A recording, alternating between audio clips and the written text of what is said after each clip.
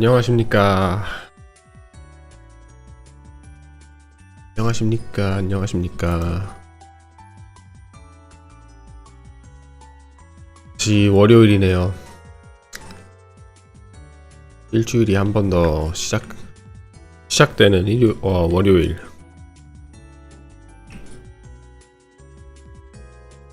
소리님 안녕하세요. 어서오세요.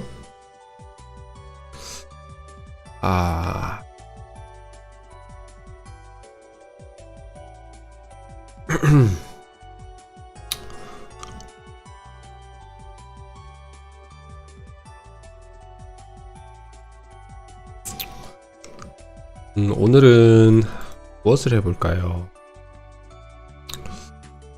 사냥을 할까? 파밍을 할까? 이게 안 돼, 왜?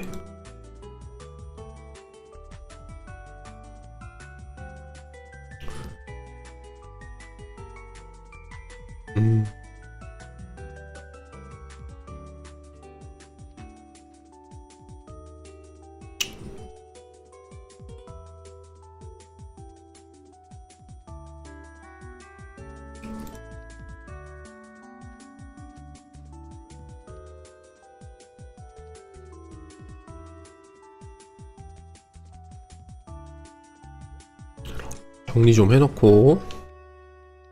내전이 얼마지? 내전이 350만원.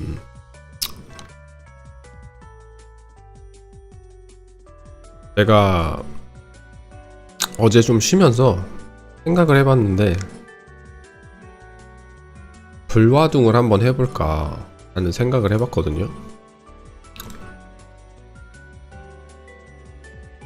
근데 제가 알기론 불화둥이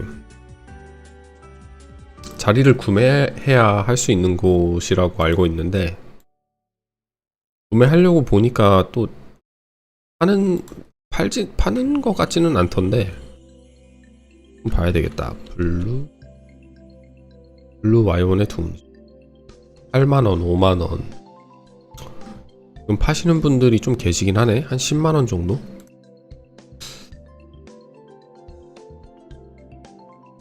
블루 와이번 좀 해보신 분들이랑 같이 해봤으면 좋겠는데,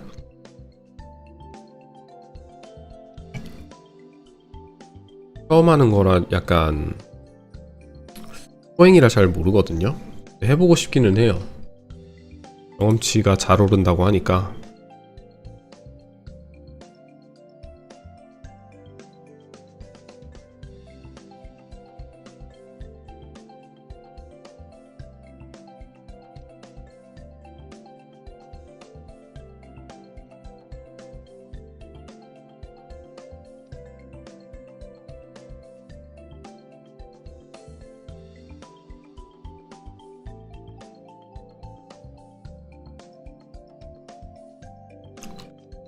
일단 가보기는 합시다.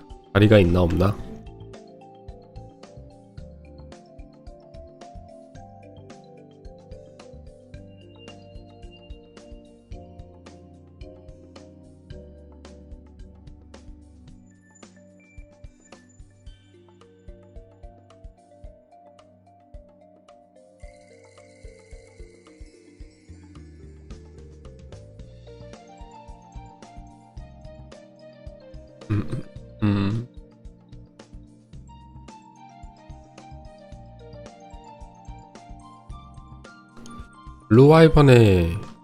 블루와이번의 둥지에 단톡 카톡방이 있다고 하던데, 이것도 한번 알아볼까?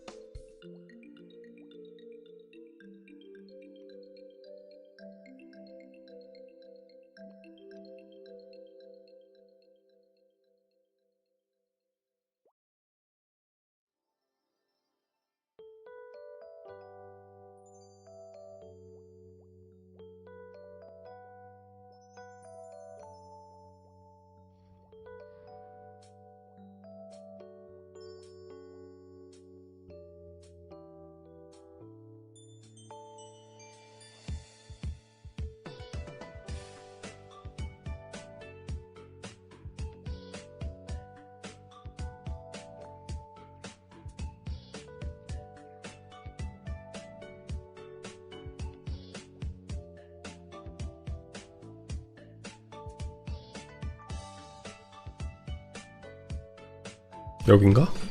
여기는 용의 협곡.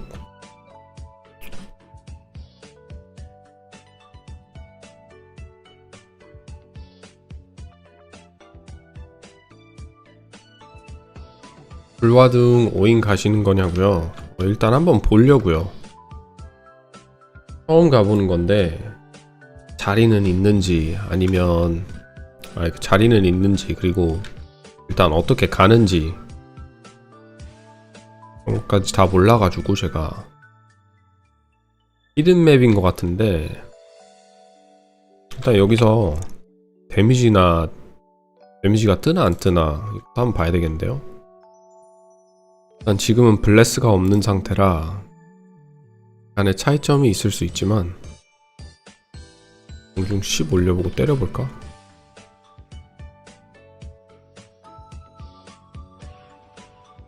스가 뜨긴 뜨네.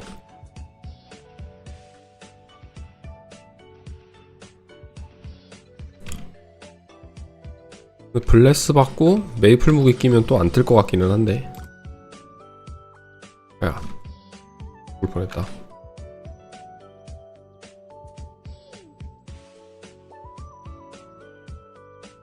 블루하이번 어떻게 가는지 봐야 되겠다.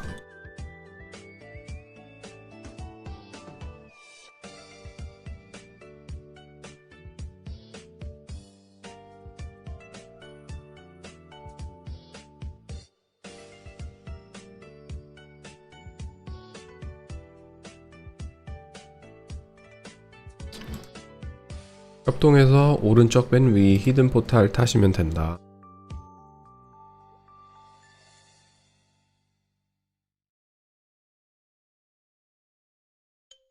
협동.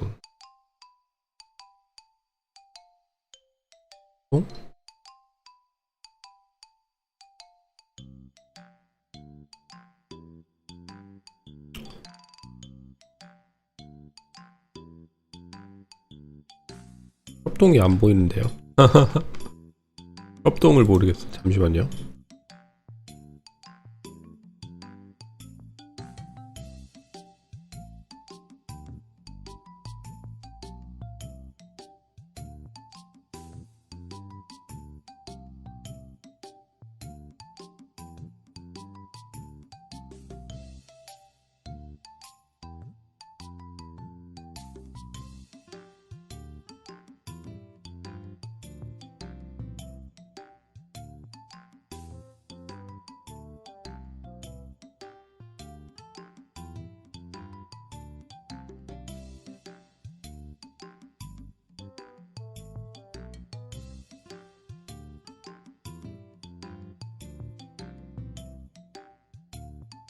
아, 협곡의 동쪽 길. 아, 감사합니다.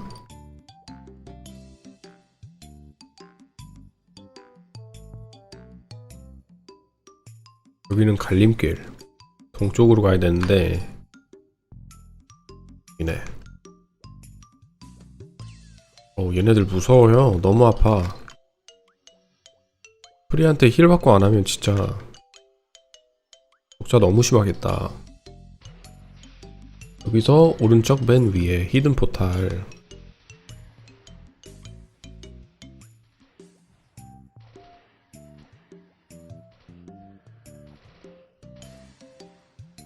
뭔가?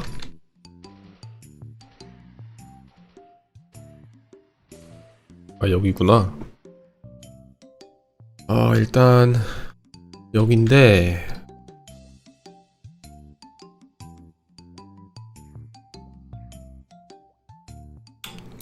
여기 채널에는 사람이 있네요. 일단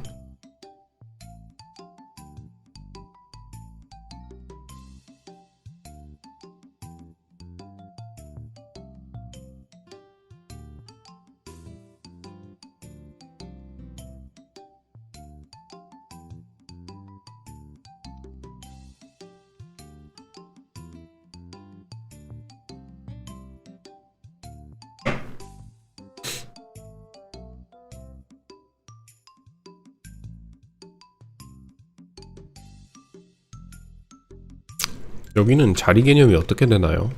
이렇게 잠수해도 자리인가?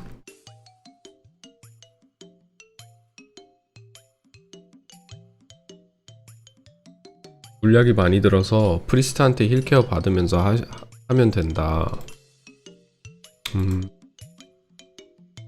한번 일단 궁금해서 와보긴 했거든요. 네. 여기는 일단 한 분이 계시니까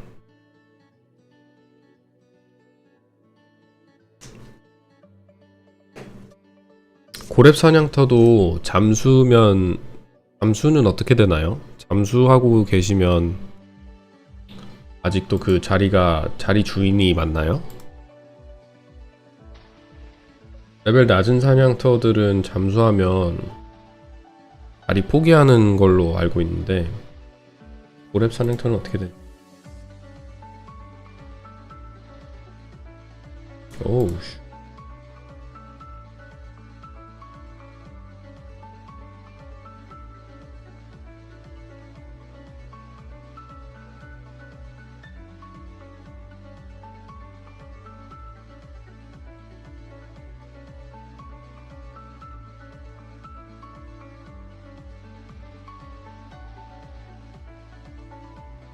카톡방에 카카오톡으로 통해서 무슨 단톡방이라고 하는 그런 게 있다고 하던데 오픈챗인가? 봐야 되겠다. 이게 뭔지. 블루 원 오픈챗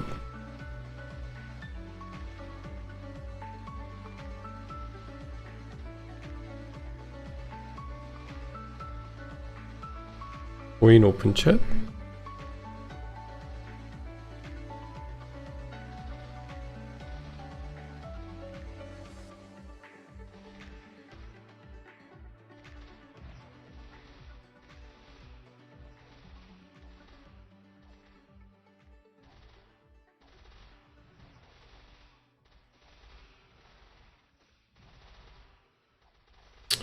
공지네.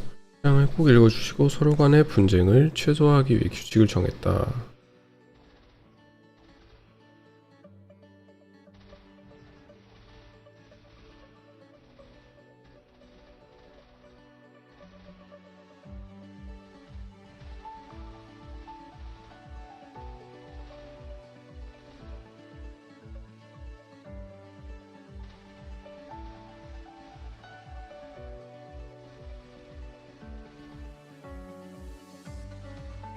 일단 무슨 방에 들어오긴 했는데 이게 뭐지?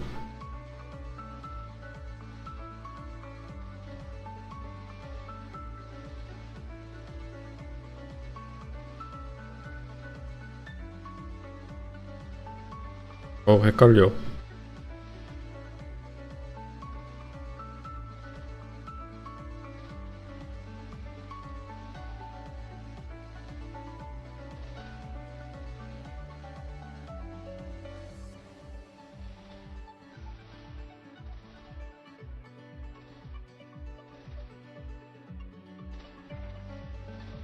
협동방, 불화둥방 다 있다.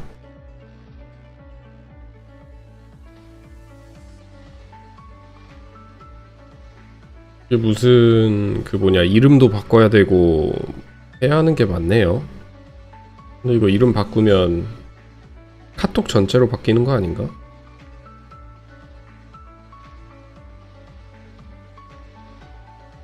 이건 나중에 알아봐야 되겠다. 뭔가 지금 하면은 안 될 것 같아요. 방송 중이라 되게 시간이 많이 소비될 것 같아요. 뭐에 빨려가지고.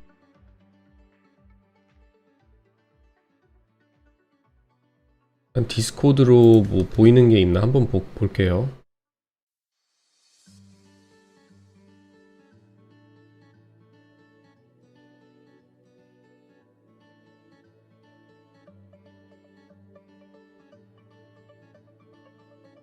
제가 가야 하는 곳은 띠자리죠. 띠자리.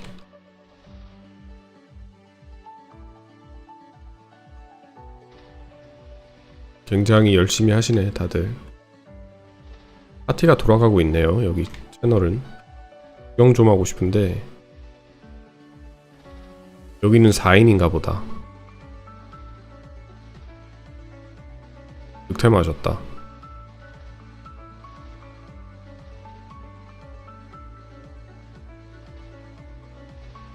바닥은 좀 많이 나오네. 여기는 힐케어 받고.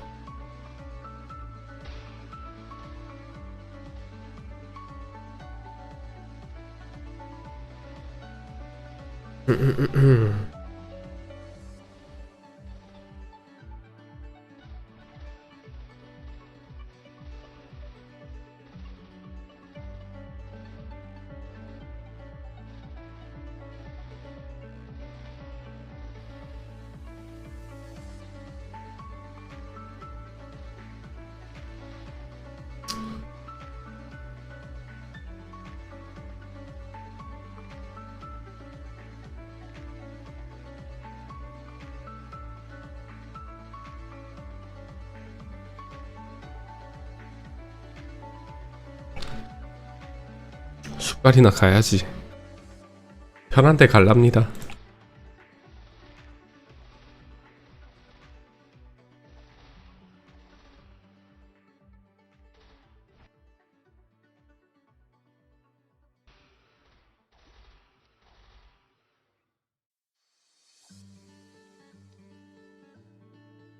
나중에 길드원 분이랑 가거나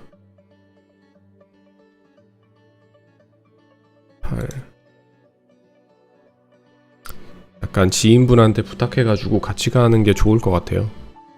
배우면서 하는 게 좋을 것 같아. 아니면 유튜브로 한 번 더 보거나.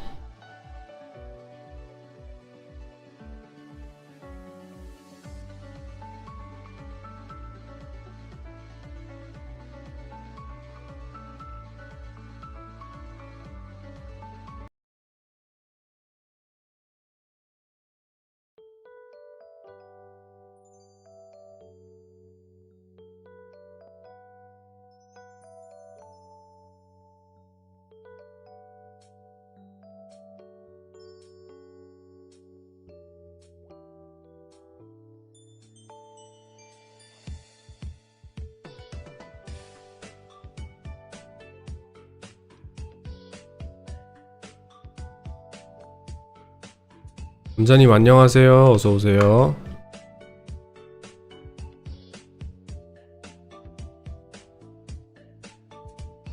우와, 레전더리 시프 이건 뭐야?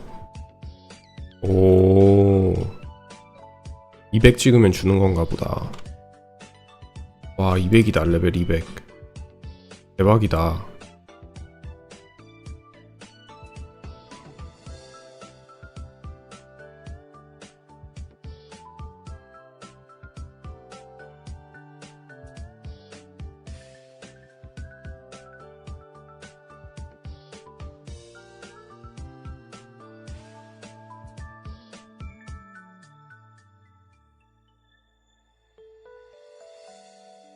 담배 타임 하고 오라는데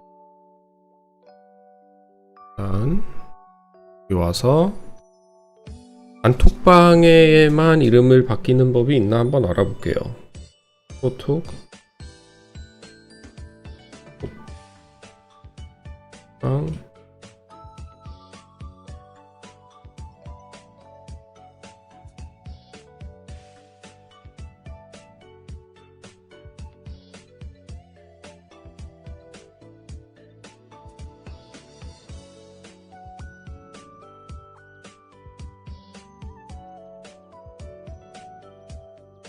하는 거구나.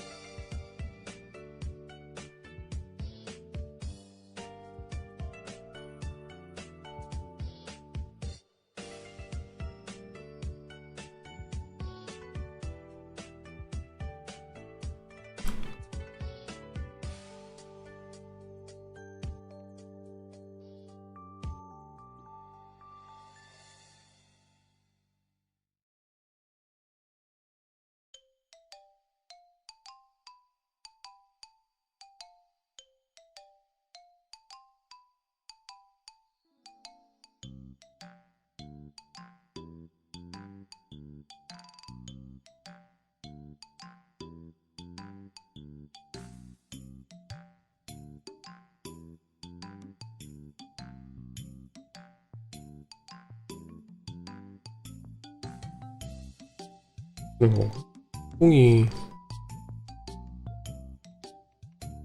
수공을 그럼 데미지 도핑 전에 수공을 써야 되는 거야? 뭐야 이거?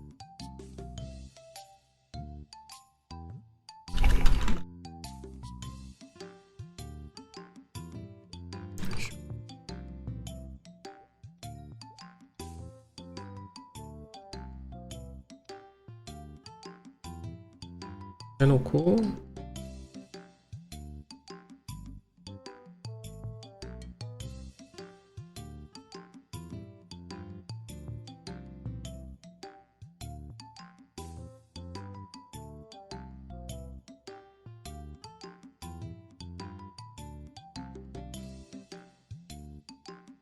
수공 노 매용 기준. 그럼 매용 없을 때 블러드는 써도 된다는 소리네. 그럼 블러드하고 만약에 전사의 비약 하나 있나?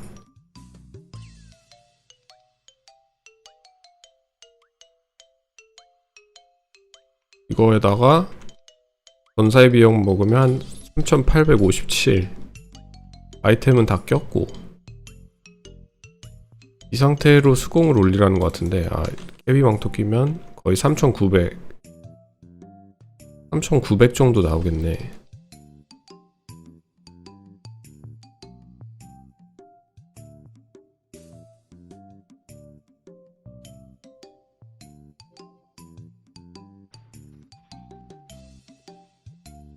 시작한다.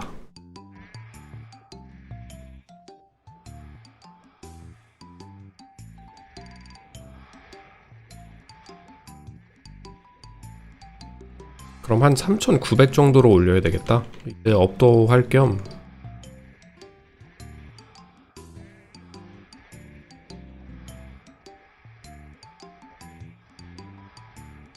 프로필 사진도 바꿔야 되겠네.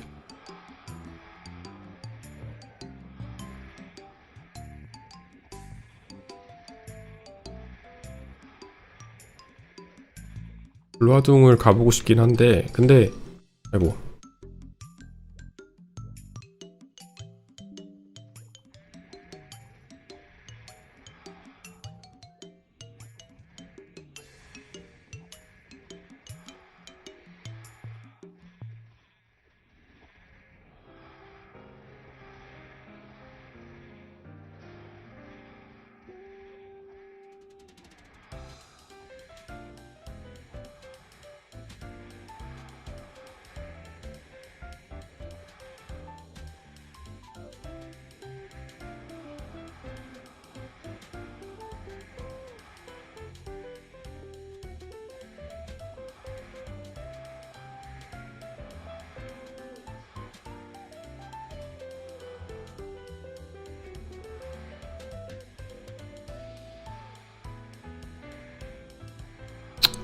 네, VPN 렉이 좀 있네요.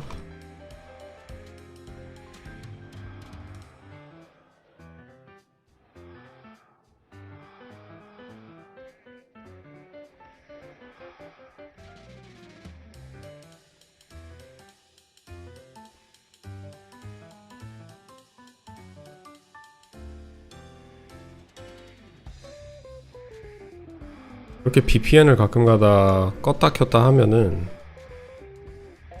약간 잔 버그들이 생겨가지고 한 번씩은 맵을 나갔다 들어와야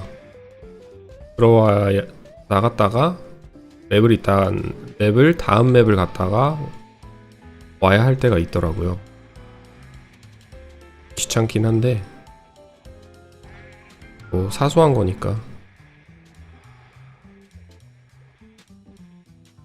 오늘 잠을 제대로 못 잤나, 왜 이렇게 말문이 막히지 말하면서.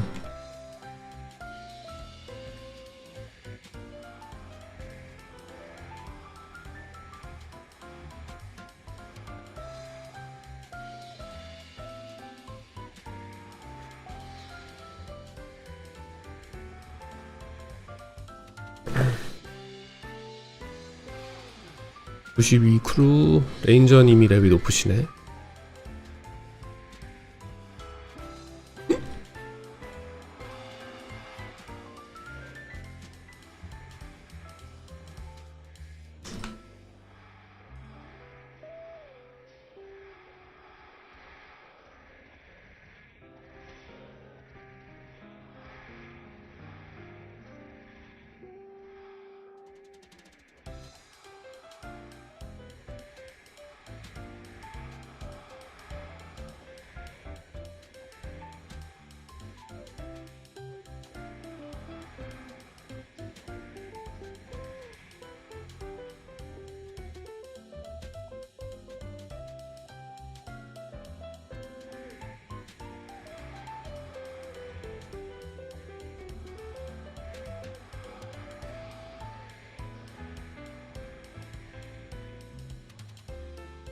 단톡방도 그 핸드폰으로 알림 안 뜨게 설정해놔야겠네요.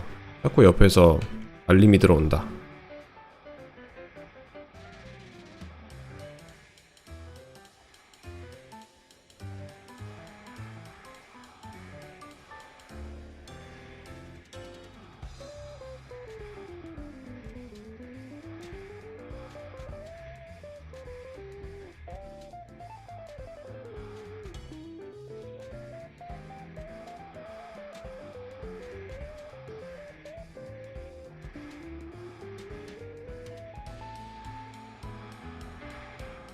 조니는 불화등 가기 힘드실 거예요. 명중도 낮고 수공도 낮아서 어디가 하자 있는지는 모르지만 뭔가 템에 하자가 있기는 해요. 한번 해보고 그 메이플 무기 낀 다음에 해보고 안되면 뭐 어쩔 수 없죠. 베리트 끼고 띠짜리 가면 해볼 수 있지 않을까. 너무 해보고 싶기는 해요. 경험은 해보고 싶어서. 그러면 이따가 나중에 불화둥을 가서 저 혼자, 근데 메렌샵 보니까 불화둥 거래 내역이 별로 없더라고요. 그래서 채널 돌면서 열려있는 채널 있으면 제가 불화둥에서 사냥한다고 사냥할 때 사용할 무기들이나 아이템 입고 데미지가 일단 뜨는지, 그리고 몇 방 컷이 나는지.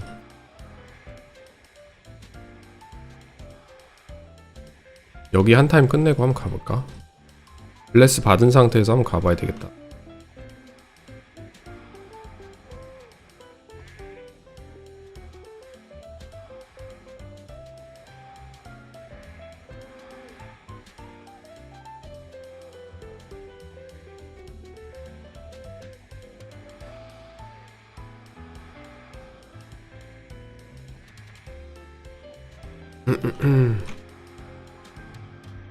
한 번 하는 게 그냥 안 된다.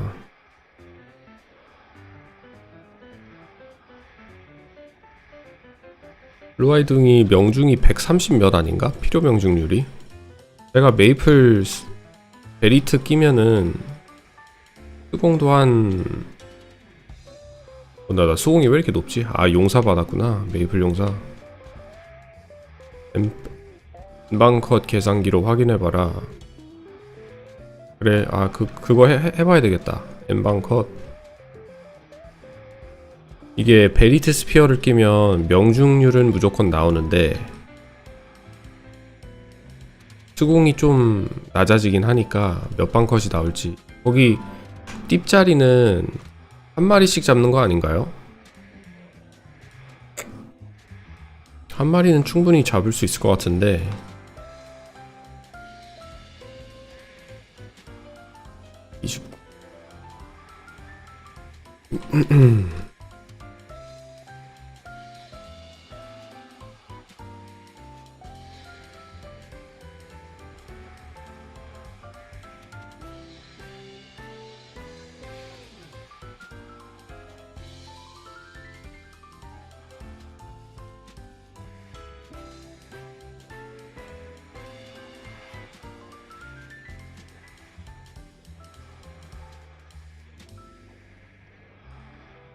와우, 이분 샵 30이신가? 트리가 아주 그냥 엄청 크게 뜨네.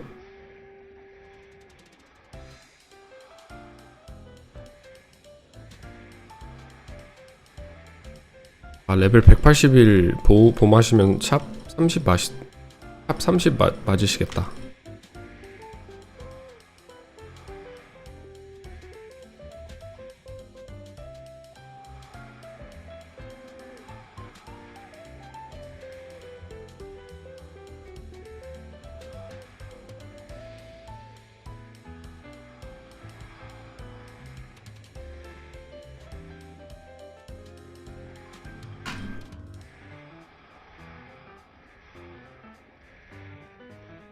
불화둥은 슬슬 전신이랑 신발에 힘을 줘야 해요. 그러게요. 제가 신발을 좀 바꿔야 하긴 하는데 아직까지는 이속 신발이라.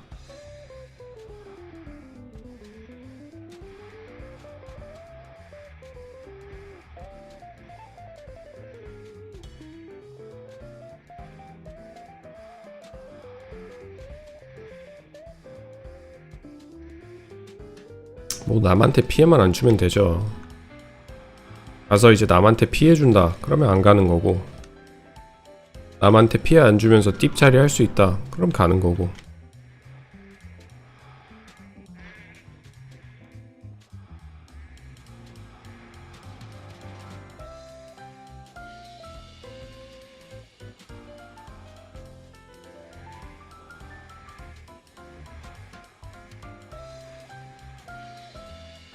지금 아마 매용 30에 매용 30이 있나? 매용 20에 샤프 30 같은데 데미지가 확실히 그 체감이 되네요. 도깨비 방토도 노작.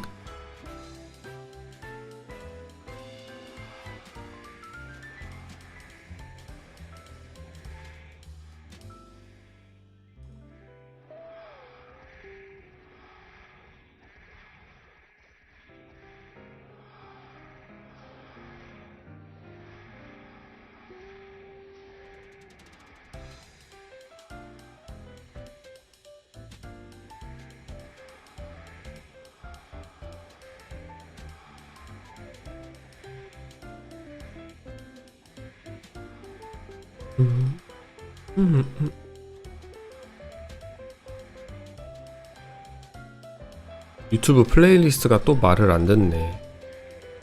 번복하라고 분명히 버튼을 눌렀는데 다른 동영상으로 가서 플레이리스트에 없는 노래를 트네요. 근데 피아노 소리 예쁘긴 하다.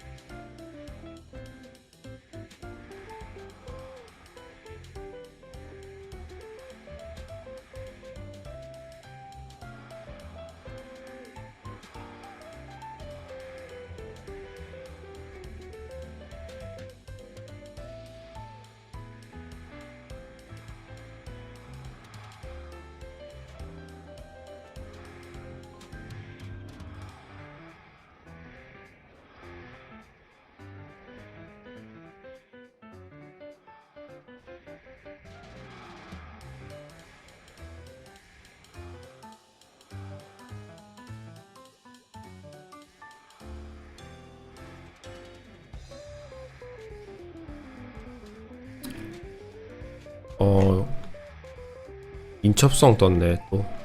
까비. 신발은 80제 전사 신발이요. 이속이 6인가? 정도밖에 안 붙었는데 80제 전사 신발에 언젠가는 바꿔야 하긴 해요. 신발도.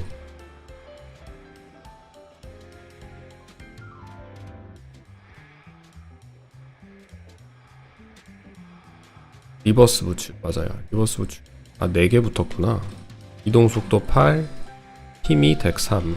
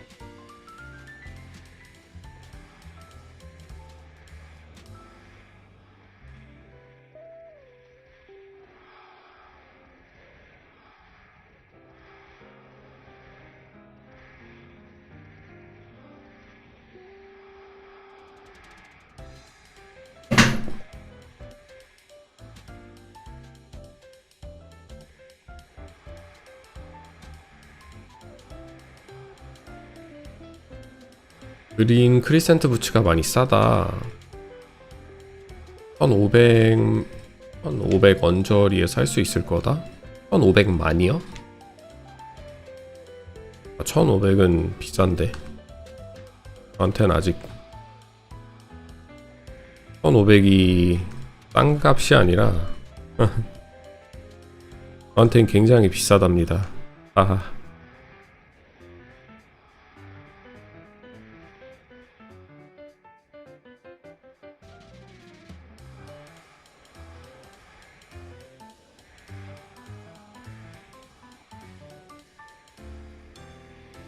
근데 비쌀 수밖에 없겠죠? 제가 알기론 백제 부츠는 정말 고렙 사냥터 아니면 보스에서밖에 안 나오는 걸로 알고 있는데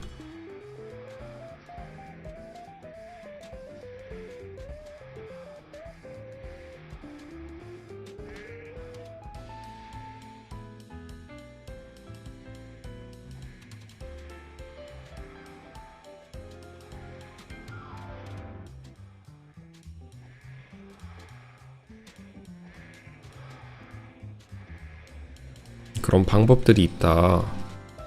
공로목을 낮추고 덱 이속이 칼을 맞추고 하는 방법이 다 있기는 한데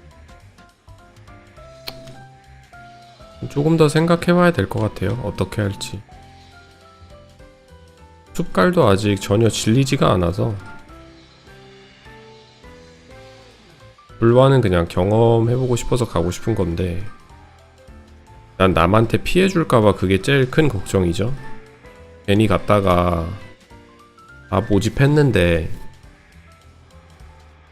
벤컨 못 내고 뭐 미스 뜨고 이러면 괜히 민폐니까.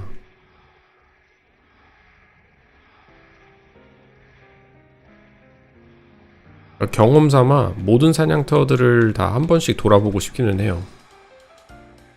전장을 갔던 이유도 그렇고.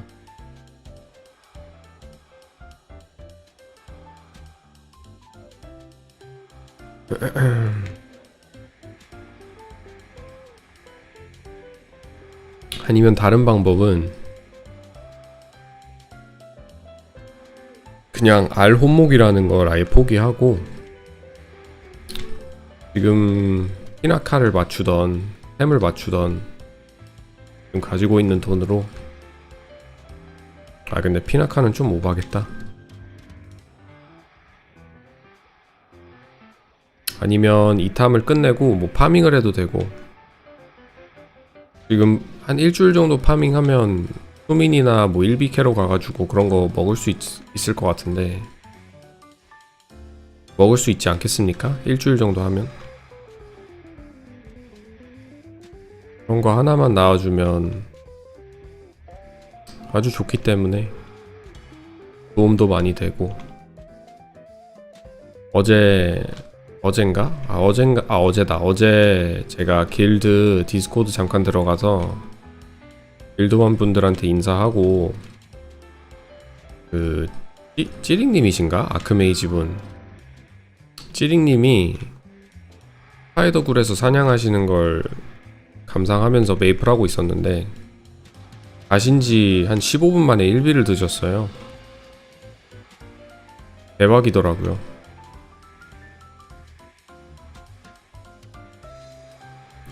그래서 그거 보고 약간 부러워가지고 나도 파밍 해야 하나. 용기사로 파밍하기가 쉽진 않거든요. 썬콜은 빨리빨리 잡으면서 빨리빨리 돌아다니는데 맵을, 용기사는 뭔가 느려가지고 그래도 어떻게 해야겠죠? Hello Jonnyfather. Oh, Jonnyfather's here again. Hello Eden. Welcome back.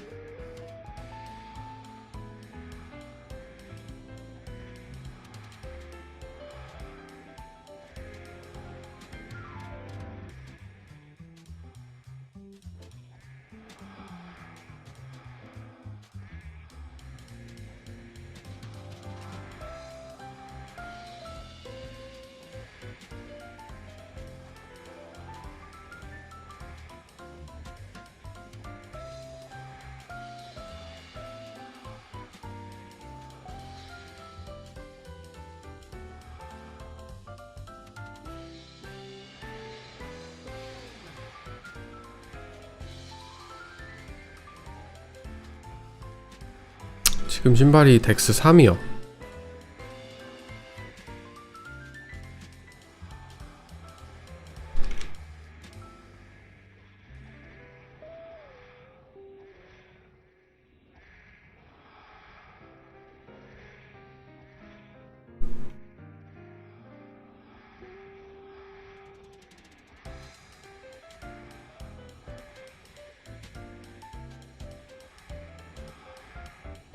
아이고, 공격력 나왔다.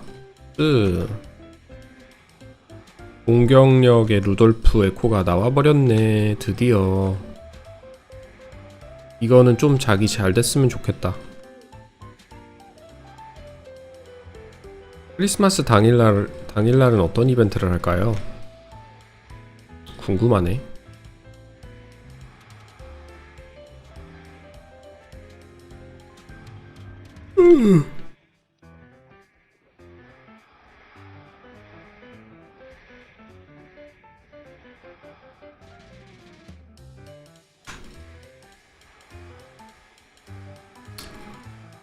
어제 디스코드 하면서 오조갱갱님한테 사냥하고 계시던데 제가 물어봤거든요. 1시간에 몇 퍼 오르냐. 1시간에 5% 오른다고 하셔서 기겁했습니다. 1시간에 5%. 와, 그러면 12시간을 해야 1업을 하신다는 건데 대박이네. 마인탕님도 그 정도 오르실 거 아니에요? 파티 사냥하면.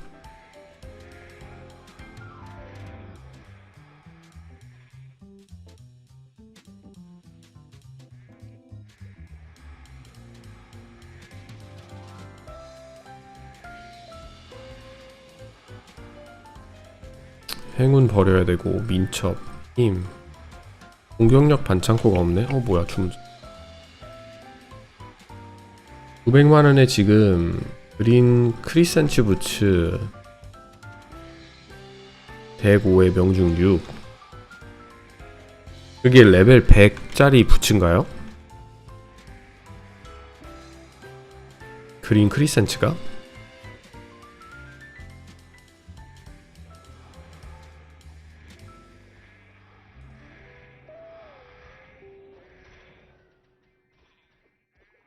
뭔가 괜찮은 것 같은데? 덱 5화에 명중 6이면 덱 그 명중 펌핑이 확실하게 많이 돼서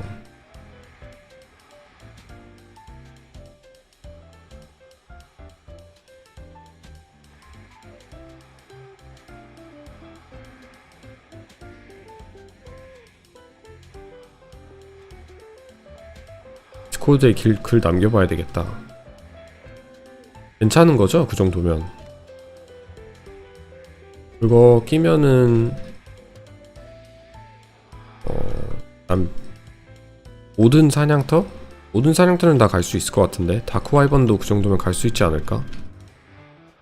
페어프로즌 끼고 일단 중요한 건 페어프로즌을 끼고 사냥하는 게 중요한 것 같은데 베리트하고 페어프로즌하고 공격력 차이가 좀 많이 나가지고 한 10? 14 정도 나네요. 은근히 차이가 많이 나는 거라.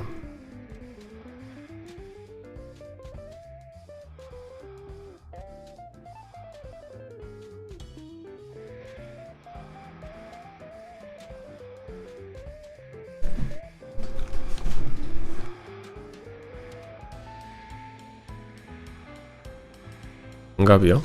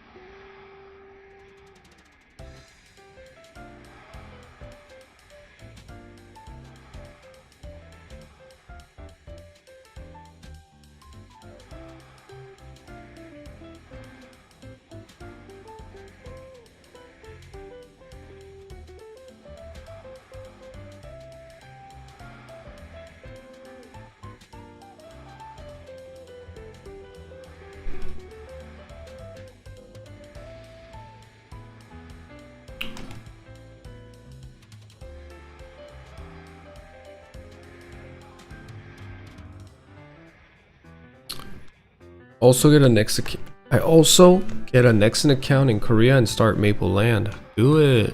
If you can do it, do it. It's very fun. I recommend playing Ice Lightning Mage.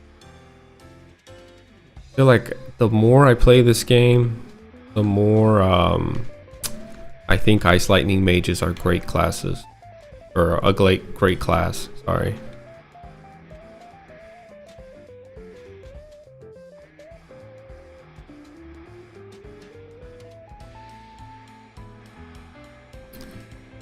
아차 아크메이지한테 체인 라이트닝이 있다면 아차 불독한테는 무슨 스킬이 있을까요? 그만큼 효율적으로 사냥할 수 있는 스킬. 포이즌 미스트?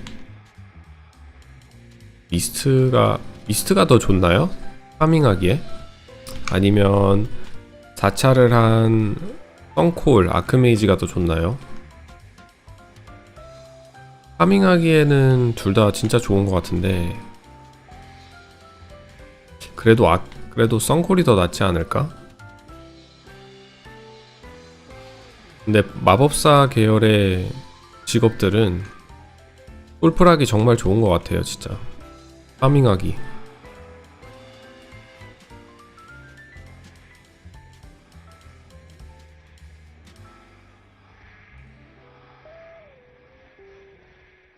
I would recommend Tor. It's called Tor Guard. And if you are going to do it, make sure you have a static IP. And I would look up what static IP is.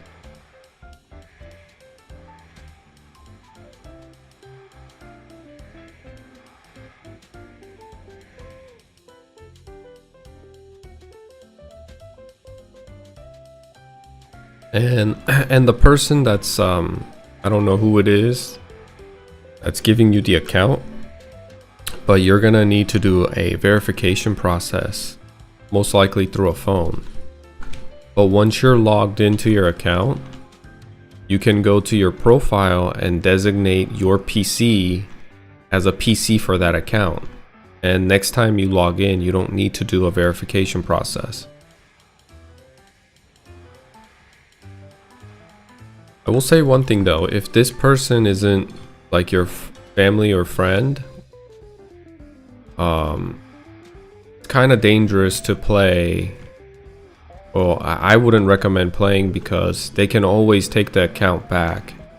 And the time invested, the money invested, most importantly the time that you invested in, could all get robbed from them just resetting the password or whatever. So I would do it through a secured measure, you know. I haven't really seen it happen, nor do I know. I mean, I don't even know anyone who plays from abroad with a from a bot account. But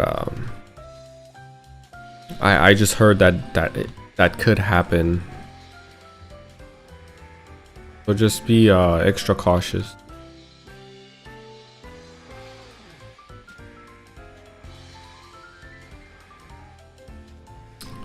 지금 장갑은 좀 팔기가 싫어요. 제가 셀프 작을 한 거라 알아봐 주셔서 굉장히 감사한데 장갑 7,800에 7,500에 팔고 08 대길 장갑. 근데 나쁘게 들리진 근데 정말 괜찮게 들리긴 하네. 108 이속 이카망 전신 구매. 그러니까 010 이거 노목을 그 장갑을 팔면 돈이 많이 들어오기는 하는데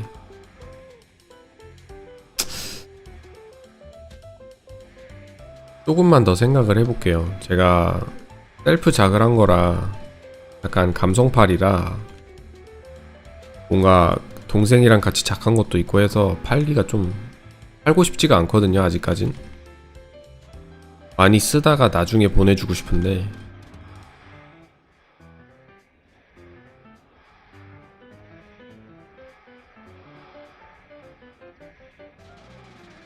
네, 저희 길드는 길대도 하나요? 마인탕님?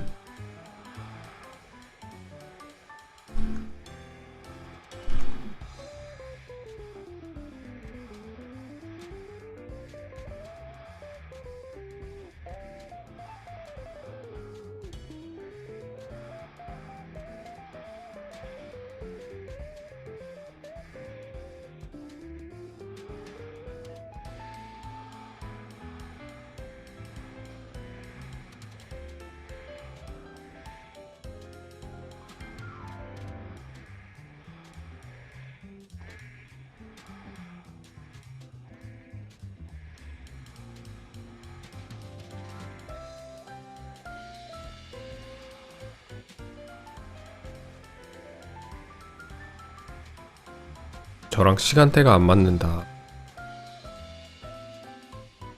몇 시쯤 하시나요? 제가 나중에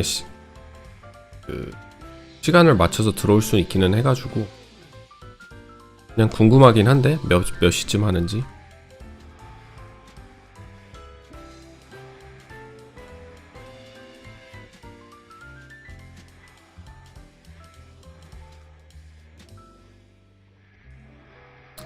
아니 다 주무실 때 방송하고 게임은 방송 안 할 때도 하긴 해가지고 그리고 나중에 만약에 제가 이제 레벨 좀 높여서 아쿰이나 혼텔 간다고 했을 때는 제 미국 시간에 새벽에 일어나서 갈 의향도 있기는 해요. I need to buy delicious food for my Korean relative who let me his next account. Oh, there you go. So if it's your Korean relative, then I wouldn't worry about it. 8시에서 10시 빠르면 6시. 그러면 여기 미국 시간으로 새벽 4시에서 8시 사이인데 나중에 디스코드 들어가서 한번 물어봐야 되겠다. 아니면 그 정도는 제가 일찍 일어나서 참여를 할 수 있기 때문에 경험상 저는 약간 경험하는 걸 좋아하거든요.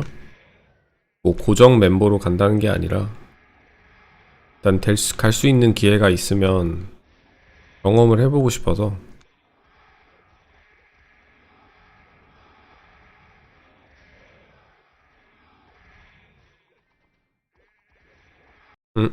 노래가 멈췄다.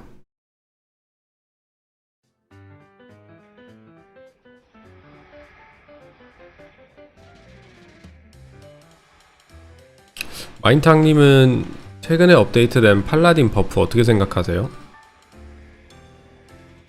Is Bowmaster a good job? Bowmaster is one of the best jobs, yes. There's a lot of Bowmasters. So if you're looking for, let's say, a good job that a lot of people play, Bowmaster would be one of them.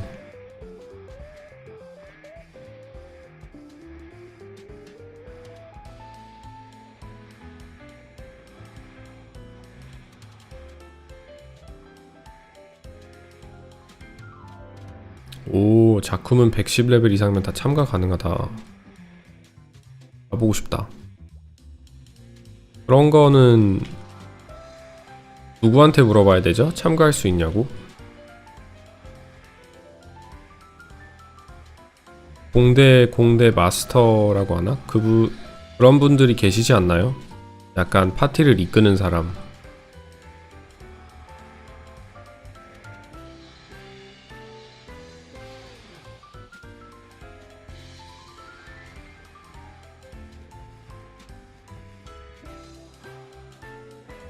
팔라딘이 히어로의 아성을 위협할 정도로 강해졌다.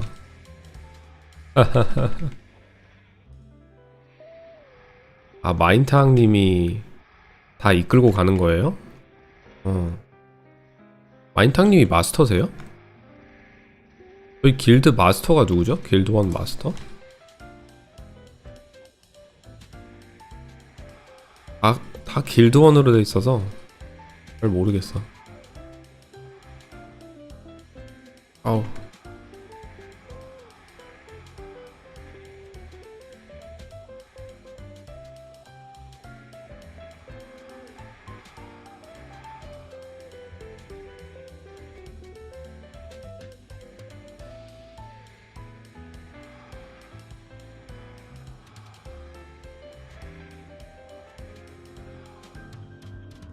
Thinking about what to do among Night Lord and Bowmaster? Night Lords cost a lot of money. So if, so does Bowmaster. Both of those classes cost a lot of money. I don't know. I think between those two, it really has to be what you prefer. Like, what is your playstyle? Do you like jumping around using flash jump? Or are you looking to be a valuable member in a party by providing sharp eyes? Do you like using a bow? Do you like the extended range, although it's not much? I think it comes down to little details if you want to choose between Bowmaster and Night Lord. 길드 마스터는 비밀이다. 이게 비밀인 이유가 있나요?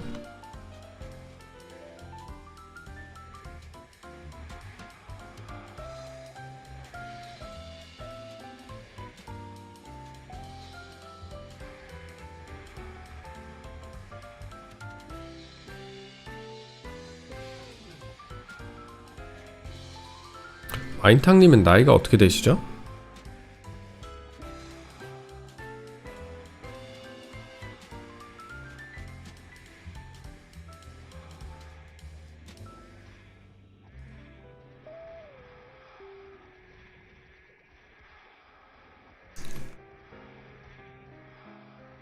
평등을 추구하기 때문에 약간 예상은 했는데 확실하지 않아서 물어봤습니다.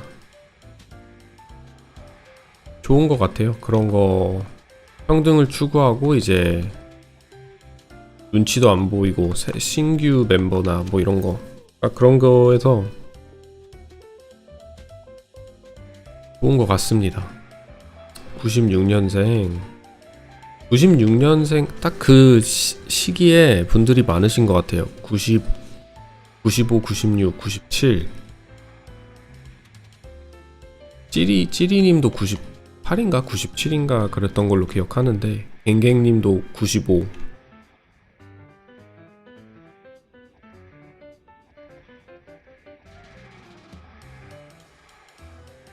다 나이대들이 비슷해서 좋긴 하겠다. 공감대도 많고 어렸을 때 겪었던 공감 형성이라고 해야 되나? 그런 것도 좋고 그런 것도 있어서 좋겠어요.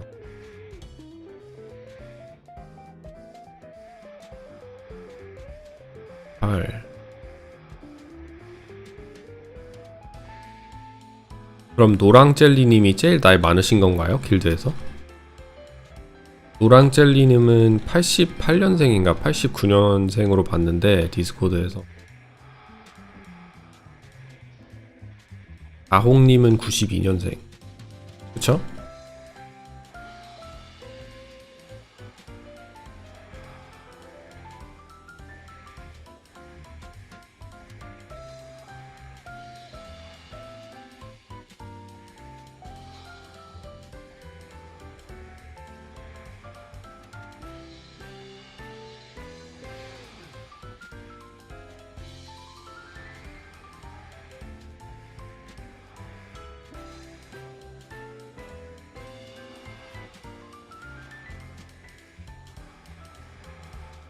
한 30분 정도 했나 우리?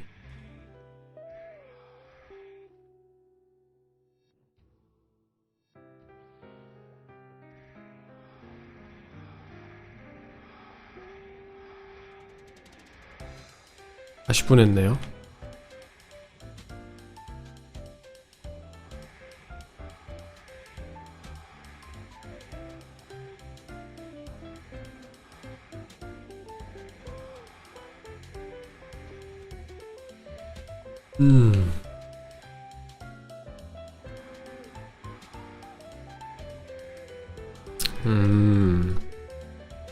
아 그럼 정말 팔아버릴까요? 아 고민되네. 그게 정말 맞는 말인 게 처음에 작했을 때는 1억이었거든요. 그래서 제가 한때는 9,100에 올려놨었는데 안 팔리더라고요. 거기서 8,300에도 올려봤는데 안 팔리고. 그래서 뭐 나중에 되면 그냥 껴야 되겠다라는 생각도 있었고 나중에 팔아볼까 뭐 시세가 올라가면 팔아볼까 그런 생각도 가지고 있었는데 시세가 많이 떨어지고 있는 것 같기는 해요.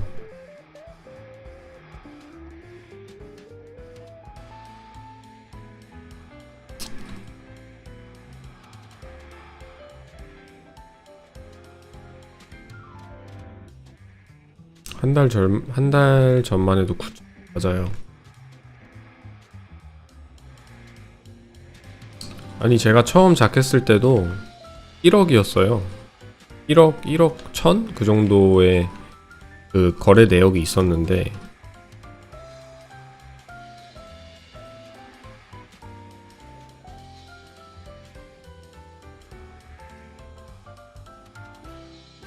졸려.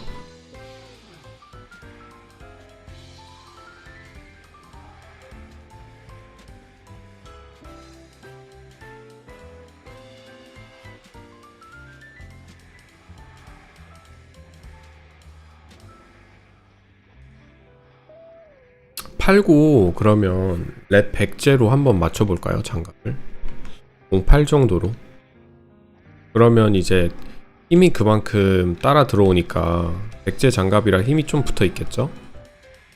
그럼 08에 힘 좀 따라 들어오면 뭐 08, 09 정도의 위력이 나니까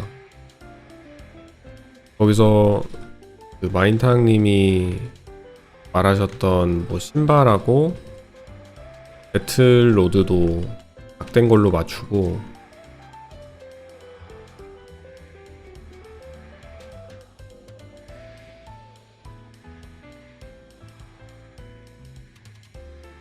아 근데 너무 아쉬운 거 있죠. 저의 최고의 전재산 아이템이었는데 근데 허무하게 가격이 떨어지는 거 보면 뭔가 집념을 버리고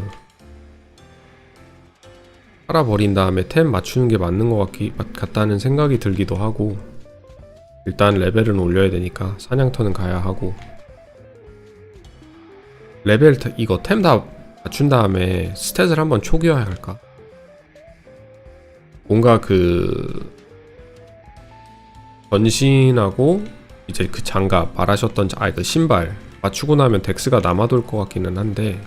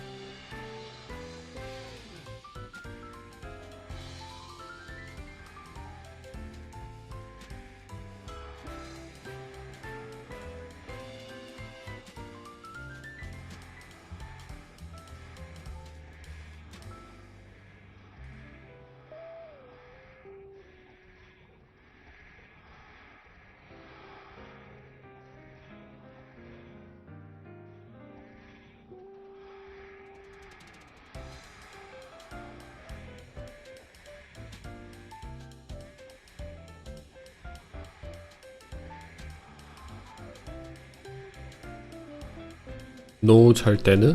그게 무슨 소리예요? 노 절대느가?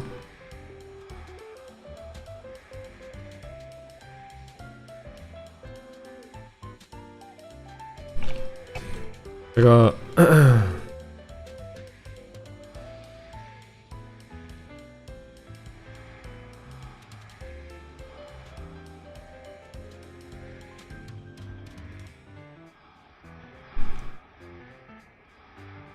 아니 그 초기화해서 덱스를 올린다는 게 아니라 초기화해서 힘을 올린다는 거죠. 템을 맞추고 하면 뭐 배틀로드도 지금 떡짝인데 덱스가 12밖에 안 돼요. 그래서 여기서 뭐 덱스 18, 20 정도 되는 걸 맞추고 또 말씀하셨던 신발도 덱스 높은 거 명중률 달린 거 낀 다음에 그렇게 하다 보면 이제 덱스가 많이 남아돌 것 같아가지고 제가 베이스 덱스가 34거든요.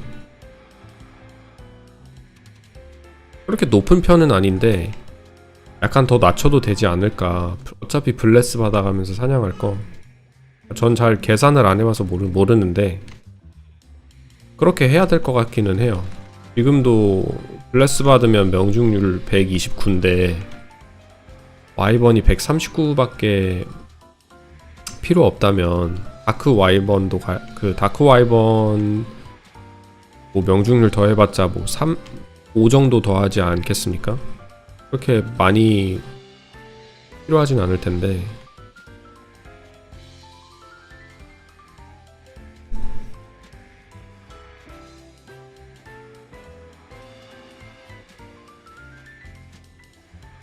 일단 이거 공로목 팔아버려야 되겠다. 더 가격이 떨어지기 전에. 그 말 하시니까 약간 마음이 급해지네요 진짜. 빨리 그냥 팔아버리고 100제 한 08 장갑이 있으면 그걸로 끼고 그런 게 나을 것 같아요. 괜히 공 2에 목매이는 것보다 공 10짜리를 팔아서 몇 천만 매소의 이득을 보고 그러면서 진행하는 게 더 수월하지 않을까. 아, 모든 리플의 명중률이 139면 그럼 진짜 나중에 포기화 한번 해도 될 것 같은데.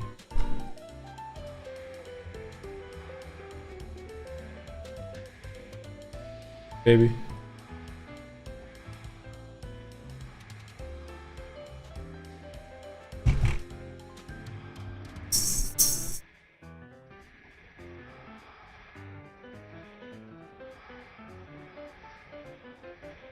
Yeah, right around the corner.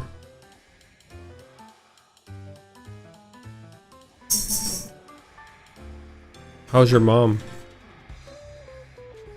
She's still at the ER?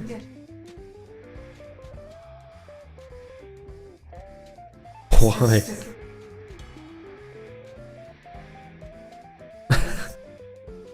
Well, because they probably, nowadays if you go to emergency room, you have to sit for like hours to get admitted. So they probably were like, well, we have other people we need to see. Is she doing okay? Yeah. Mm-hmm. Okay. Love you.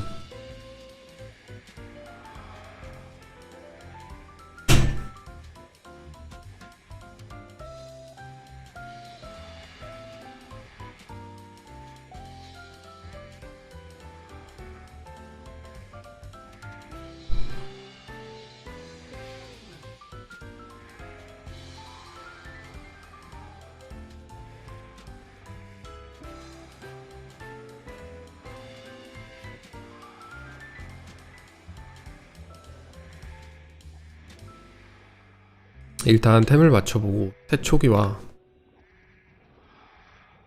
그럼 여기 이거 타임 끝내고 근데 지금 구인하는 사람이 있을지 일단 여기 한 탐 끝내고 연탐을 하고 싶기는 하거든요. 한 번 더 하면 업할 것 같은데 근데 파티원 분들한테 10분 정도 쉬는 타임을 갖자고 하고 장갑을 한번 올려봐야 되겠네요. 장갑 올리고 그리고 신발도 될 수 있으면 아까 말씀하신 그 900만원짜리 그것도 하나 살까? 신발 사기는 좀 안 사도 될 것 같기는 한데 신발은 신발이 아까 뭐라고 하셨죠? 신발이 105의 명중 6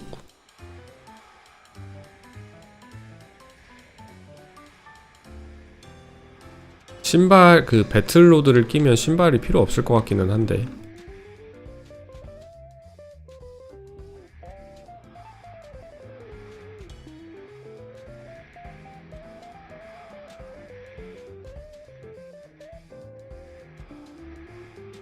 일단 한번 봐야 되겠다. 메렌 지지 어떻게 나오는지 레벨 100제 장갑이 08 100제 장갑을 한번 그 시장이 있나 그것도 한번 확인해야 하고 팔기 전에 확인 좀 해야 되겠네요.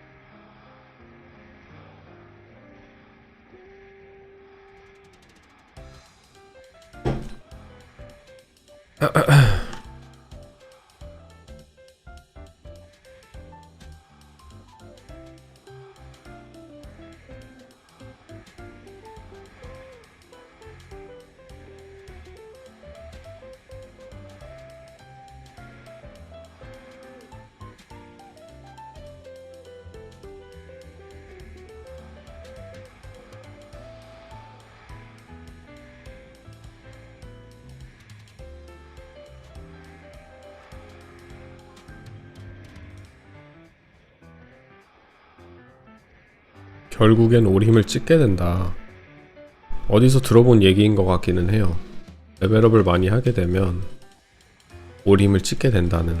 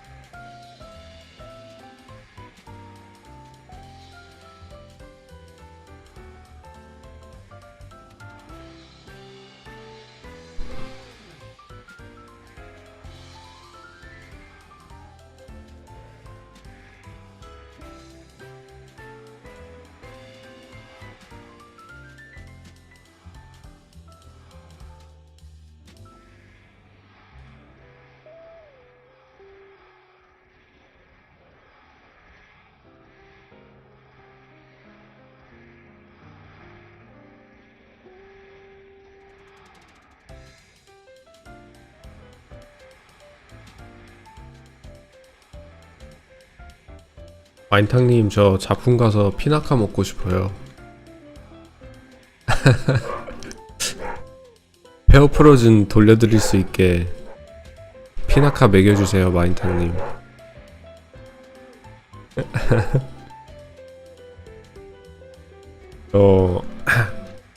이거 페어프로즌 빌려주신 거 가끔 생각하거든요. 이걸 언제 돌려드릴 수 있을지. 근데 아무리 생각을 해봐도 한 몇 년을 쓸 것 같아요.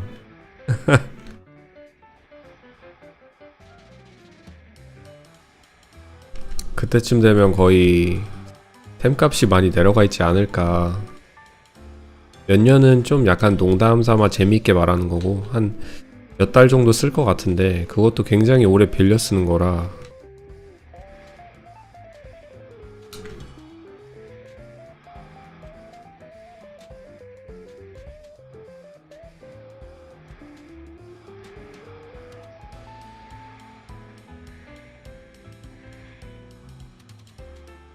돌려받고 싶으시면 피나카를 먹여주십시오.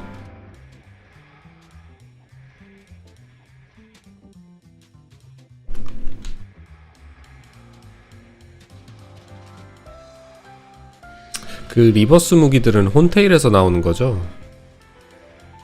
아니, 리버스래. 그 드래곤 무기들. 드래곤 파티잔, 드래곤 이런 것들.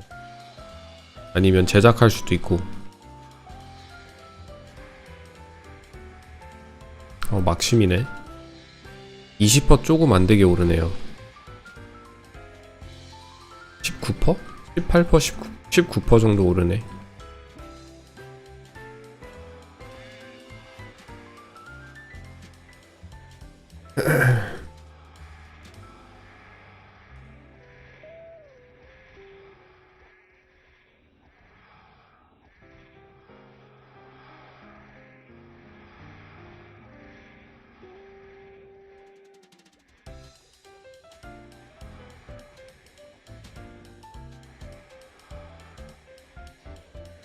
저는 개인적으로 호진공창이 제일 멋있는 것 같고, 뭔가 메이플스토리가 80제 무기들이 굉장히 멋있는 것 같아요. 그 다음에 이제 페어프로준도 뭐 멋있긴 한데, 호진공창보단 덜 멋지고, 피나카도 뭔가 멋지긴 한데 호진공창이 더 멋있고, 드래곤 파티잔도 마찬가지라고 생각해요. 근데 이제 나중에 나올 120제의 타임리스 무기, 타임리스의 창은 또 엄청 멋있더라고요.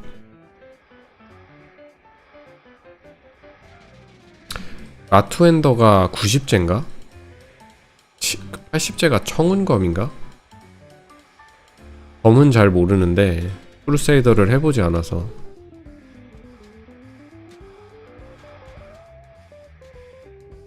근데 드래곤 클레이모어 그거는 멋있더라고요. 마인탕님이 끼고 계신 거 그건 정말 멋있더라고요. 디자인이 예뻐.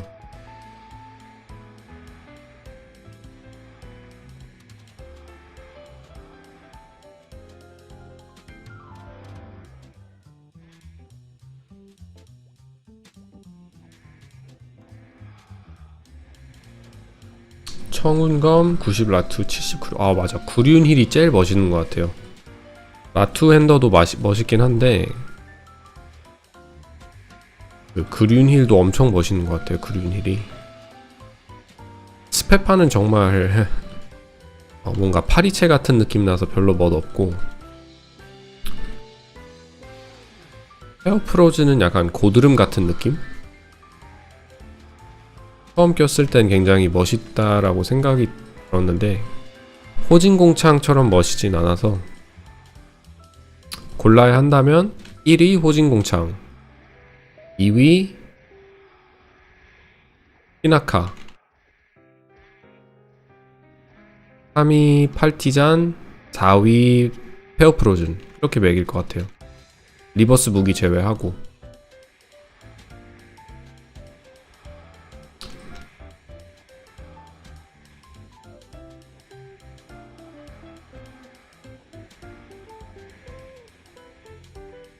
크루세이더는 1위 그륜힐.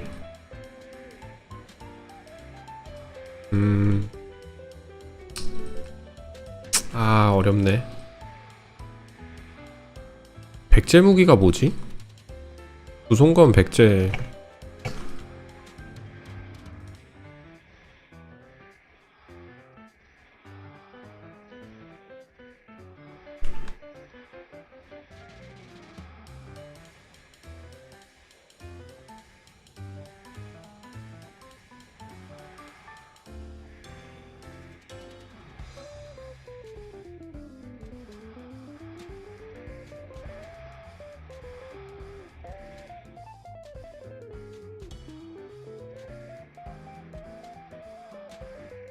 백제 두손검. 맞아, 백제 두손검이 뭐죠?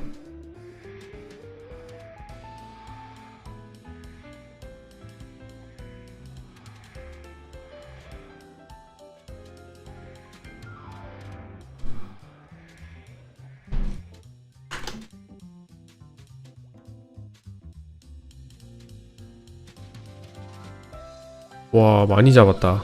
거의 500마리. 1분에 모인다고 하는데 10분 정도 쉬네요. 경험치는 거의 300만. 와우, 경험치 많이 먹었다. 그래도 아쉽게도 득템은 이 탐에 없었지만 한번 갔다 와야 되겠다. 참화도도 진짜 멋있어요. 그쵸? 참화도도 진짜 멋있어.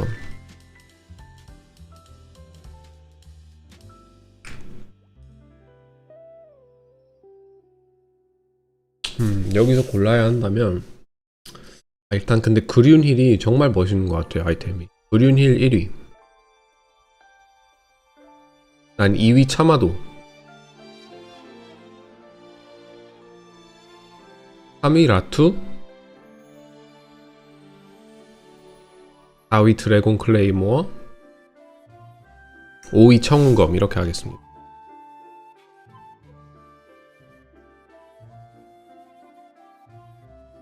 Do I play bishop? I do not play bishop. What song is this? Who wants to listen to that?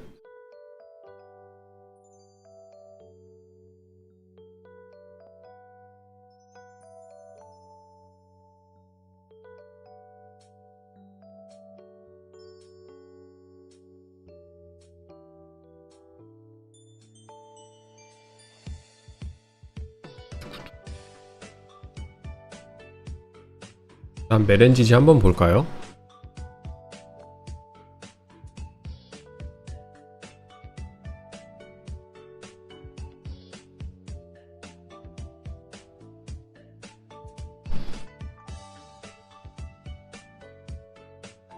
다크 엠페러.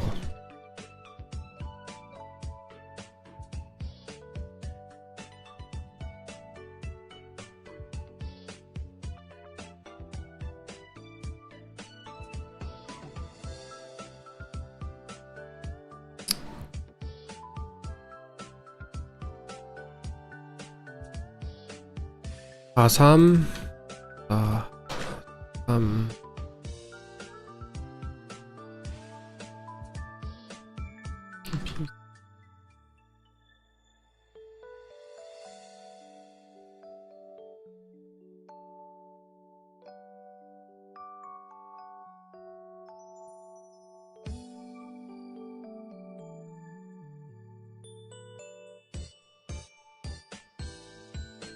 아이템 등록해놔 봐야 되겠다. 아니다, 등록하기 전에 한번 봐야 되겠지? 백제 장갑이 뭐죠? 백제 장갑.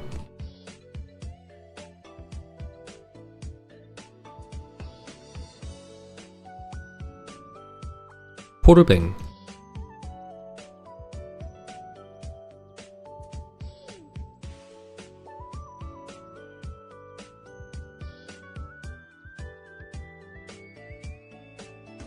블루 코르뱅으로 사야 하는구나.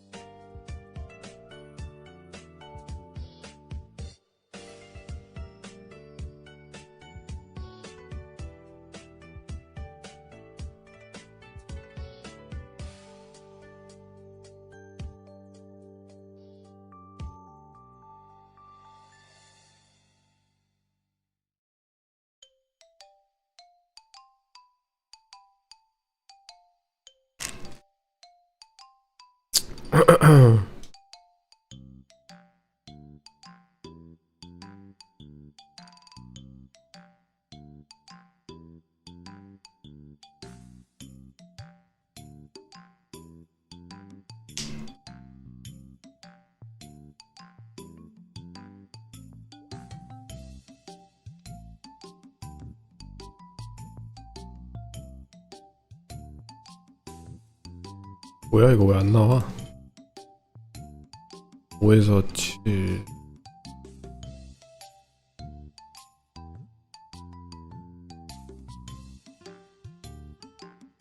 배추?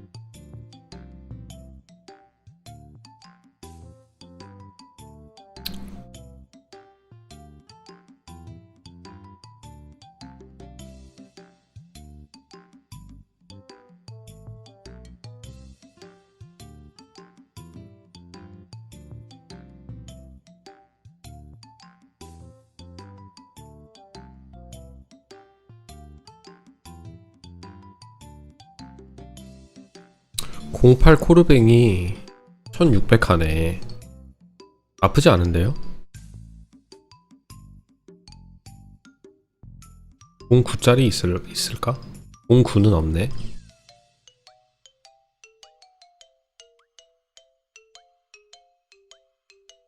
08 이거 사야 되겠다.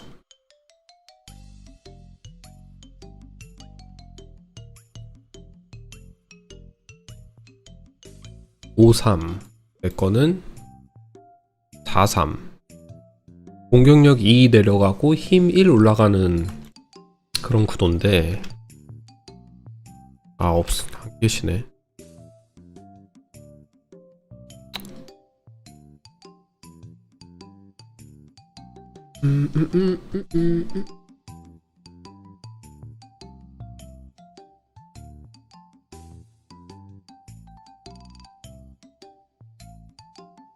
코르뱅 산다고 올리고, 아까 말씀하신 부츠, 그린 크리센트 부츠. 아 근데 아직 조금 기다렸다가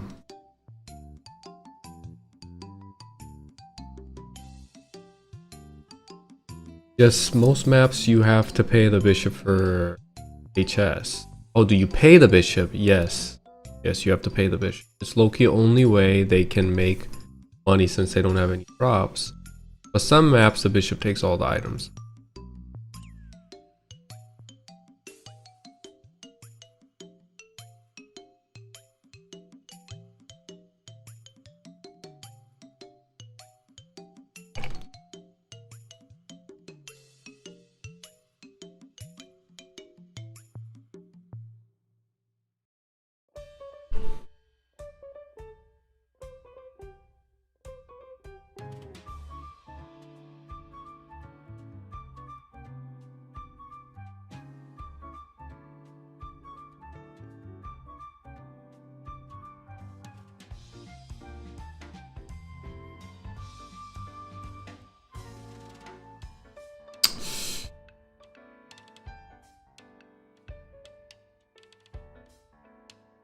아이고 시간 다 갔네.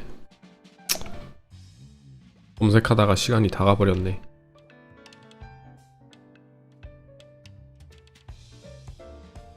안녕하세요. 어서오세요. 한국에 사시는 분이신가요? 아니요. 미국 버지니아주에 살고 있습니다.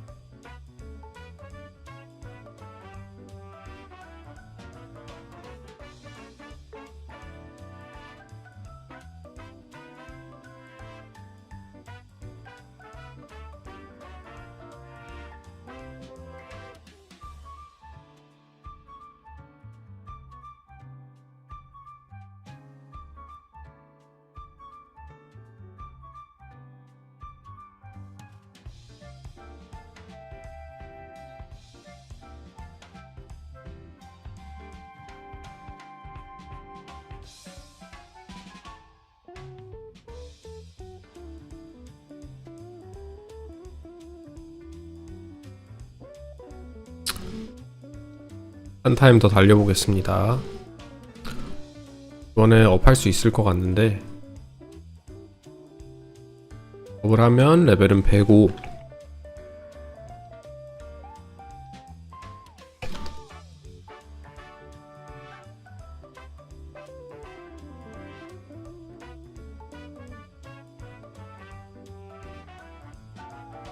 일시 100, 1000만, 10만.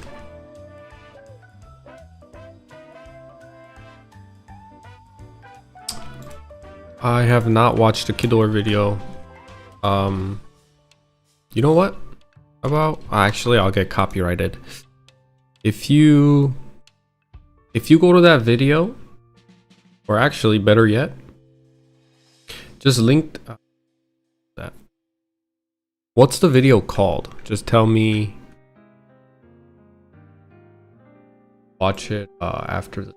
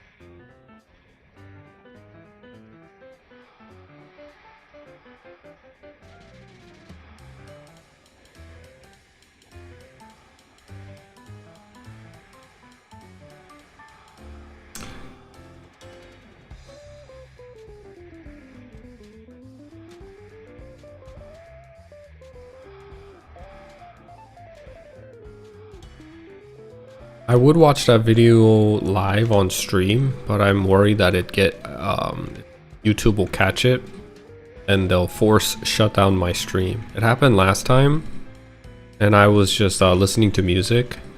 I had a jazz playlist playing. It was a live YouTube station and I had that YouTube video playing in the background, and YouTube terminated my live forcefully. So I would watch it live with everyone, but nowadays with AI and stuff and the tech, they'll catch it right away, and I'm worried that they might not let me off with a warning and maybe do something to my account. So if you tell me what it's called, the title, I'll watch it after stream.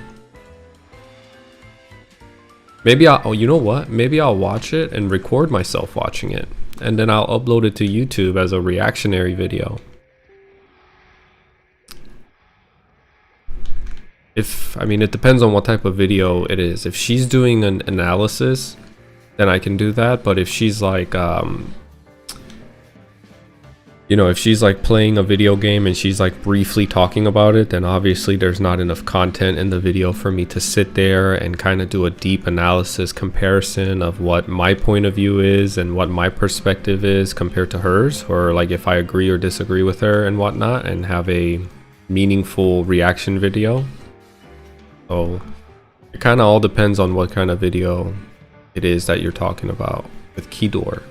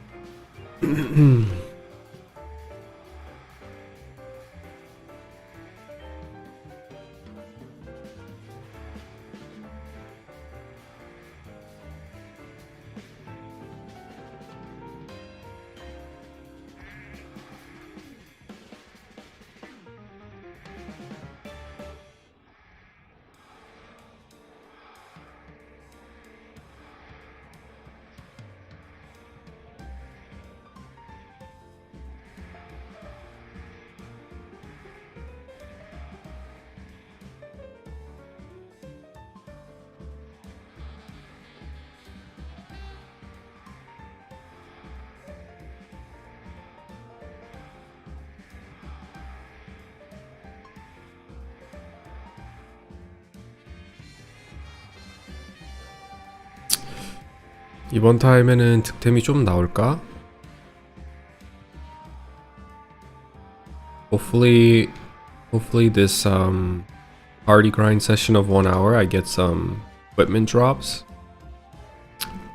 The last turn I didn't get any. Last hour. Hopefully this hour I get some.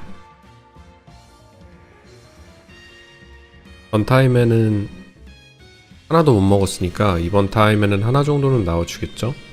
장비템이.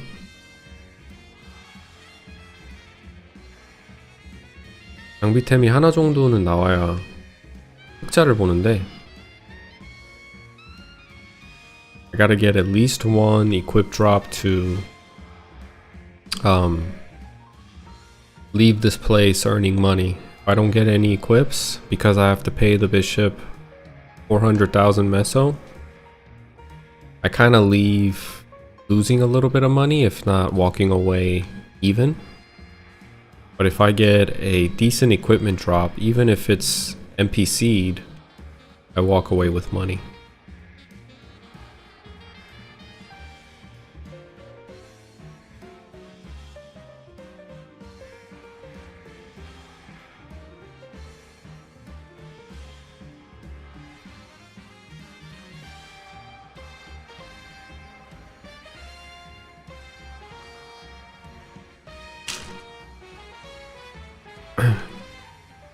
On my off character, on my secondary character, I'm playing a thief using a dagger. What are they called? Their second class advancement. What are they called? Oh man, I can't remember. It gets so confusing for me to remember both their names in Korean and in English. But anyways, I'm playing a thief that uses a dagger, that uses Savage Blow. And one thing that I appreciate about the Spearman is its reach. Even though he's a melee character, melee class, his reach is really long compared to other melee characters. I really appreciate that about the Spearman. Because as I'm playing the dagger thief, you have to be really up and personal to hit the savage blow on the enemies. 부캐로 단검 시프를 키우고 있는데 난 용기사 하면서 정말 좋은 점은 리치가 굉장히 길다는 게 좋은 것 같아요. 단검 시프 하면서 느꼈는데 시프는 진짜 바로 앞에서 세비지를 쓰지 않으면 몬스터들이 맞지가 않기 때문에 좀 불편한 게 많은데 용기사는 그나마 근거리 캐릭터들 중에서 제일 사거리가 길어가지고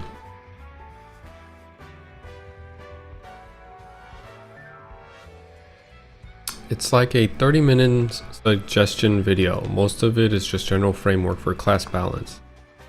Specific changes part is just 5 pages you can pause and look at. Oh, okay.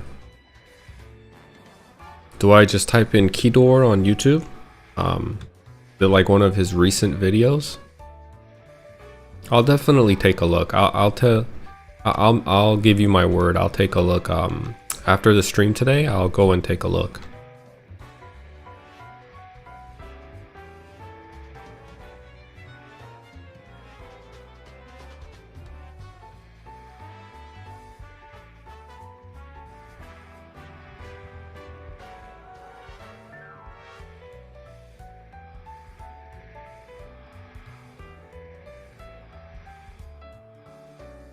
Mute this.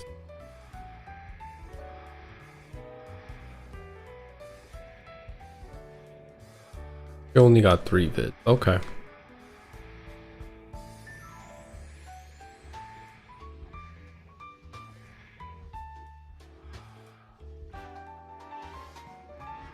Yeah, I uploaded that video because I figured,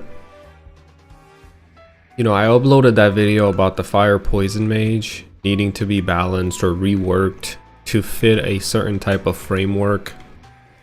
And I wanted people to kind of, and you know, I figured it would be a little controversial and that people may not agree because they don't, not everybody's gonna have my experience and my background and what I see.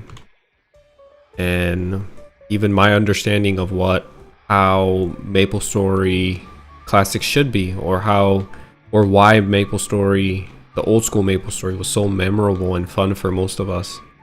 And I think at the core it's because the game was very versatile and it wasn't just, it didn't fit in a single framework where like the game was supposed to be and meant to be for bossing and to go do end game content, you know. And I wanted to kind of talk about that off the script, just on the fly.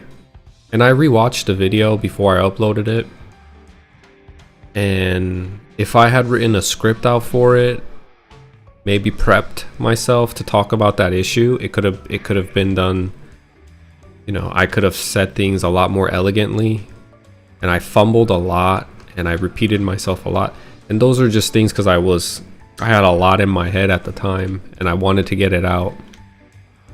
And trying to talk about complex issues like that, including differences in culture and societal values, etc., and why MMOs, what made MMOs great back in the day, off the script and on the fly, it was a little tough.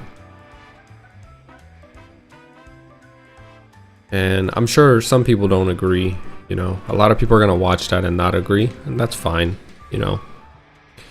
What I don't want is for the game to, I think essentially what everybody wants, myself included, is the game to go in the pathway of retail Maplestory. And I think everybody's passionate and everybody wants to relive that nostalgia. And it's not a small frame of time, you know. We're talking about pre-Big Bang, from release of Maplestory to Big Bang is at least 5 years. 4 to 5 years, and that's a big time frame where people could have felt nostalgia in different types of ways at different point of time. And yeah. I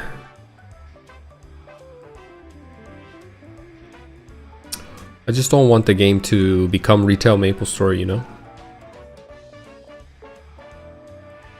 Some people want the game to be balanced perfectly so everybody can be a DPS, and I just don't agree with that.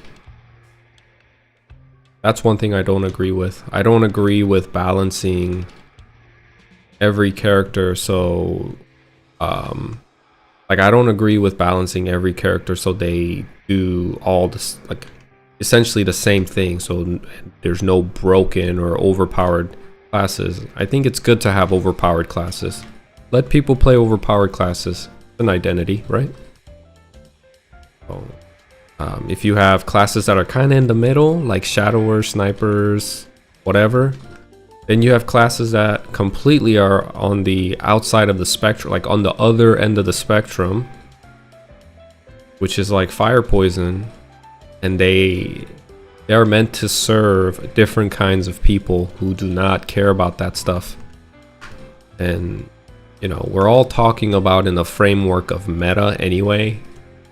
To reach level 120 is super hard in this game. To even reach 120, I mean, I'm just gonna say this, I think a lot of people are gonna start due to the interest and the hype. They're probably gonna quit before they hit 120. Like, especially the new people that don't have experience with old school Maplestory. I don't know what you think, and I don't know what other people think, but this game is not like your conventional game or an MMO that's out in the market in the current gaming industry. You know, it's very different. It's very grindy. It's probably more grindy and mind-numbing than OSRS.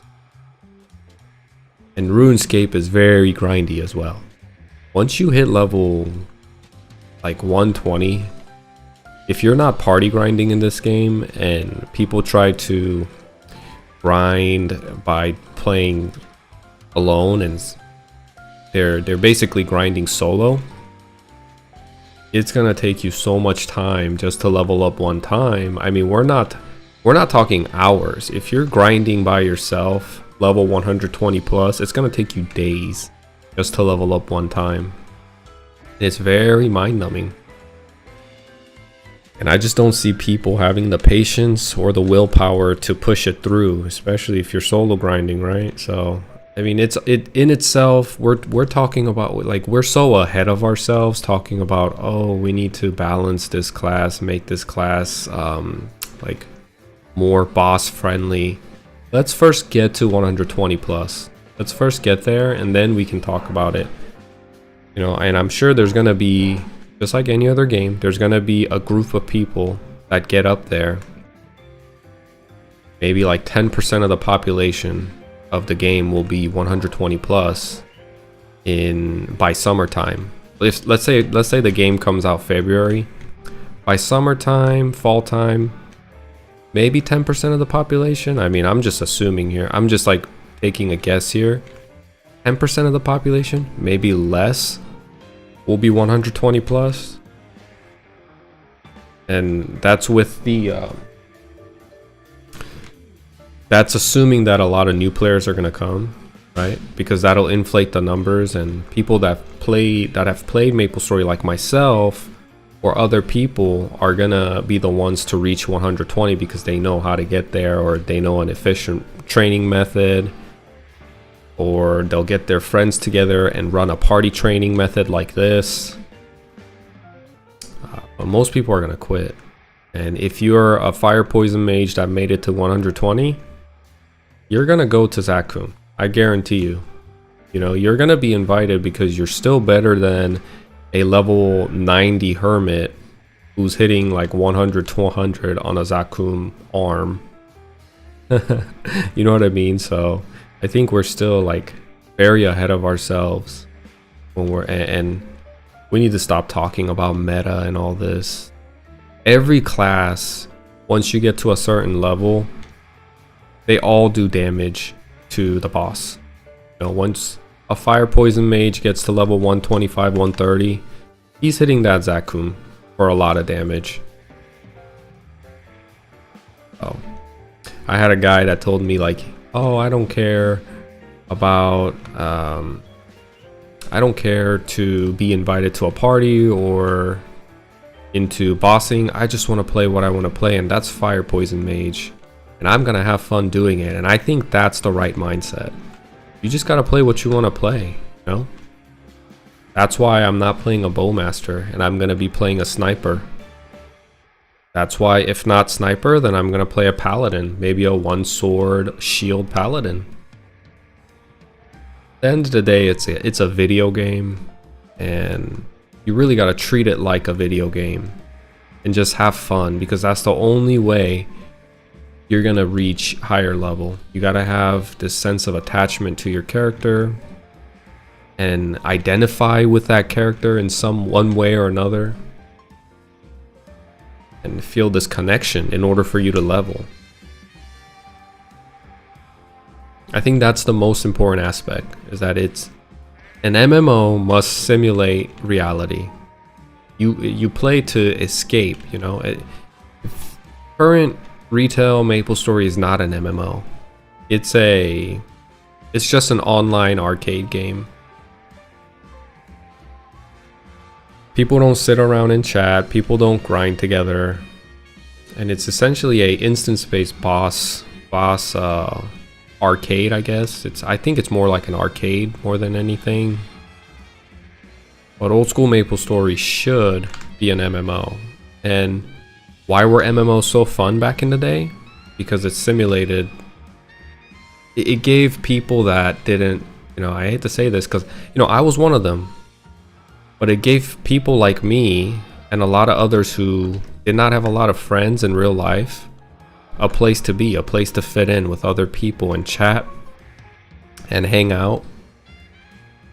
So I guess that because it's so hard, people want it to be balanced. If one update or one job advance makes your class irrelevant, people are not gonna like it. People might not like it, but people will still play it. I guarantee you people will still play what they want to play.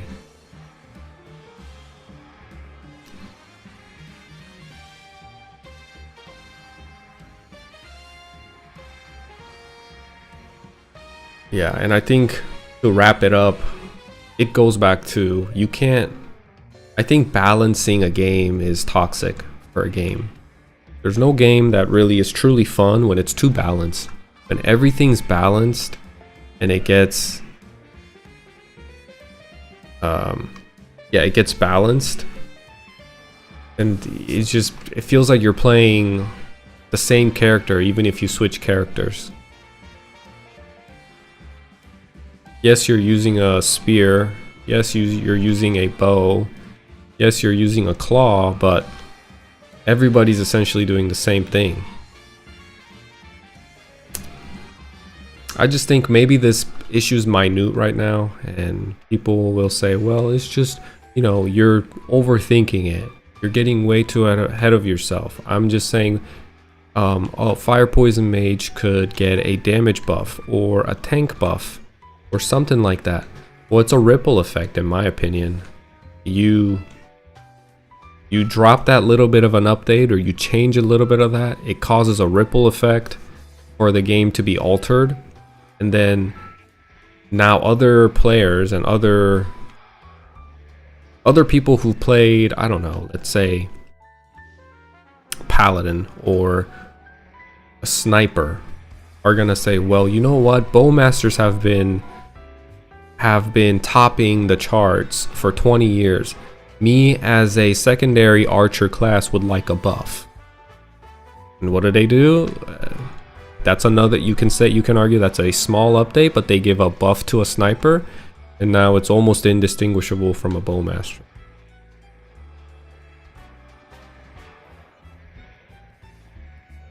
Everybody does. You know, Final Fantasy is like that. Final Fantasy 14. I don't know if you've played Final Fantasy 14. Every class is unique, and they try to keep the Holy Trinity there. But something is off about Final Fantasy 14. And I figured out what it is.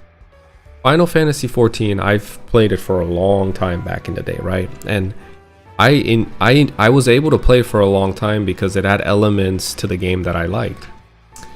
It had the Holy Trinity, it had the healer, tank, and the DPS, and that was with developers' intent. There was no hiding that. They wanted to have that Holy Trinity. And it's like when it comes to MMOs, they always try to have a tank, healer, and a DPS. And I think it's a good thing. But what was wrong with Final Fantasy 14 was that everybody essentially did the same amount of damage, generally, most of the time. So you could have everybody was doing all this fancy stuff, and yeah, the key rotations were different and the mechanics were different, but you look at the damage chart, everybody was doing the same amount of damage. There was not much difference. That's to keep the game balanced, right? Because you don't want people to say, oh, this champion does, or this character does too much damage, too much that. But it just made the game boring, in my opinion. I was bored playing it. I could master and perfect my rotation as a bard.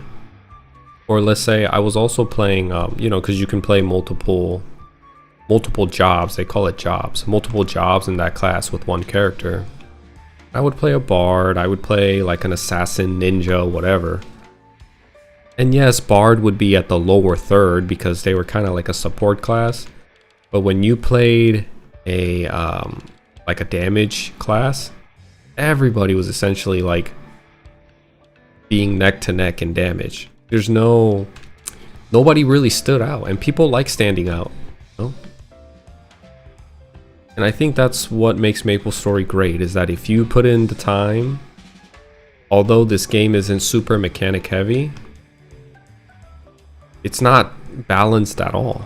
It's not balanced at all. People have their spotlight moments at different times with different characters. You know? So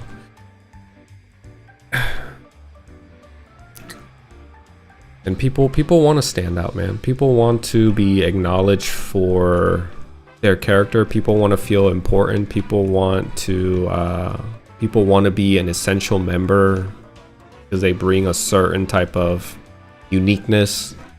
For fire poison, maybe like it's the thing that I talked about, that they're PvP warriors for their guild. Maybe for a shadower, they know, I mean, it's technically a damage dealing class, but everybody knows shadower is not going to be the highest DPS class. But when do they shine? They shine when they can put down smokescreen and save the party from being wiped. You know, you have your moment right there. When do Dragon Knights shine? Dragon Knights shine because they do okay damage and they bring hyper body. There you go. You just got some sort of identity that's not damage centric, right? That's not damage focused or damage based. Crusaders shine because they do a lot of damage as a warrior, and it's impressive. I mean, obviously Night Lords shine because they're the strongest class, right? So if you pour a lot of money into your character, or time and effort, whichever one, and you're throwing ilbies and doing top DPS, there's your spotlight right there. If you're a bowmaster, you could probably go toe to toe with a Night Lord. Depends on who's more funded or who invested more time. I hate using the word funded because I don't spend money in a video game, so I'll just use the word invested. Because it really comes down to how much have you invested.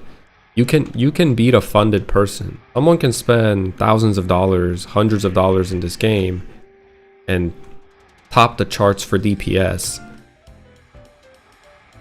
I mean, I think it's kind of cheating. There's no like real value there, right? But you can on the same side of that coin, on the opposite side of that same coin, you can invest time into farming and getting strong. Not only do you feel a strong attachment to your character, you feel a sense of accomplishment. So if a bowmaster that's really has invested a lot of time into making that character strong, they can go toe to toe with a Night Lord, yeah. And that's where you shine. You also shine when you have sharp eyes and you bring that utility to a party. You shine, you get your spotlight. Let me think, what else is there? Oh, if pirates come out, pirates get a spotlight all the time. Viper gets a spotlight because their utility is insane at 4th job. The Buccaneers, the one with the fist. Captains, the one that uses guns, they shine because they do one of the highest DPS in the game. They could probably go toe to toe, if not beat a Night Lord in damage output. They shine. They get their spotlight doing damage. So I like that it doesn't always have to be about damage, and there's ways for classes to have identity that's not always about damage. So going back to Fire Poison Mage, they shine when they can, you know, of course they'll be bossing and they'll be doing all that because people are gonna take Fire Poison Mages. Well, at least I will. When I start a guild, I'm not gonna be pushing for meta. I don't care, you know. If it takes me 1 hour 30 minutes to clear Zac versus with a Fire Poison Mage versus 1 hour and 20 minutes to clear Zac with an extra Night Lord, I'm just gonna take the Fire Poison Mage. I'm just gonna take someone that's in my guild. That 10-minute, it's not that controversial, it's not that big of a deal, at least to me. But you know, people want to make everything into hyper efficiency, hyper meta. And that's how you ruin a game, an experience for the rest of us who just do not care to that level, to that degree of making everything meta-centric. You know, I'm gonna take an Archmage, I'm gonna take a Fire Poison, I'm gonna let him put down Poison Mist and Zac and, you know, throw his fire demons or whatever. It's gonna be fun. That's what game is supposed to be. I'm not a big fan of meta. And even when I played League of Legends, I always played champions that were stupid, like Teemo, or, you know, even when I never chased the meta. I just played what I wanted to play and I had fun. And I felt a great sense of achievement and I felt accomplished and a huge sense of, like, I don't know, it felt really good when I can take down someone who's meta chasing and I can just beat him with a Teemo or just counter him with an off meta champion.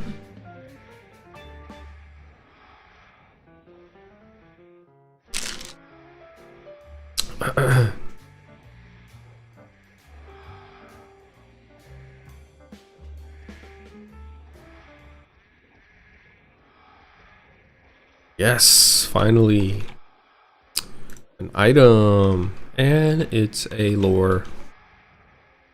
It's lower than a normal attack on that bow, so that's going straight to the NPC for 350,000. Not bad. Bad at all. I'll take it.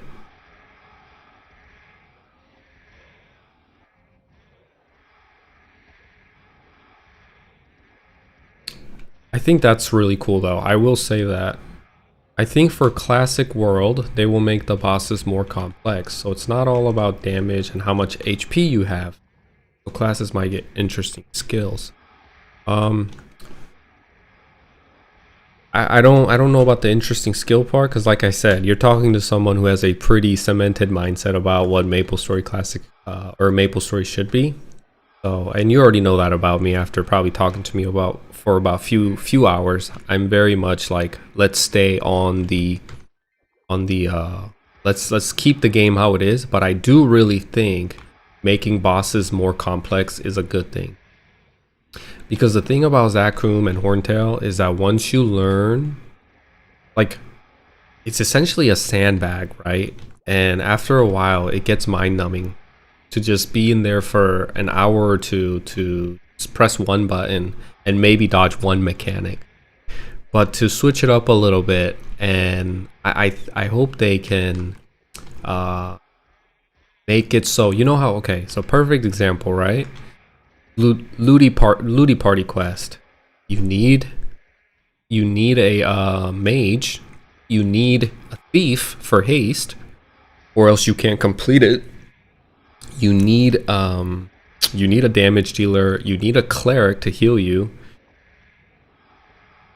The party quest itself requires you to have variety in the party. Now, in that sense, I will welcome it, right? If they can change the content itself so that you cannot clear it unless you have a shadow or smoke screen. Because I always talk about smoke screen because it's such a unique skill. And it's such a good skill to give invulnerability. And it's almost like a guardian angel in League of Legends. If shit goes south, you pop smoke screen, and now you buy your party some time. I think it's just a beautiful skill that does not get utilized. I want to see smokescreen be included in boss mechanics, which will basically make Shadow Wars not the highest damage dealers, but they will be an essential member. They will be needed. They're like a supportive damage class with like 80% being damaged, because trust me, Shadow Wars still do a lot of damage. They're so fun to play, and to bring smokescreen, maybe not at Zakum, but maybe at Horntail, right? I know for a fact they're needed in Pink Beam, so that doesn't need to be said. But let's talk about Fire Poison, right? Maybe there's a place for Fire Poison mages to shine because the boss demands a Fire Poison mage. That would be cool. I would welcome that. I mean, with just like everything else, you kind of have to see how it all plays out. But I think that would be a good idea, to introduce different mechanics or different elements into a boss or a raid, to switch it up a little bit, make other classes other than just high hitting classes mandatory, as a boss should be. I mean, it's 2026. We should make the bosses a little bit more harder. And I think Inkwell did talk about that, if I remember correctly,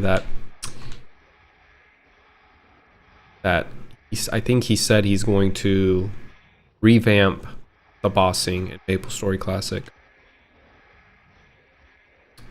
나무에 열려있는 열매 때리면 버프 열매 나오는 사실을 아십니까? 네, 알고 있습니다.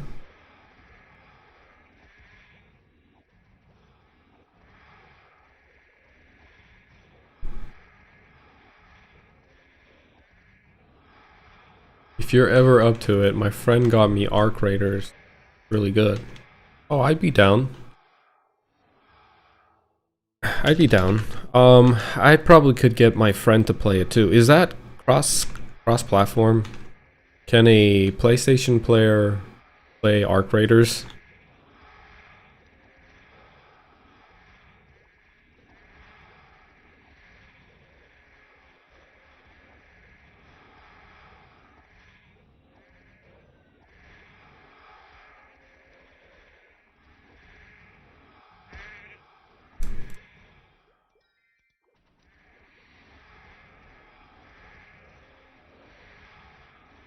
Because I have my friend. I don't know if you remember Tyler, Jimmy.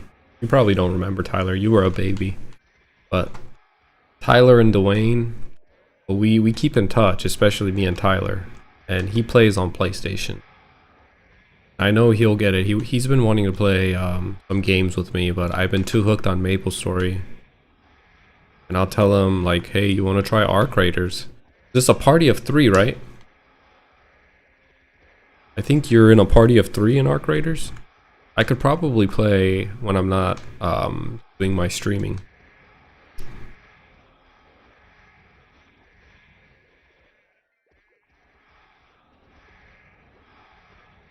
Oh, am I gonna burn out before Maplestory Classic? Oh heck no. Are you kidding me? This is like so relaxing. Especially like, yeah, I would burn out if I was just sitting here playing without having a conversation with people. But the fact that I sit here and grind and communicate and have meaningful conversation with people makes it so much easier for me to play this game.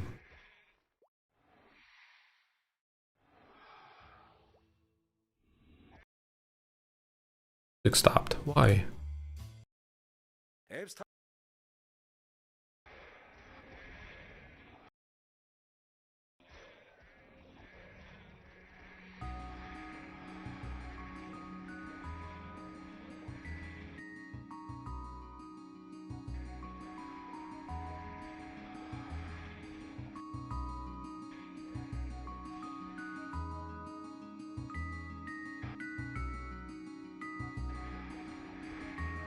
You're off today, so hit you up. Okay, we'll see. I have a couple of things that I gotta do today, but maybe I'll have some time later.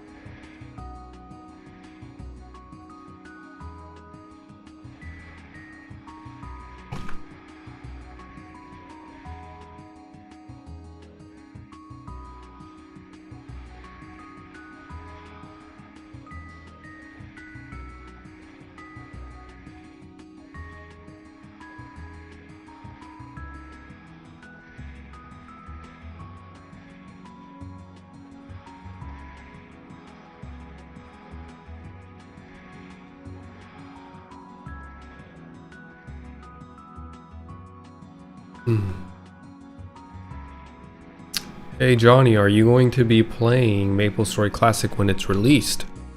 Yes, I will be playing Maplestory Classic. Are you?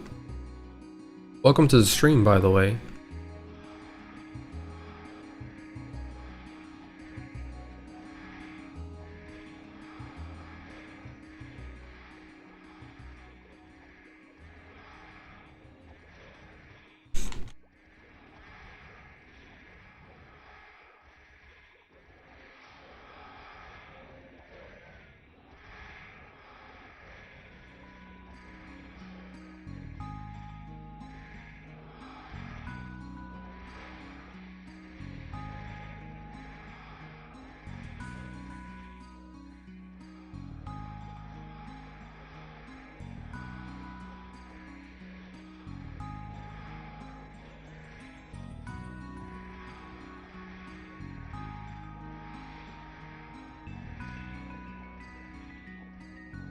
The modern Maplestory got you too hooked. No, I will say the modern Maplestory is pretty exciting to play for the first couple of weeks. But well, I don't know how old you are. I don't know anything about you. But for me, it is kind of fun in the beginning. But then I just it kind of gets to a point, and my brother could probably speak more on this because he used to play and then he kind of quit after months of playing. For me, I last about a few weeks and then I started asking myself, why am I playing an MMO when it's not MMO? I'm playing essentially I'm playing. I guess it didn't feel like an MMO for me. It just felt like an arcade. It felt like another high, fast-paced video game that lacks social elements. So I kind of quit. But you know, to each their own. If you like modern Maplestory, then you probably won't like classic Maplestory. Because as you can see, it's a lot more slower paced. But on the opposite side, you're in a community. You're always around people in this game. It has its own pros and cons.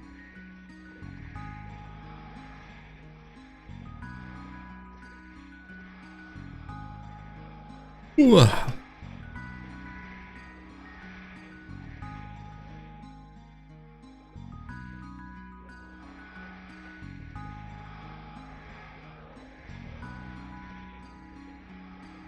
You're 31, you've been playing the game since beta. So you must like the fast-paced environment of modern Maplestory then. You know, like I said, to each their own. I've tried it. I've tried the modern Maplestory. It was fun for sure for a bit. Yeah, I'll say it was fun. It wasn't bad.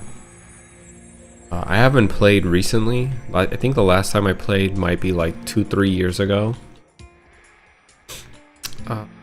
Yeah.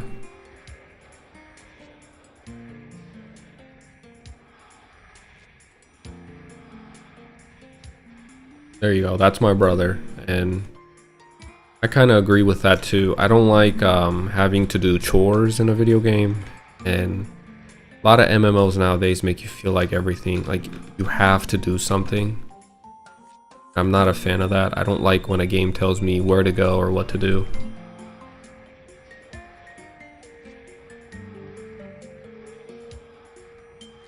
Yes, so modern KMS is essentially like, I believe, few patches or updates ahead of GMS. So they're kind of in the same trajectory in development.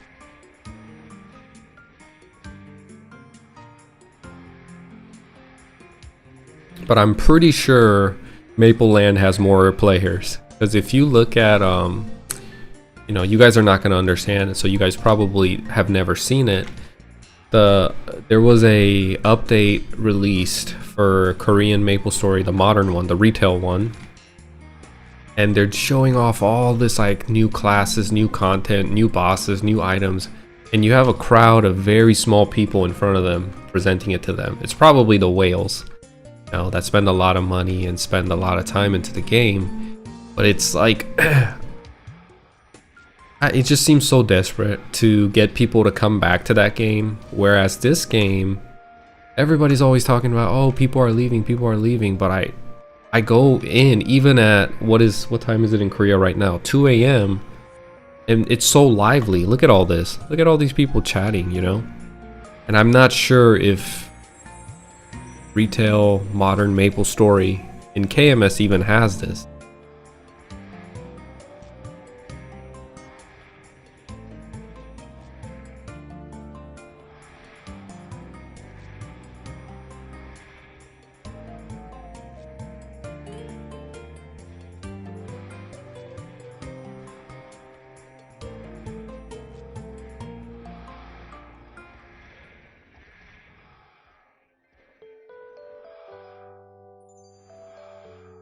The analogy I like to make is that modern Maplestory feels like I'm going in a game of League, like a league match. Because if I'm correct, modern Maplestory is all about like going in an instance, killing a boss, collecting loot, going into the next boss.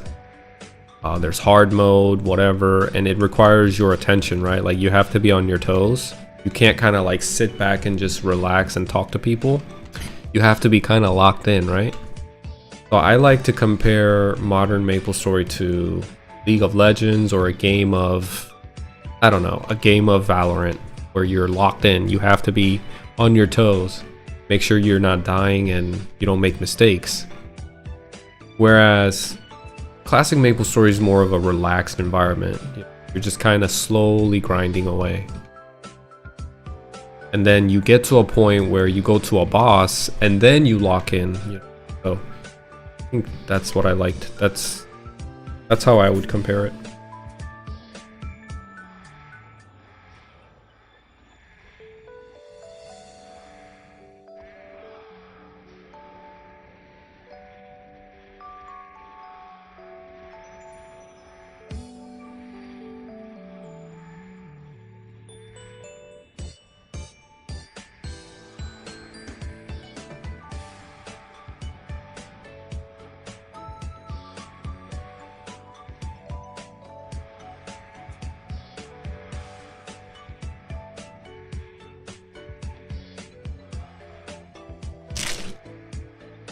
Although they have the same name, it's essentially two separate games.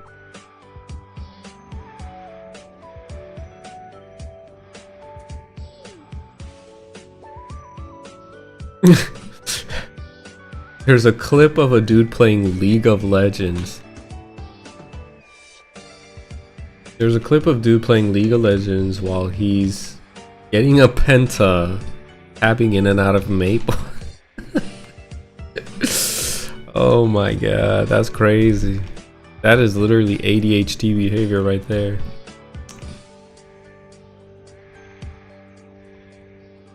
Are you talking about, surely you're talking about modern Maplestory. There's no way. There's just no way that you're talking about like R-Tail or KMS Mapleland.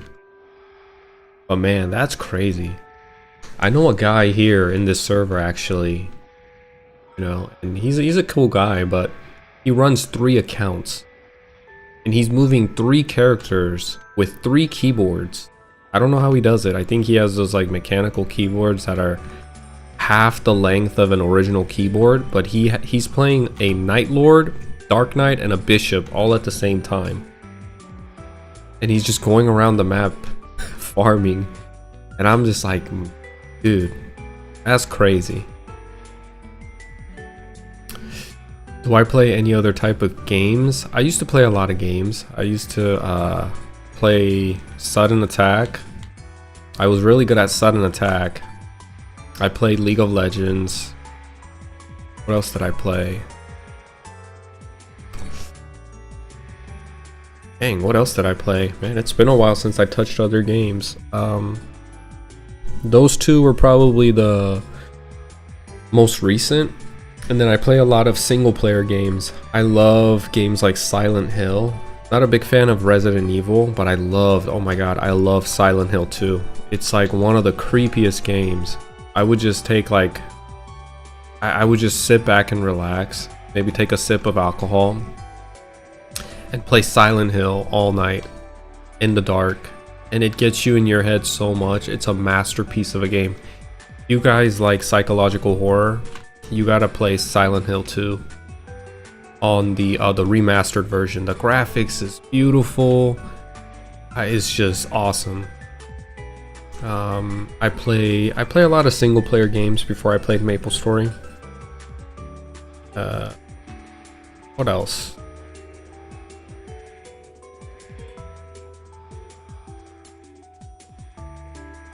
What else did I play?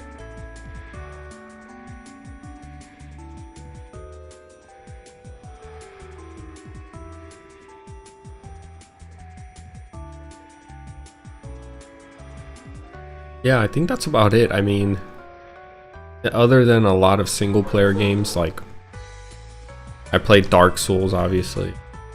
I played Baldur's Gate 3.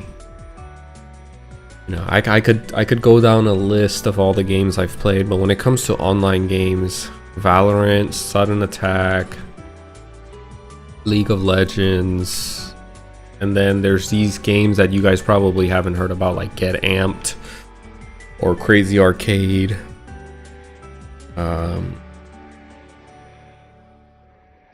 I played this game called Nori Tale when I was a kid, like a stupid Avatar game. I played Mabinogi. There we go. I played Mabinogi for a long time. Super fun game. I play. Now that I think about it, I played a lot of Nexon games. Crazy how many bangers they've made. At least in the at least back in the day. Now it's all money grab, and not a fan of all that stuff.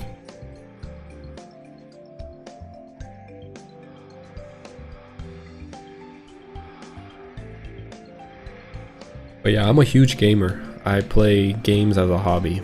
Like the cheapest hobby you can have, right? I always tell my wife, I'm like, look, you want me to be golfing right now with the buddies and spending hundreds of dollars a day just to rent out a golf course and, you know, buy a nice golf club which costs you like another hundreds of, if not thousands of dollars? You want me to be interested in cars? Cars cost a lot of money too. It's like the cheapest hobby you can have is gaming. But when she tries to give me, she never does, because she's a very nice wife, nice waifu. So she never gives me crap for gaming. But if she did, I would be like, look, it's the cheapest hobby. Cost me no money to play it, because I don't buy games. I guess gaming could be an expensive hobby if you were someone that was buying games every other day to try out new games, but I don't like to spend money. I just really don't like to spend money.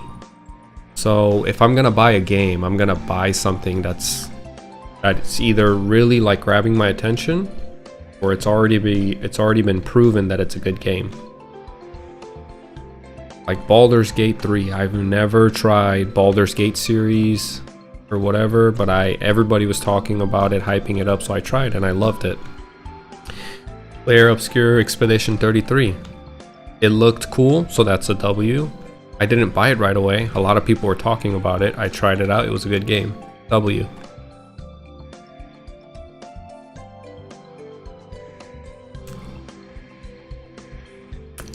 What else? Oh, Elden Ring. Everybody was talking about that game. Bought it, played it, loved it. W. Silent Hill 2. Already played it before on the PlayStation 1. Loved it. Tried it on a PC. Loved it. Mwah, French kiss. Or chef's kiss. Beautiful game. Puts you in your head. Love it. Makes you think about all sorts of crazy stuff.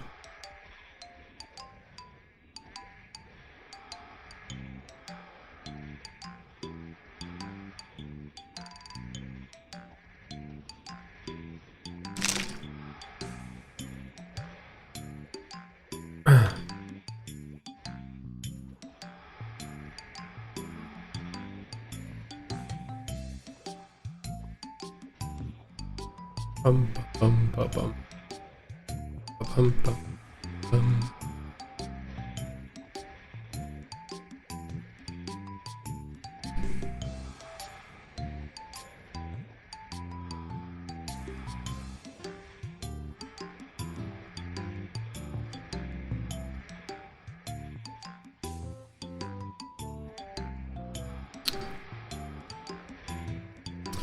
When am I gonna stop training here?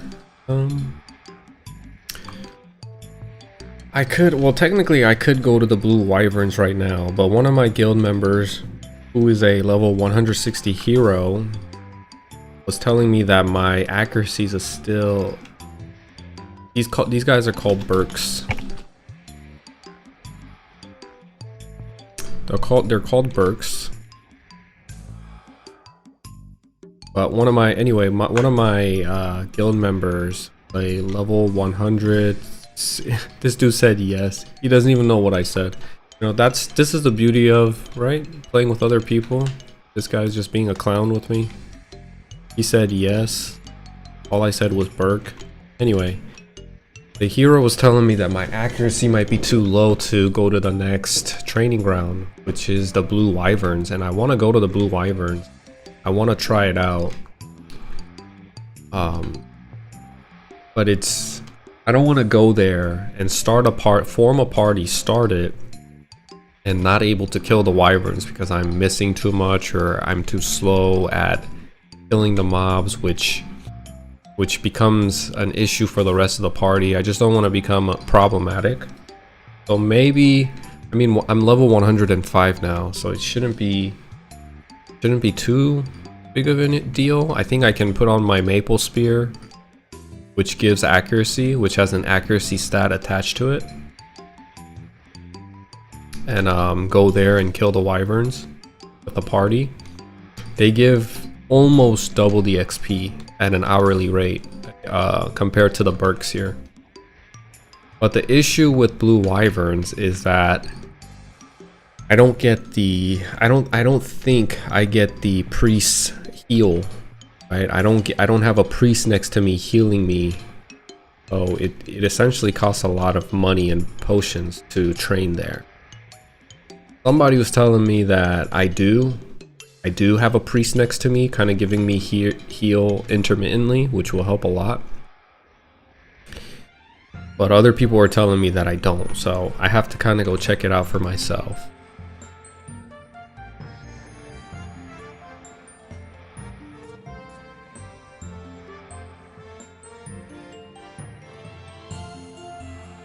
But usually around level 101 and as early as like 98, I believe, you can go to blue wyverns if you have enough dex and dexterity and accuracy.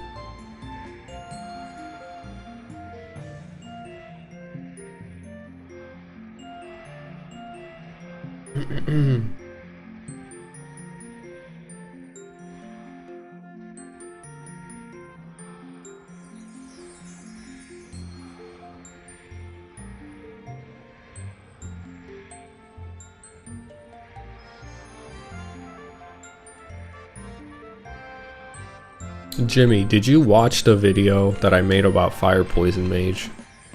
Or did you just look at the thumbnail and post your comment? Because I feel like if you watched the video, you'd probably agree with me more, but I don't think you did, based off what you said in your comment.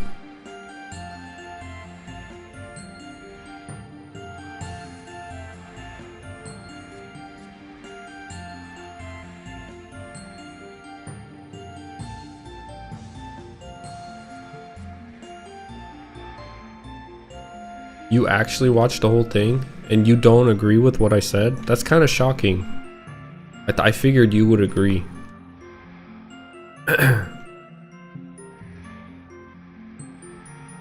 You're on the boat that Fire Poison Mages should be revamped or reworked.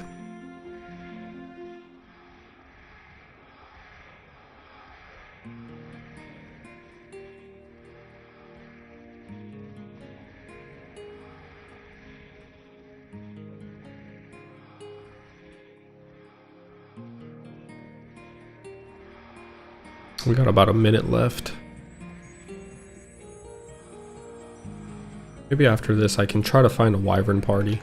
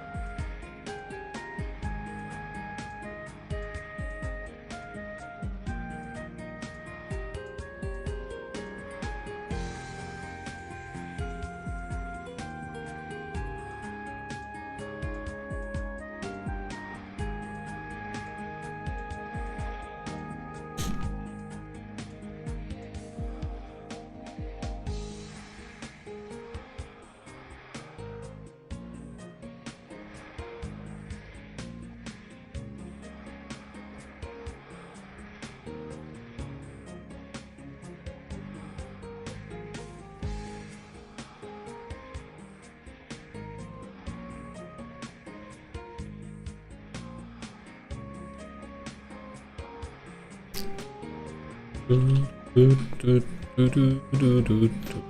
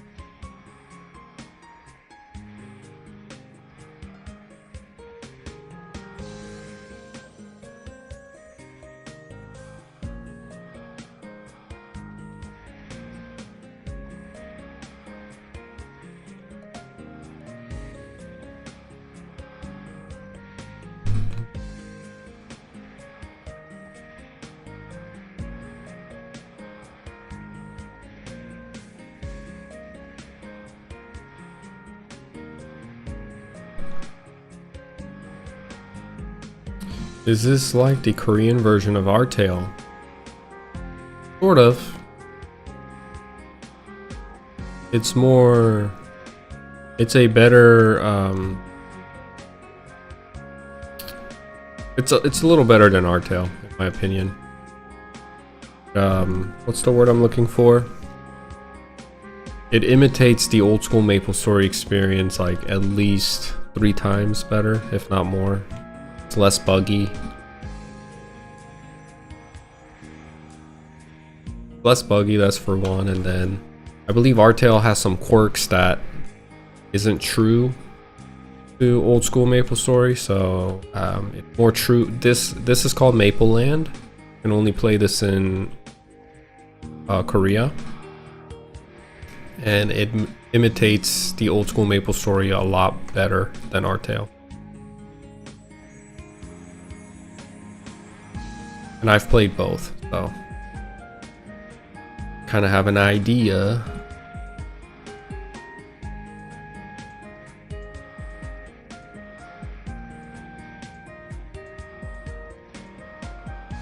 It has actual holy symbol. Yeah, you have a priest here that gives holy symbol. Does Artale not have holy symbol? I don't even know, because you know the thing about Artale, when I played Artale, I never party grinded. I just remember solo grinding. It was really boring.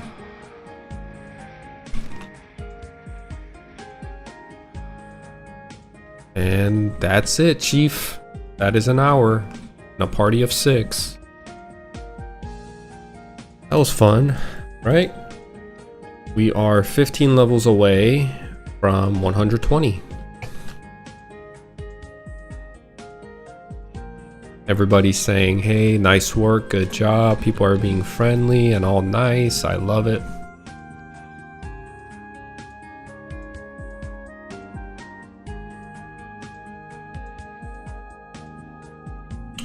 Oh, I don't know what better would be, because I think Holy Symbol in Artale, or sorry, Holy Symbol in Mapleland, you have to, I mean, it's probably just like how it was in old school Maplestory. But one thing about Mapleland is that it pushes people to, it makes sure people aren't abusing the system. And, you know, you can't just AFK Holy Symbol. You have to be in a party. Mapleland's direction of development is for people to play together, which I love. I love that they take away little bugs, or they do hot fixes on bugs, and they fix the game to make sure that people are playing together. And I don't think Artale does that. Well, if it does, it's not doing it enough, because I don't see people grinding together in Artale.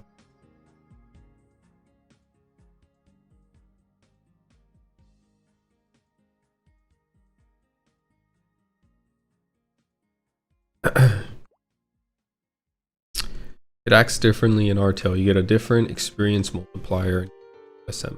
Yeah. I think what happened with Artale for me is I never party grinded. I actually played a cleric. I played a cleric and I got to like level 65, 60 or 65, and I quit because I just felt like it was getting mind numbing and I didn't want to play anymore. it got boring, which is weird because I love Maplestory, and leveling all the way up to 105 has not been boring for me. It's been really enjoyable getting up to this level, but in Artale it was just so dull, man. It was so dull, and it could be the fact that I played a cleric, but still, you know?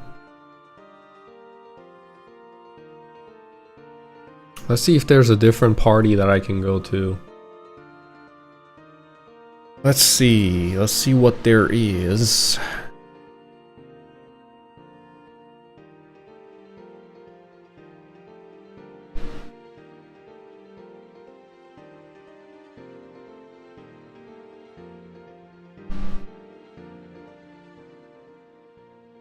Wow.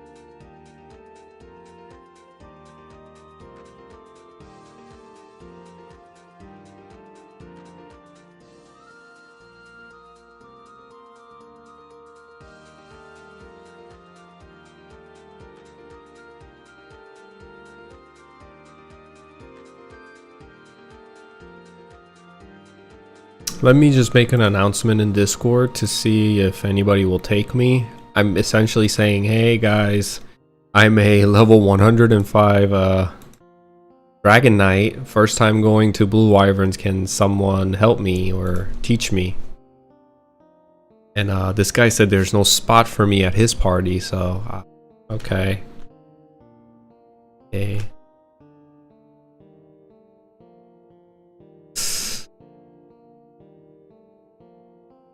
자리 사서 윗뒷자리 가셔야 한다.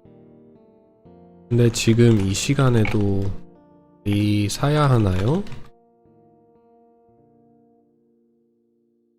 채널이 없을까요? He's saying that as a 105 Dragon Knight, you have to purchase a channel and own the channel and go to an area and form my own party. That's a lot of work. But you know what? I might try it. Let's see. I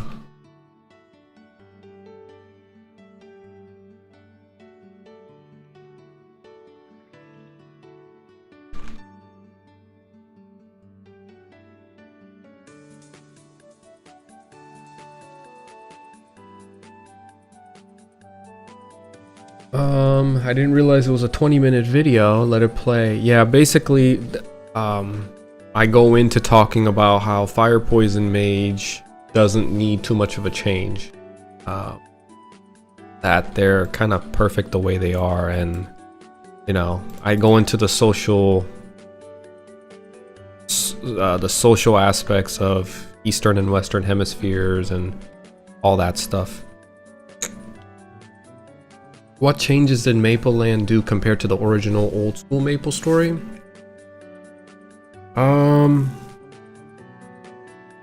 I think they haven't made any changes. They're essentially keeping it really true. They're trying to almost mimic 100% of what old school Maplestory was.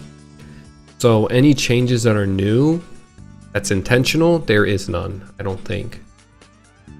Other than obviously there's limitations because this is a server running on Maplestory Worlds client, and there's limitations that that's why they're coming out with Mapleland 2.0. They're gonna dedicate its own client to Mapleland so they can mimic old school Maplestory that much more. So when it comes to differences between what did they do intentionally, what did developers do to intentionally change Mapleland from Maplestory, old school Maplestory, none. Nothing at all. Not that I've seen, all the way up to level 105. Now there's new cultures, like I said.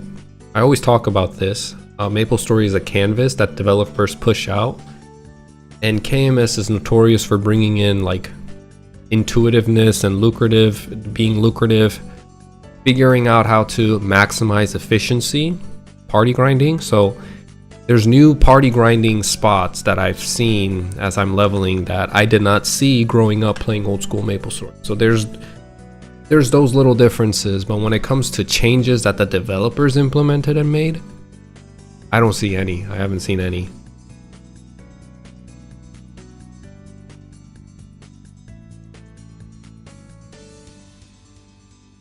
Let me ask my friend and guild people if they want to go to Blue Wyvern. I need people to go with me. You have to purchase a channel. Yes, you have to purchase a channel in this in Maplestory, in Mapleland. That's probably not a thing in modern Maplestory because everything's instance based. But it's one of the downsides, right? When you are trying to play together with hundreds of, okay, maybe not hundreds of thousands, but tens of thousands, if not thousands of people.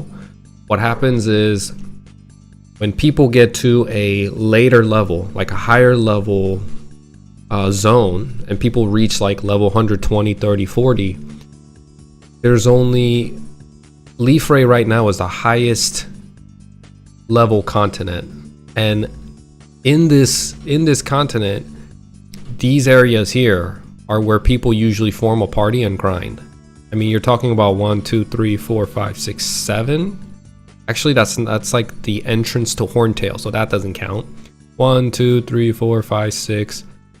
Maybe like less than 10 maps where people get together and grind.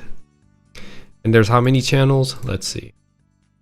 I mean, just by looking, 1, 2, 3, 4, 5, 6. 6 by at least 20, 120 channels. Tens of thousands of people. And only like hundreds of channels. And in each channel, you have what? 5, 7, 8 areas where people can grind. And even then, people want to go to the highest level zone to train. So you see why there's like competition and a market. But what people do is people buy the channel off of one another, because if they don't do that, what ends up happening is people fight, and it's basically a culture. It's an Eastern culture thing where people respect other people's property. Okay, I'm sorry. Westerners do that too, but what I'm saying is there's like this culture of understanding where people honor a channel as if it's a property. So if I go to a training ground and I'm the first one there, people are going to instantly CC. They're not going to sit there and grind like they do in Genesis Training Ground 1. They're just going to CC because I'm the owner of that channel. And I'm the owner of that map until I sell it off to someone. It's essentially a player created culture and customs that everybody honor and respect, except for, guess who? Fire poison mages. They come and they just throw cold water all over that crap, and they just kind of spray poison mist unless you pay them to leave.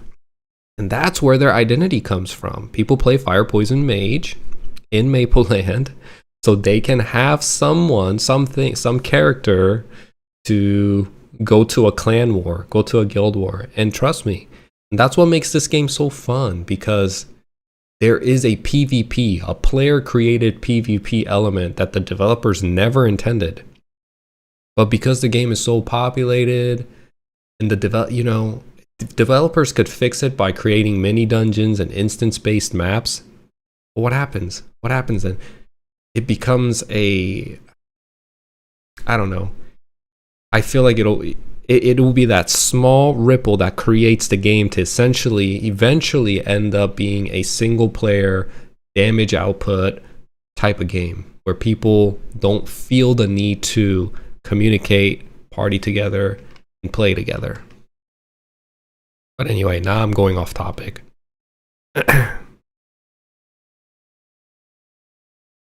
Let's see.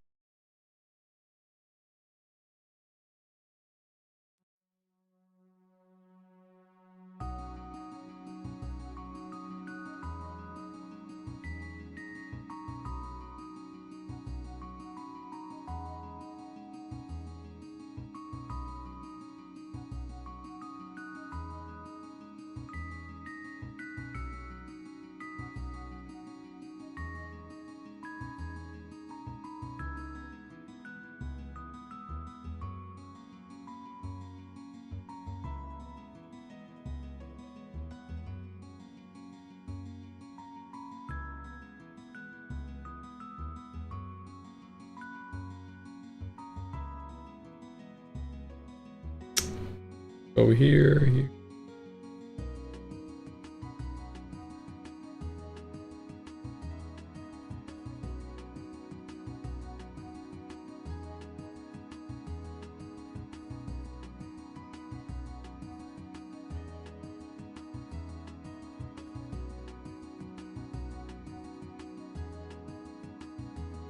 Thanks for elaborating. Yeah, no problem. I love elaborating and explaining to the Western audience how KMS is played. And I think, like I said in my previous video, I think KMS is a lot more fun than GMS because they have these unique quirks, and although there's definitely a negative side because people can be very sensitive and they take this thing way too seriously and they almost look at it as a real life simulator. So people obviously get very sensitive and attached. It still makes it feel alive and like worth investing into, if that makes sense. No?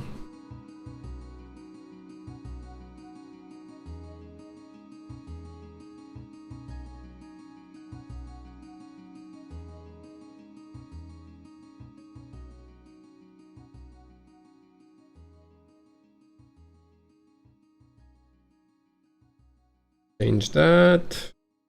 This.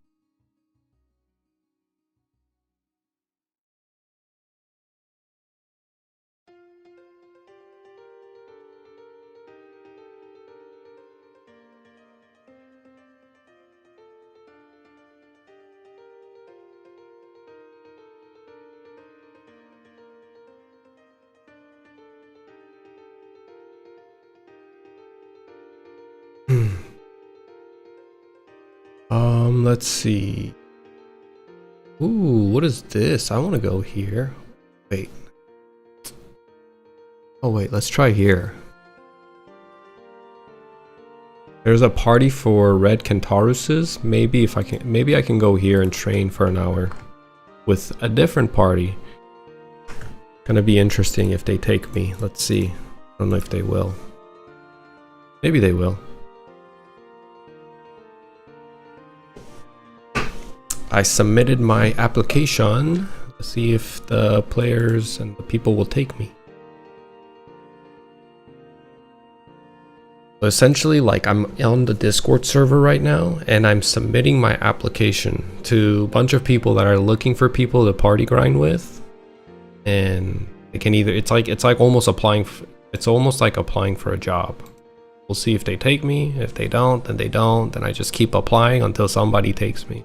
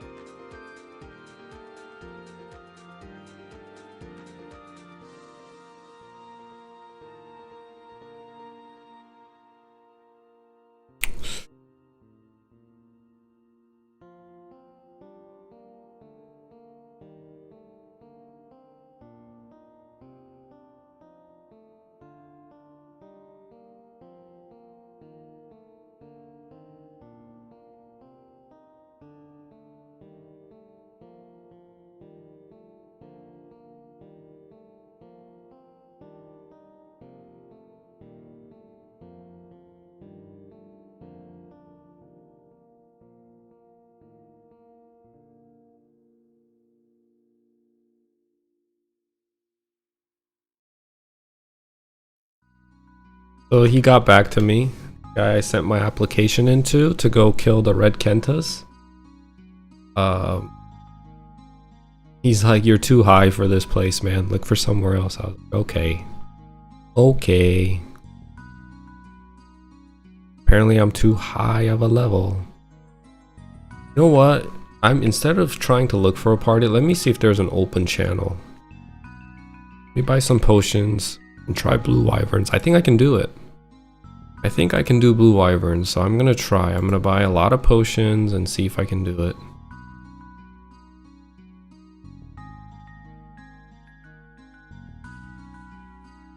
Why do I have white potions? I don't need white potions. Way too high for white potions. We're gonna close.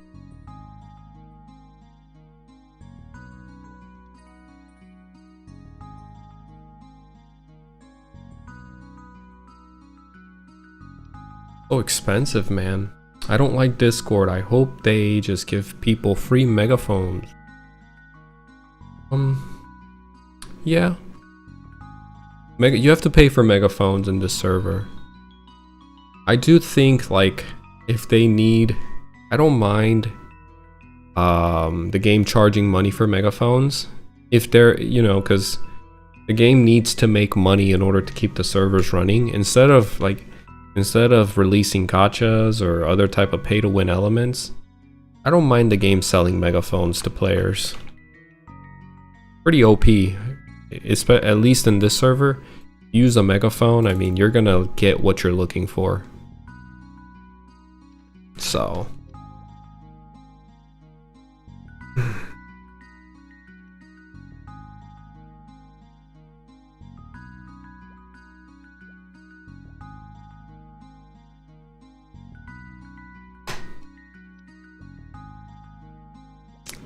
Mapleland sounds ideal. Is there an English version? Unfortunately, there's not. I think the closest one you're gonna find is Artale. And Artale, you know, and I know people are playing Chrono Story. I haven't played that one yet, but it seems like it's a different type of game. I'm gonna be honest with you. Oh.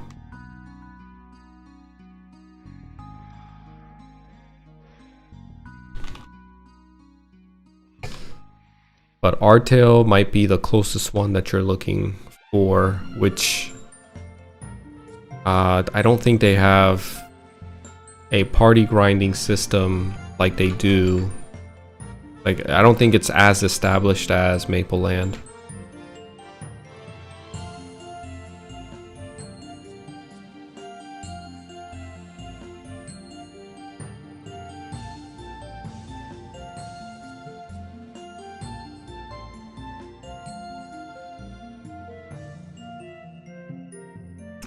Yeah.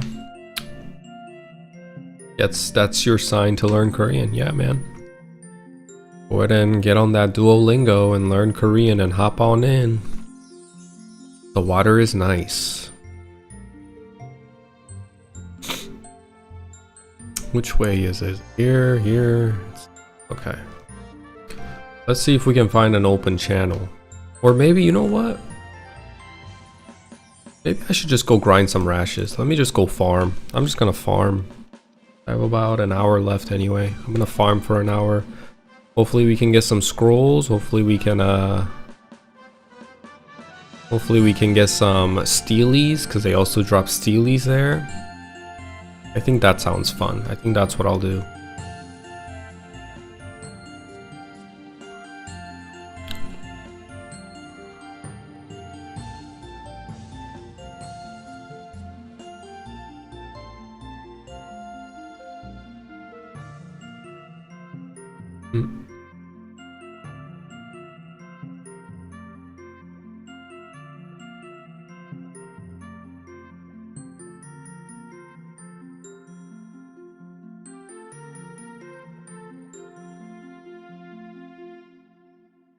Okay, open channel. Nice. Be right back. And then I'm gonna start grinding.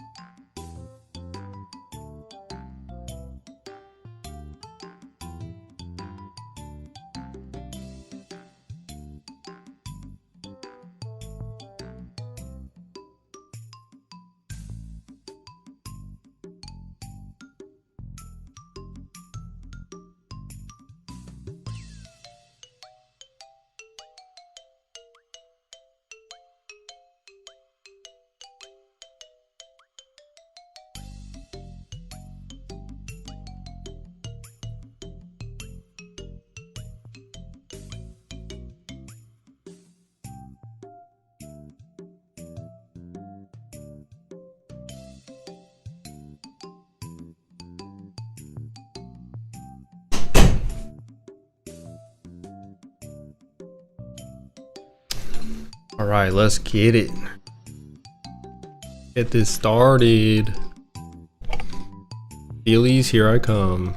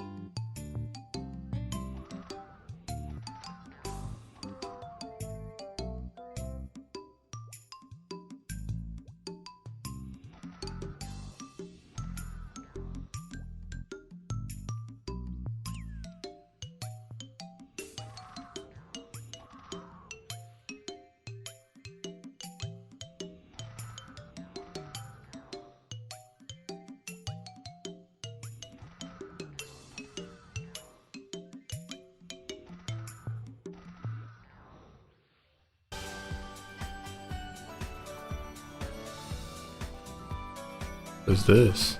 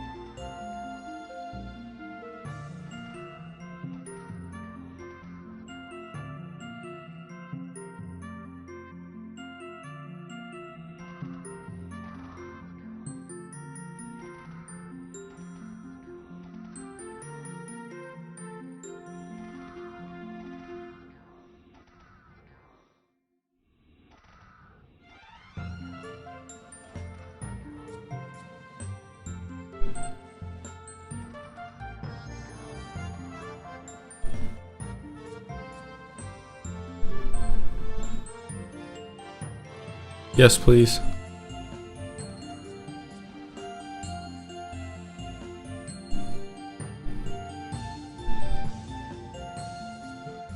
Do do do do do.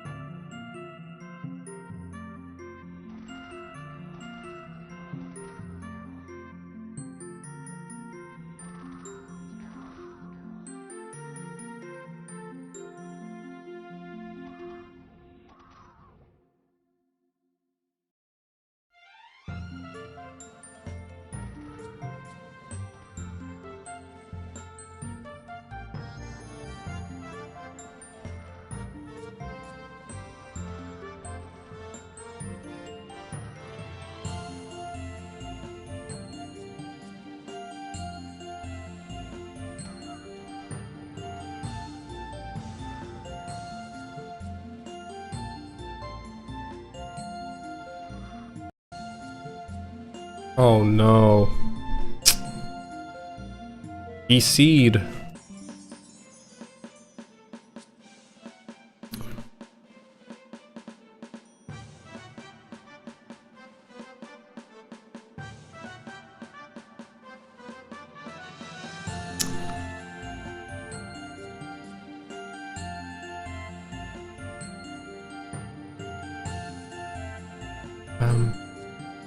Ba-da-da.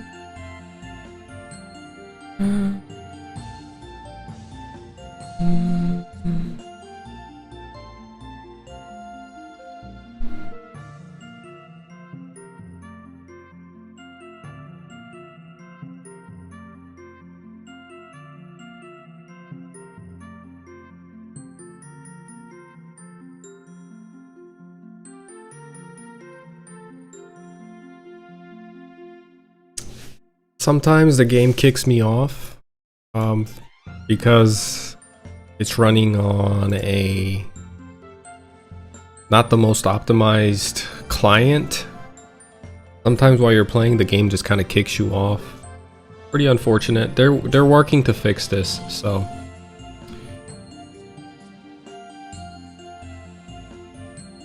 Hey, welcome.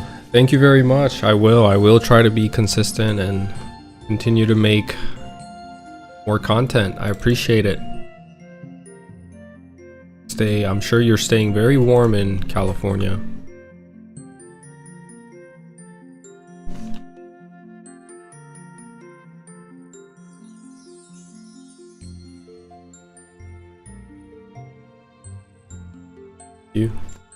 How many do you have? Do you have me open on? Just kidding. How many do you have me open on? That or?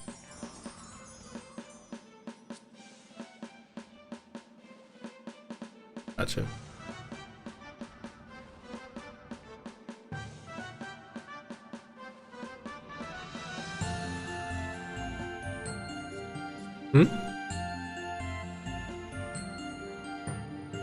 Yeah. Oh, you're in the bay and it's cold.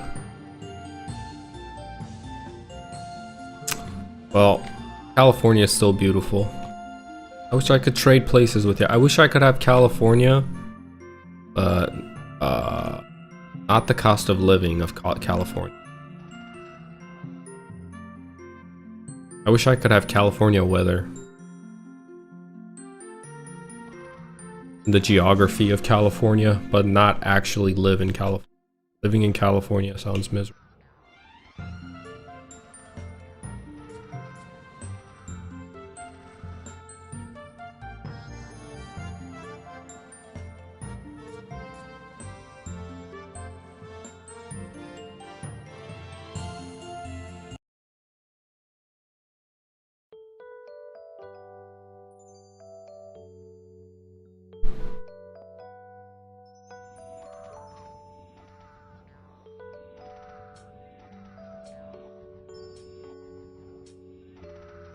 Cali cold, yeah. We went to California. We go to California often because we have friends there, and I think we went back in August, and it was just so beautiful. I love the sunsets in California. I love their beaches and everything. Everything about California was just so good. The air just seems so dry and cool. I'm not a big fan of humidity, so you know. I wish I could live in California, but it's too darn expensive. If I was rich, I would.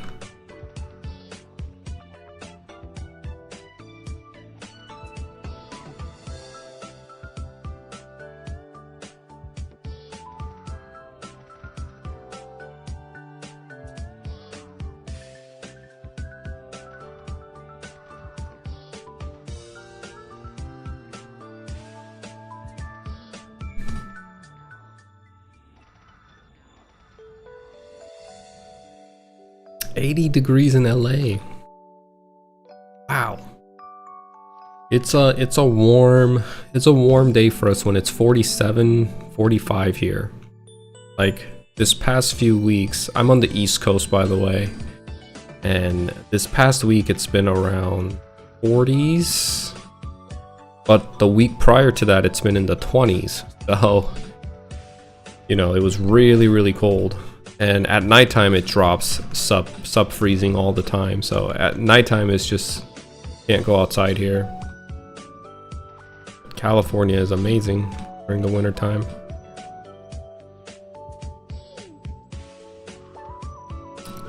This game is the reason I started and tried to learn Korean. You know, you're not the first person that's come to my stream and said that. It's kind of impressive and honestly mind-blowing how much of an impact this game had in the Western Hemisphere. Coming from a small game developer and game publisher back in the 90s, you know? Now Nexon is a giant, but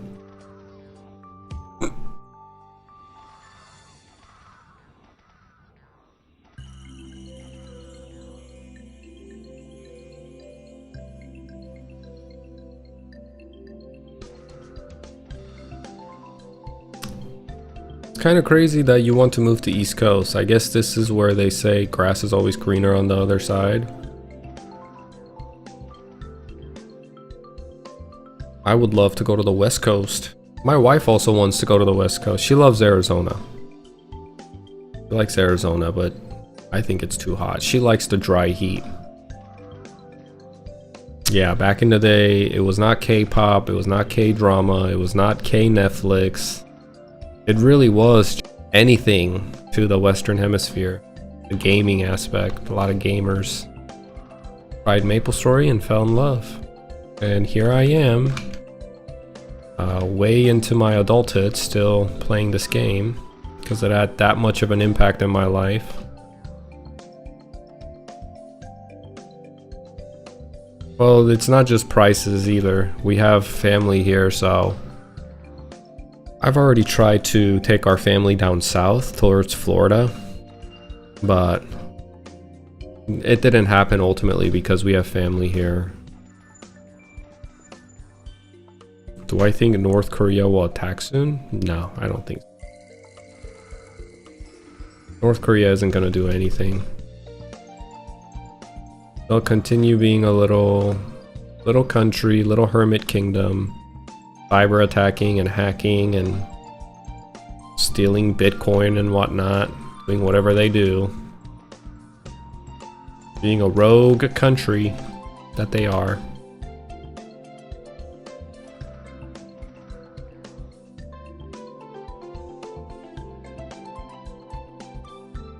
Their big brother China will not allow them to do anything crazy. I can guarantee you that.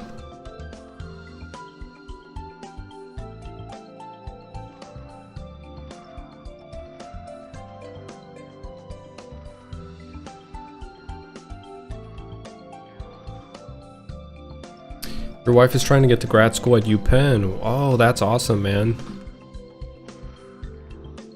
I wish her the best of luck. What's her major?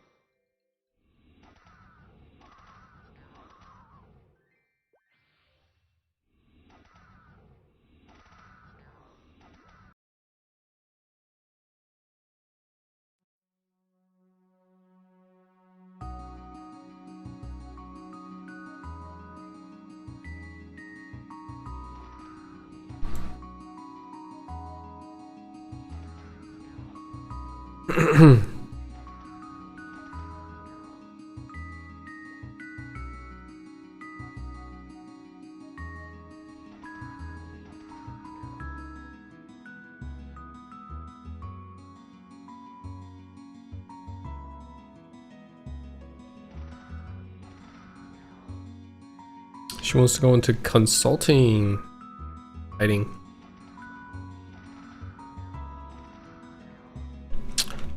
We actually came back from a graduation party yesterday. We had a family member that is applying to Harvard to become a doctor, and Really smart guy, really cool guy. He's applied to like really big universities. I think he applied to Harvard. Where else did he apply to? Forgot where. You know.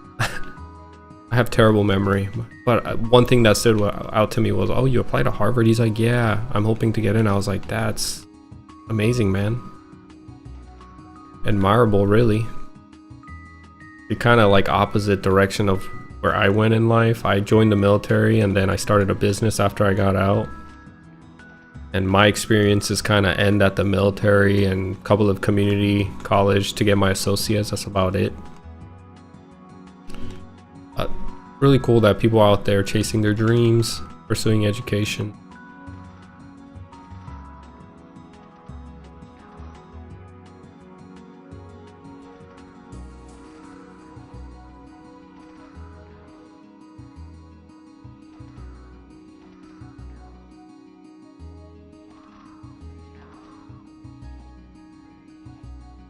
You're a bad Asian because you're bad at math and kung fu. That's hilarious.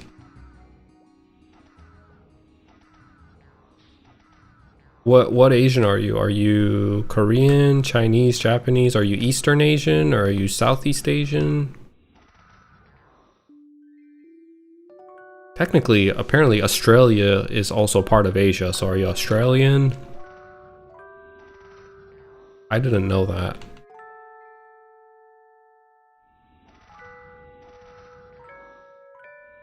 Indians are Asians, Middle Easterners are technically Asians. Asian is such a big continent, isn't it? Crazy.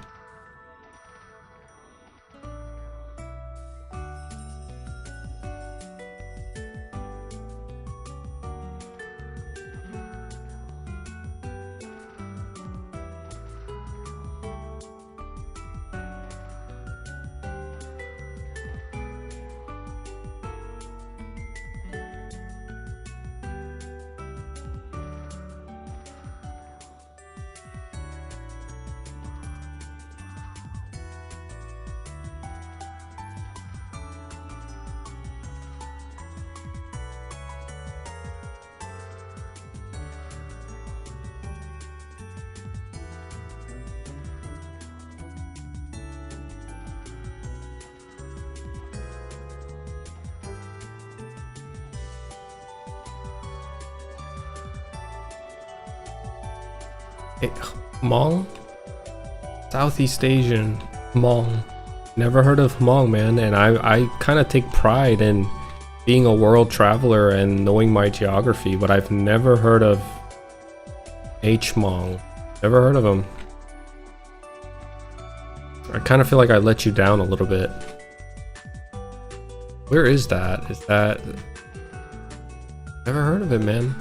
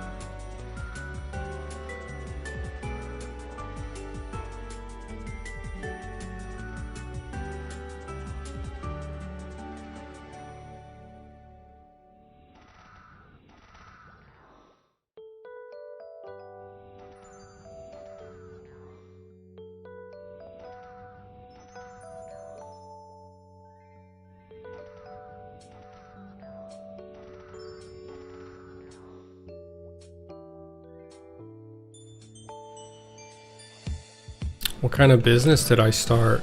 I started doing real estate back in 2017, and it started while I was in the military, which when you're in the military, there's like loan options that you can take advantage of, which makes it really easy for you to acquire properties. So I started a rental business back in 2017, and then I also started a clothing line back in 2019, and then I started it back up again. I took a break a little bit from the clothing industry, and then I started it back up earlier last year, and it's been doing okay.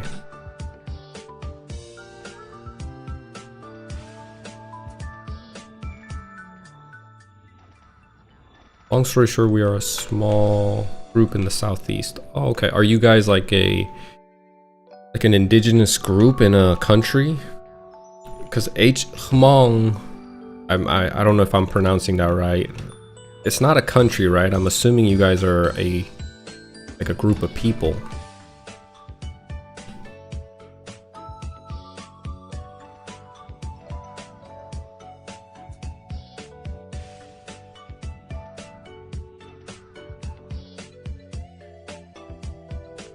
Thank you for saying thank you. Your people's history were soldiers and spies for the US. Wow. You guys have some ties with the US, I see. Really cool. I mean, I'm glad I get to learn something new today. Probably gonna look up Hmong after my stream today, because I like learning. I like learning history a lot too.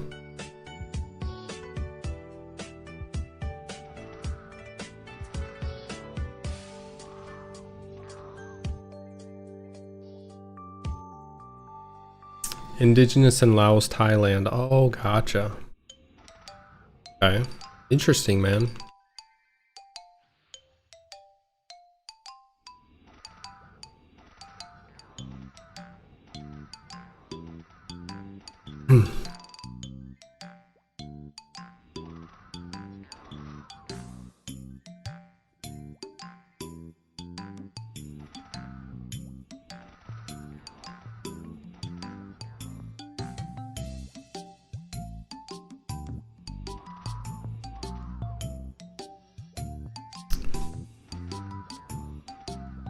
Wow, you have a big family. 5 brothers. 2 in the Navy and 1 in the Air Force. Well, sure, then, you know, you have a special connection to veterans and stuff, and people in the military. It's, for me, I'm a cars guy. Ooh, expensive hobby there, sir.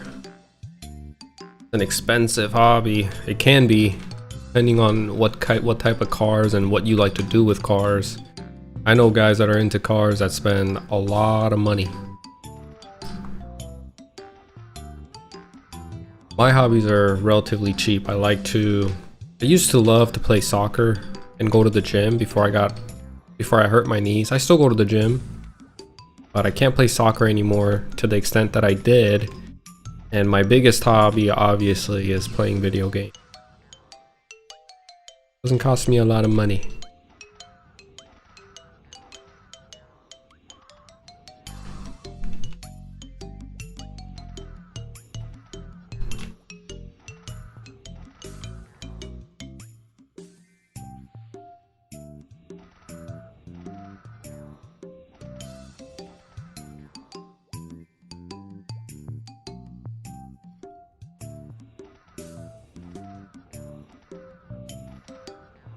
Oh yeah, I forgot about piano. Yes, I always forget about piano because I haven't played in a while, but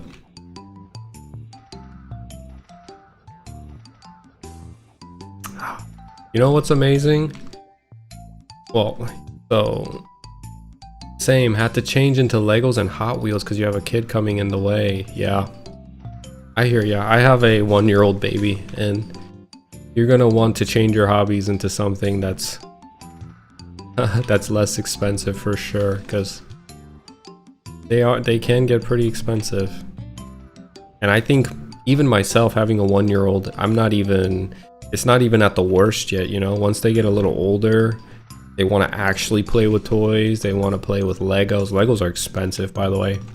Legos, and they want to learn sports, get into all sorts of like lessons and stuff. That's when it's gonna really hit me. But congratulations, man. Having a kid is awesome. You'll love it. I love being a father.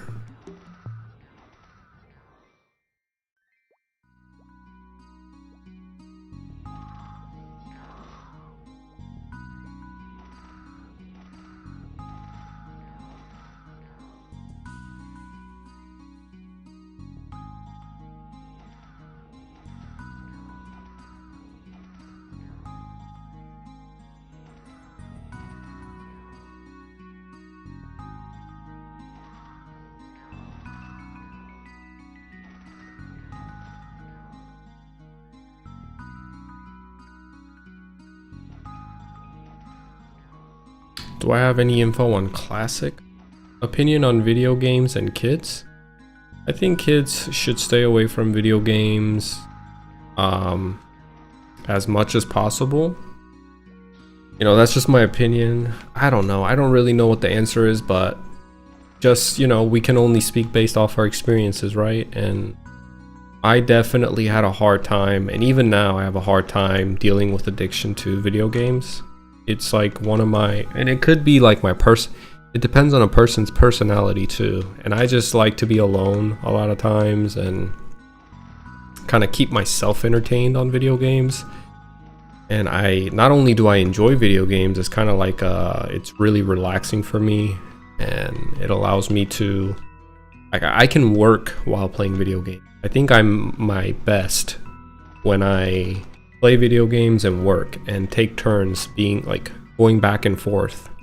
So prior to Maplestory, I would play a game of League of Legends, and I would take care of my emails and businesses that I need to do in between games. And it allowed me to have like, it allowed me to be, I guess, consistent, and it not efficient obviously, but it allowed me to be consistent and not get burned out.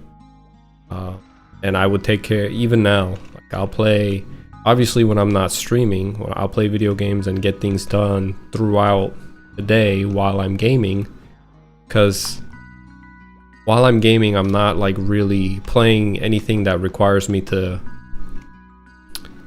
be locked in and mentally lock in and not able to think about anything else. Especially a game like this, I'm most of the time kind of just either watching YouTube or I'm grinding and I'm thinking about the things that I need to get done and making a mental checklist. So I say all this to say, you know, it works for me, but at the same time, I would be a lot more efficient if I wasn't so addicted to video games. Sure.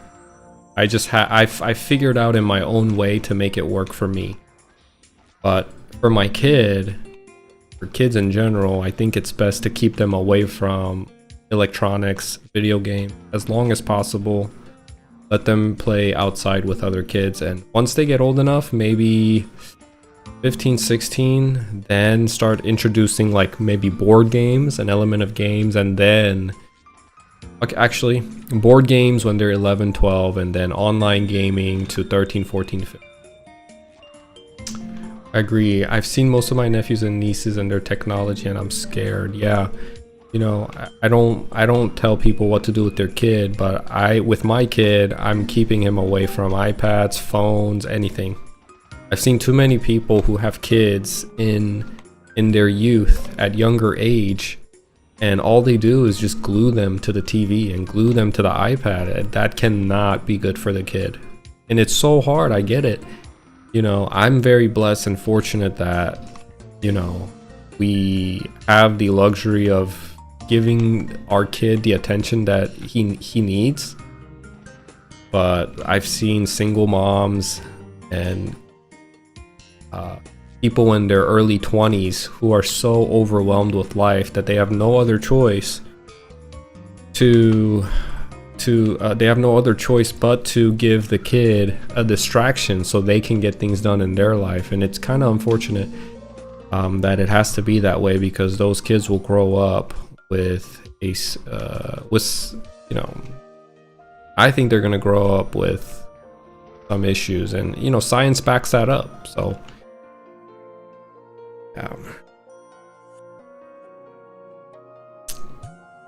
that was me too, bro. That was me too. I got introduced to video games at a really young age, like 8 maybe, 8, 9, 10, maybe even younger. Goodness, you know. And I had trouble dealing with gaming all my life, during middle school, high school, even in the military. But I was one of those guys, like you said, I would stay up playing Maplestory all night until 3 a.m., 4 a.m. I would get 2 hours sleep and still go to school. I never, like, I would push my body to the limit, but I would not let myself slip, if that makes sense. I wouldn't not go to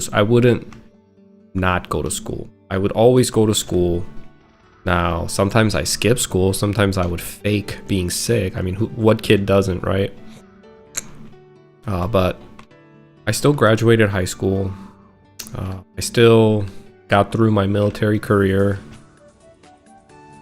But I will say it was tough, because some nights I would get 2-3 hours of sleep playing video games or League of Legends all night, and go to my job at the military and have a hard time getting my job done at work.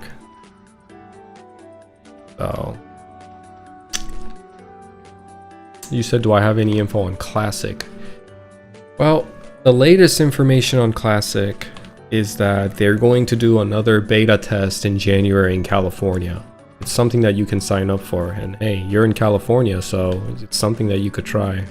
So more information is probably going to come out middle of January, and they're doing a play test all the way till February.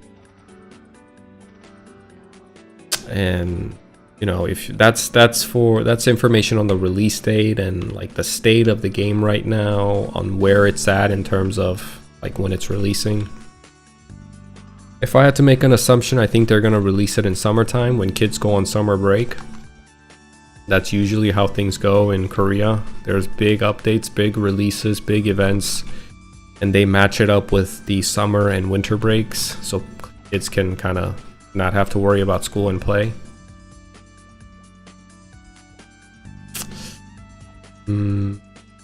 Now, Classic Maplestory is going to be, they're saying it's not going to be a complete remake of old school Maplestory, but a reattempt to, meaning like they're going to bring back old school Maplestory with its own flavor and with its own changes.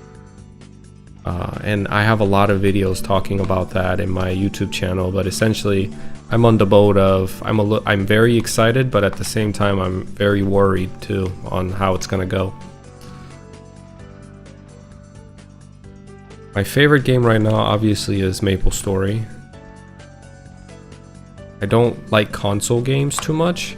I do have a PlayStation controller that I hook up to my PC to play games like Elden Ring or like fighting games if I have to. I loved Silent Hill. So I played Silent Hill on the controller, which was an awesome experience. There's some games that just needs to be played on a controller, and Elden Ring was one of them, and Silent Hill was another one. Is it because they don't want to make it grinding like back in the old days? I think they said they're gonna keep the EXP and drop rates the same, so it's probably gonna be grindy. I think they want to do minor changes to the game that makes sense. So, for example, if you've played old school Maplestory, you would know that Dragon Knights and Priests are like a dynamic duo. Dragon Knights can give hyper body, extending the Priest's HP pool, making them a lot more safe, so they don't have to use Magic Guard. So they're saving potions, right? Because if you use Magic Guard, then you're essentially taking you're using more potions to stay alive. But with hyper body from a spearman, you could go to a higher level training ground and not use magic guard and just continuously use heal and not die. Now on the other side with Dragon Knights, it's the most money draining class when it comes to the warriors compared to compared to fighters or pages. Dragon Knights do not have power guard. They take a lot more damage when they get hit. But because they have hyper body, usually what ends up happening, and you would know this if you played old school Maplestory, is that spearmen will take a priest alongside them, and they'll basically become best friends until 4th job advancement.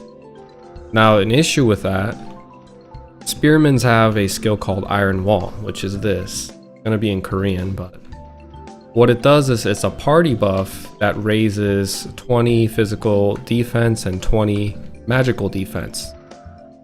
It's a party buff. It goes to you and to the priest and to other members if you have other members in the party.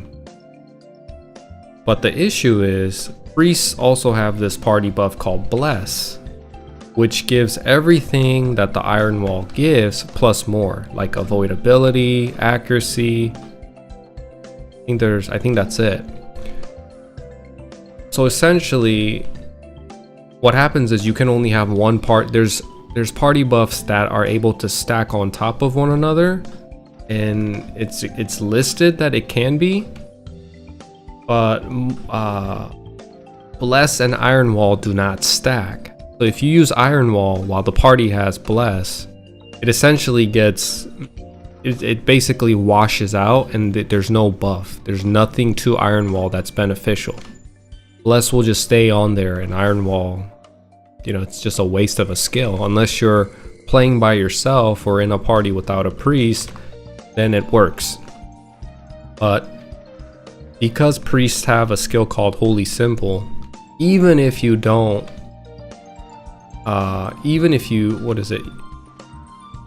because they have a skill called Holy Symbol, almost all party requires a priest to be in the party. So Iron Wall, they're trying to make changes to Iron Wall, which I think is a good thing. They're trying to give it a little bit more of a uniqueness and an identity to Iron Wall. I think they said they're going to add some stance buff. So stance, essentially what it is when you get hit by an enemy, you get pushed back like this, and you fly off, bounce off them. Stance allows you to get hit and not move. You become stationary and fixed. At a small percentage of a chance, they're gonna get you can get pushed, or you can get hit and not get pushed. And I think that's gonna be pretty important, and it's gonna make Iron Wall like at least usable. Even if it's like a 5 to 10% stance chance, it's something than nothing. So Maplestory Classic is gonna make those fixes that should have been done from the get-go. They're gonna look at those things and make changes. Those things I can agree with. Those things that they need to be changed, because they're staying true to the old school Maplestory and its formula and its design, but they're also making obvious changes that should have been done long time ago. It's not game changing or game breaking updates or changes, but it just makes sense. It's nothing controversial. Now, like, is it pretty OP? That's a conversation to be had. OP meaning overpowered, to give Iron Wall a stance chance to the entire party when Dark Knights are already giving hyper body to the party, which is a lot of people say overpowered party buff. To give them a stance chance on top of that to the party, will it make Dark Knights overpowered? That's a conversation to be had.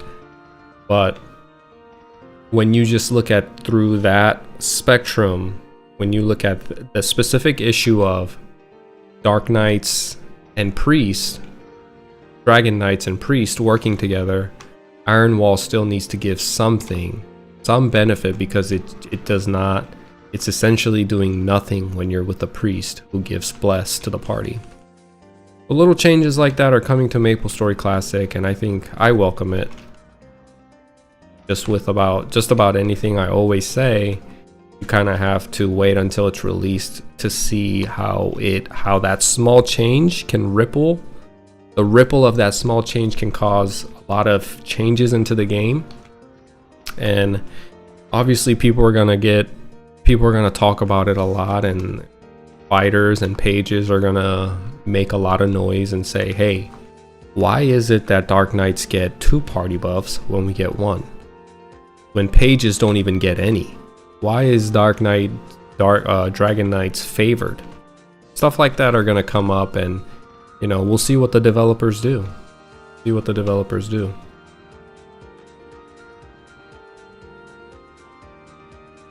Yeah, I was at work watching your take on Fire Mage and it made so much sense. I had an argument with my buddies. He keeps telling me to go Bandit.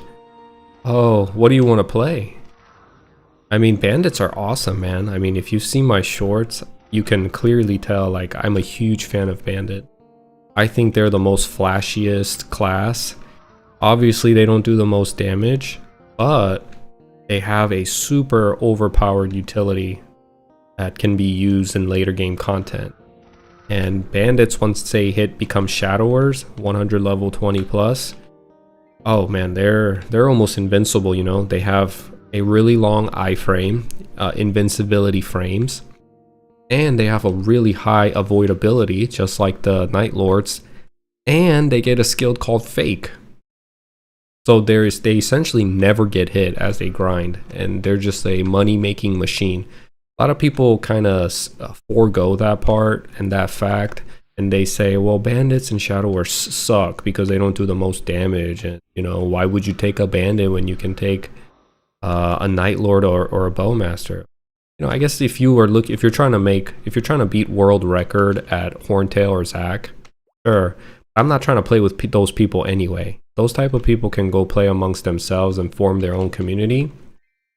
And even if I had a Fire Mage in my guild that was level 120, or a Ice Lightning, or a Hermit, or not a Hermit, or a Shadower, I would still take them.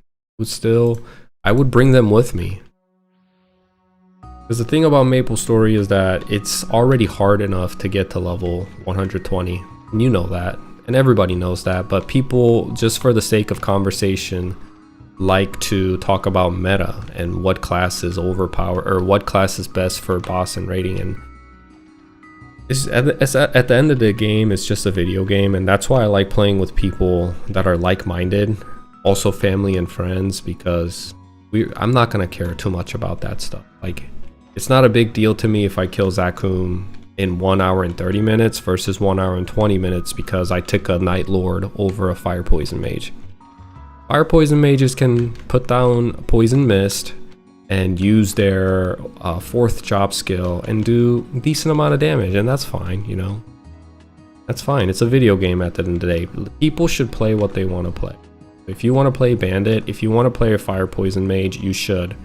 People just make a big fuss, and that's one thing I don't like about KMS, is that if you play a Bandit, if you play a Fire Poison Mage, because people are so driven by meta and efficiency, they won't accept you. And I can't really blame them, because these people are adults with life outside of the game. And if they have a limited amount of time to play the game, and this is the argument from the other side, right? I work a 9 to 5. I come home and I have 3 hours to play. I want to make sure I make the most out of it. I'm not going to invite you, Bandit, to my party because you're not killing the mobs fast enough as a hero would, or any of the meta classes would. Alright, whatever, you know. The issue with that is that that's not the minority. That's the majority in KMS. KMS people are very, very driven by efficiency, and you know what happens with that? It drives people to play Fire Poison Mage to become bullies. And they become that person that it just has a grudge and resents society for being so, you know, like a lack of humanity. So they become a Fire Poison Mage and just become like a nuisance in the culture, and just gives them a wake-up call. So it's, you know, it is what it is at the end of the day. I am gonna play it my way, and I'm just gonna play what I like to play. I'm gonna have fun. I'm gonna look at it as a video game. That's why I have a group of people like my brother and my friends who are gonna play with me, and I'm just gonna tell them, hey, like some of them, they've never played the game before. I'm gonna tell them, hey, play what you want to play. Play what you think is cool and whatever. Just look at the character and look at their skill. Don't read about it. Don't read any guides. Play what you want to play.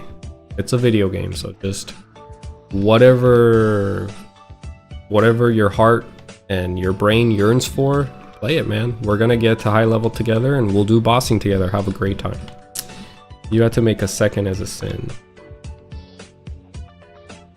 Yeah, I made a Dragon Knight because hold on. No,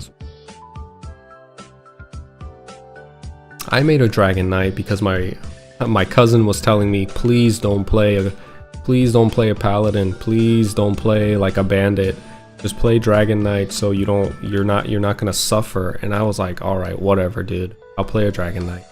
And granted, I'm having fun, but you know, the back of me, the true me wants to play a bandit. I want to play a bandit, and that's why I'm leveling a bandit off stream. And eventually I have plans to stream as a bandit more than as a Dragon Knight. I'm gonna play both, and I'm gonna get this character to 4th job advancement eventually, but my true me, the character that I want to play, is a bandit.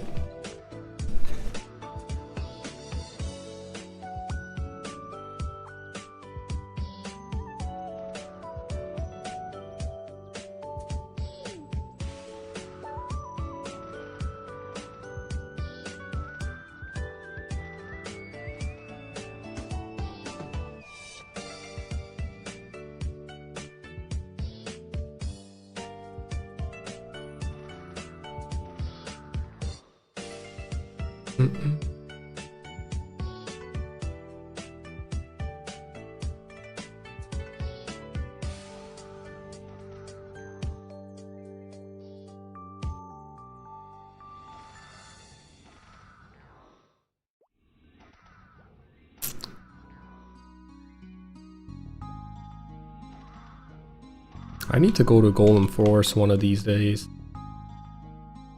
Kind of bring back the nostalgia, you know? I miss Golem Forest. I miss the golems dying. Noise they make when they die.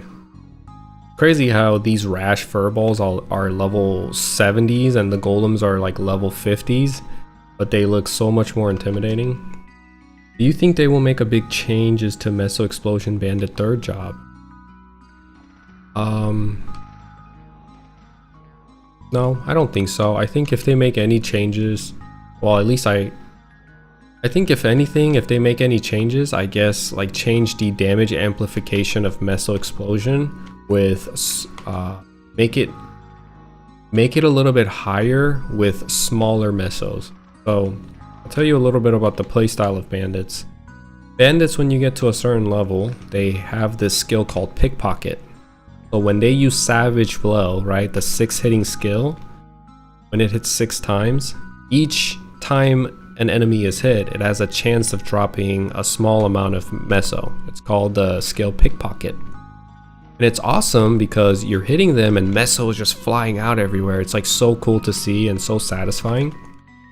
The issue with that is, one, it's not enough meso to pick up. It's just actually a waste of time for you to physically go pick up those mesos, and it's not worth it.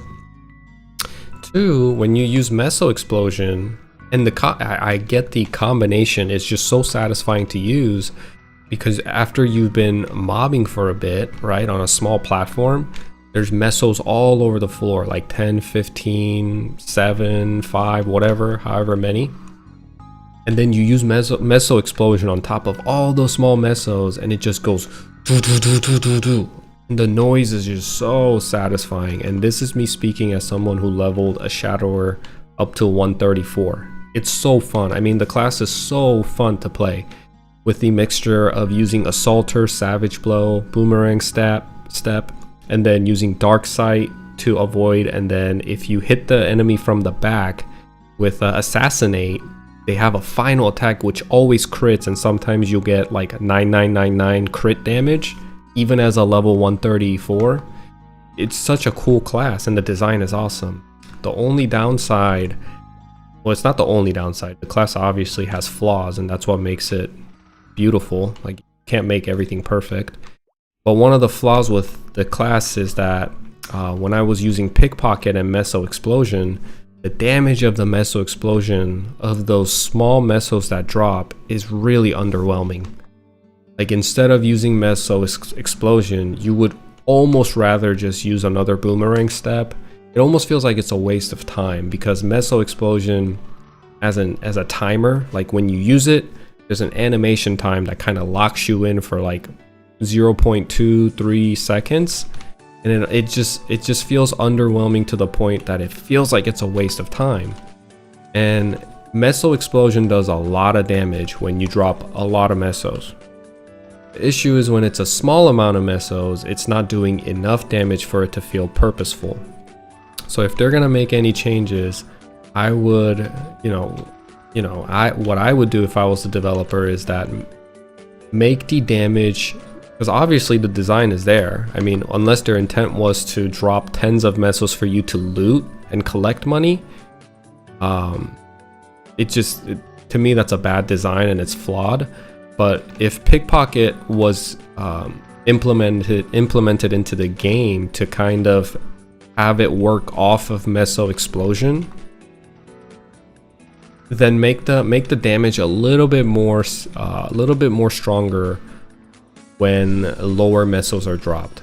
It doesn't have to be game breaking, but like, let's say if Boomerang Step I'm doing 6,000, 8,000, and with Savage Blow I'm hitting like 800 to 1500 damage per hit. But then I use Meso Explosion with all these Mesos on the ground and the damage is coming up to be like 800, 900, 700. Like, it's like super underwhelming, right? Like, I would rather it do a little bit more damage.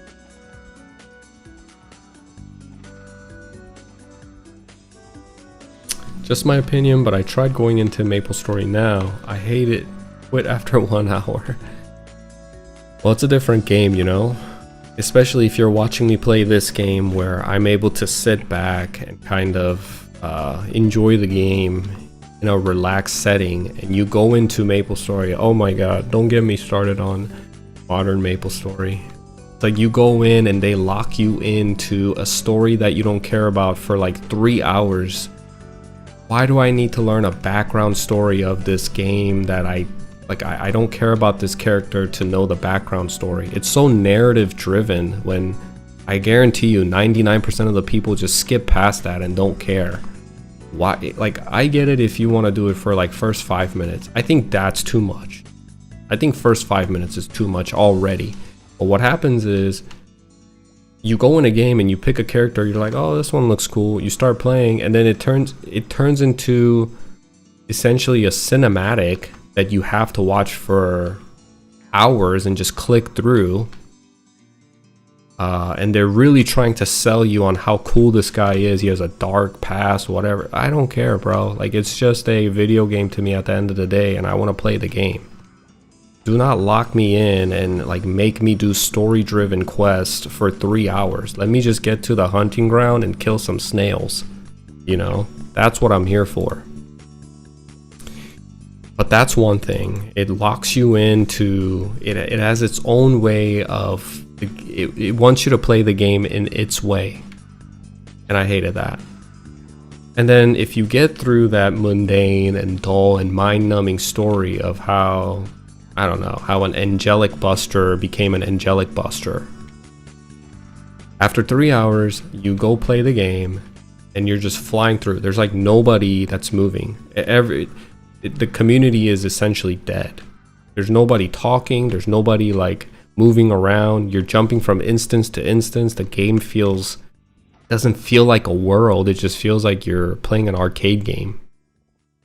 So you get to like level 30, 50, 60, 70 in like 5 minutes. You play the game for like 5 minutes after you get through 3 hours of tutorial.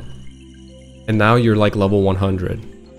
You play the game, and now you're flying around everywhere.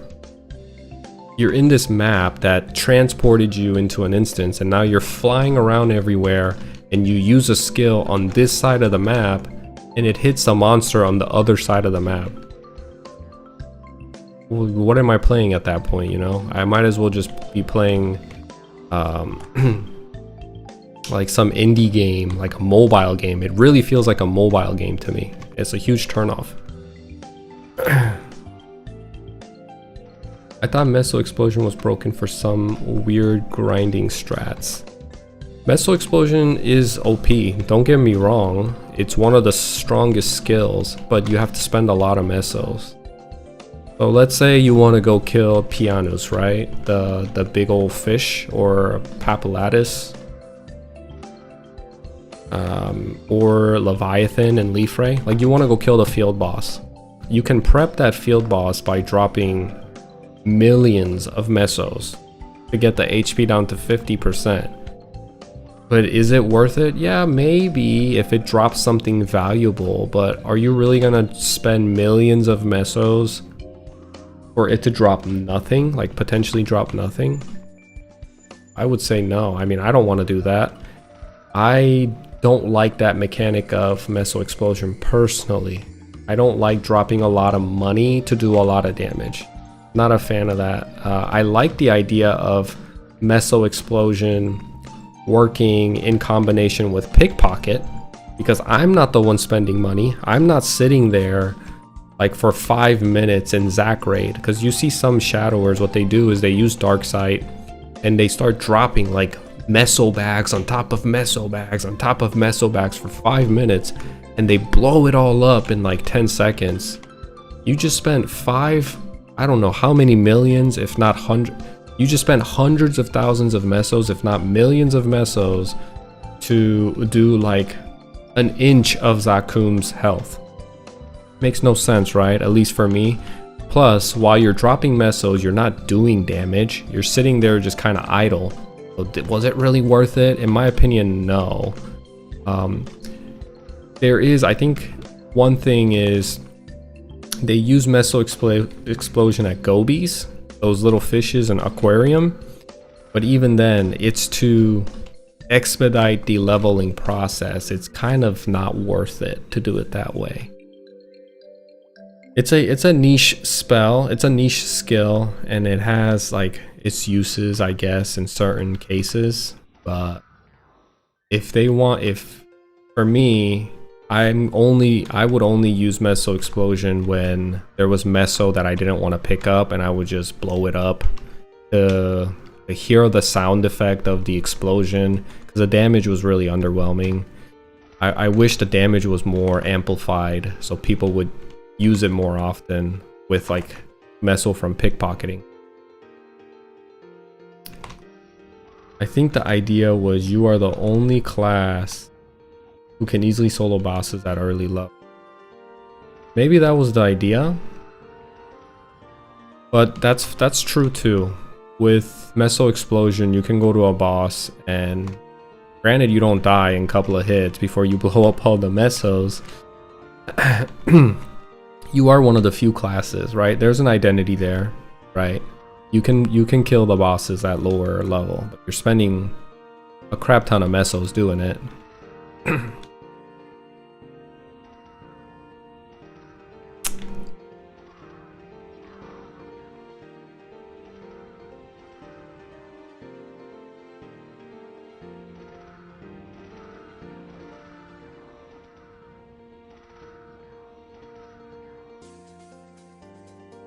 Yeah, if you guys want to play Bandit, I would highly recommend playing Bandit. Like, don't listen to what other people have to say. It's an extremely fun class. It's one of the few classes that makes you feel like you're actually doing playing an action RPG MMO compared to other classes like Dragon Knight. Like the class that I'm playing right now, this is the only way. This is probably the only way that this is the only attack that I'll use until level 200. You know, the Dragon Buster. when I hit my 4th job advancement, I'll get rush, I believe it's called in English. I'll use rush into the enemies to kind of collect them in a group, and then use Dragon Buster to grind them down. But the Shadower really feels like an evasive combo type of class. Like, you're doing combos, you're throwing jabs, right? You're quick, you're nimble, you're fast. Dragon Knight feels like I'm mopping, literally going around mopping leaf ray of these little dust bunnies. I'm cleaning. I feel like a janitor, and I'm just trying to get some loot by clearing up dust bunnies. And I think Shadower's unique in that sense. No other class has that type of feeling other than the Night Lord. Night Lord has a different mechanic where they feel like the combo, the feeling of playing that character. There's a unique feeling to the class for Night Lords that really other classes can't emulate. I guess that's just a thief thing in general. And I would not recommend playing Bowmaster because I've played Bowmaster and it's extremely boring. Extremely boring. You just kind of stand there and you use Hurricane. One skill. You press down one button at a boss. And it's kind of boring. It's kind of same thing for Night Lords, but at least they can jump around with flash jump and use triple throw. Shadowers, at least in boss, at least you're using boomerang step. You can't use assaulter. Kind of unfortunate, because you're gonna die if you use assaulter into Zakum or Horntail. You're gonna a death sentence. But while you're hitting the bosses, these mesos fly out everywhere, like little coins fly out everywhere. And once they stack enough, you can use meso explosion. There's like a little bit of combo in there. Use Savage Blow to get the mesos out. Use Boomerang Step when you need to reach a longer distance, because Boomerang Step is longer on the x-axis. When you use it, sometimes you can hit multiple arms, whereas Savage Blow, it's more of a single target, just to drop the mesos type of thing. How would you fix that, in your opinion, to make Bowmasters work? Well, I don't know, man. Like, because Hurricane is such an iconic skill to Bowmasters, you can't really take it away, right? Because you can't really take it away because it'll take away the class identity. And some people really like just sitting there pressing down one button on Hurricane. So if you take that away, you can't take that away. It's already cemented. You can't take Hurricane away. When people think about Bowmasters, they're thinking about Hurricane. I don't want to give Bowmasters a ability to jump attack. It's gonna feel like a mobile game, and it's gonna get too confiscated with Night Lords. It's gonna feel exactly the same. So what can you do to Bowmasters to make it more fun? Maybe you could introduce another attack in between Hurricane. This is why I'm not a game developer, because I don't know how to fix that. I say fix, but how I would make that class a little bit more interesting. I had a really bad experience with Bowmasters because because I had such a good time playing Shadower. I had such a good time playing Sniper as well. Like, if you look at Sniper, right? They're the brother of Bowmasters. It's a 4th job crossbowman, 4th job advancement snipers. Snipers have like 3 spells. Or 2? Either 2 or 3 attacking skills in their 4th job advancement. They have Snipe, which is really fun to use in between their attacks. They have a Dragon Pulse, which pushes enemies back. So when you take a sniper to, let's say, Zakum, right, compared to a Bowmaster's just sitting there and their damage kind of gets blended in with the Night Lords. It's hard to see the damage. It's hard to see your damage in the midst of 30 people. 16 people, 12 people. But with sniper, it's very easy to see your damage because you use snipe. It does so much damage and it sticks out like a sore thumb in the midst of all the thousands and 10,000s. If a sniper uses a snipe, it's gonna be like 99,000, and you'll see it. You'll see it pop up, and you know that was from the sniper. And you playing the sniper know that was your damage, right? But when I played Bowmaster, my personal experience was that I didn't enjoy it because I just felt like I was sitting there and holding down one attack. Now granted, I knew at the time I was doing the most damage alongside the other Night Lords in the party. It's like at least the Night Lords can jump and flash jump and do all these crazy stuff, and you know, they also have cool spells like fake. They're not getting hit. Bowmasters, you have to sit there and you're getting hit, you're getting stunned up from Zakum's pillars falling all on you, and you know, it's just not my cup of tea. Not my cup of tea.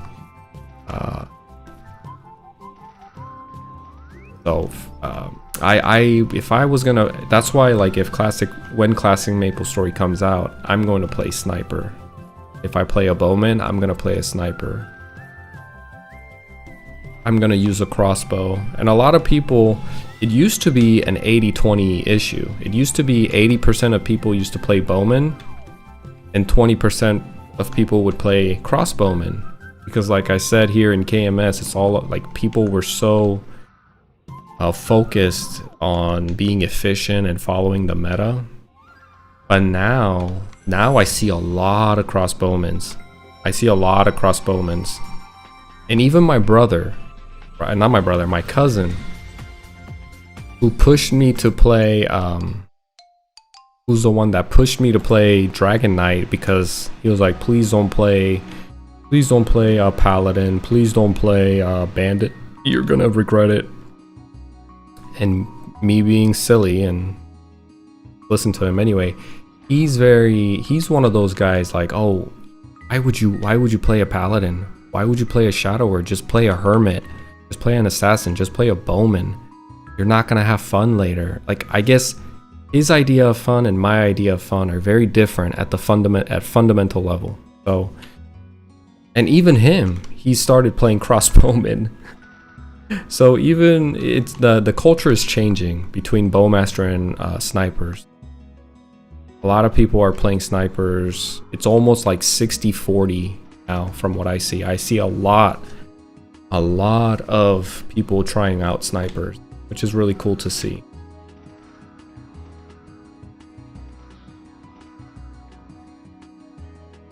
I think people romanticize and fantasize the use of Hurricane a lot, but when you use it for about 30 minutes, maybe not 30 minutes, when you use it for the first few days, you know, you kind of get bored, because the another thing is why it's so boring is that because it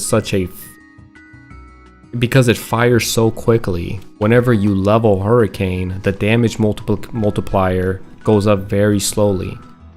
It's just like Savage Blow. I love Savage Blow, and I'm a level 45 bandit on my other character. But Savage Blow feels like I feel like I've been doing the same damage for the past 5 levels. Although I've leveled Savage Blow. What's 5 levels? You get 3 skill points for every level, so in 5 levels you get 15 skill points. I've put in 15 extra skill points to Savage Blow, but the damage doesn't get amplified that much because it's a multi-target, or it's a multi-hitting skill. So every time I level up Savage Blow, it goes up by 1%, and it's the exact same for Hurricane.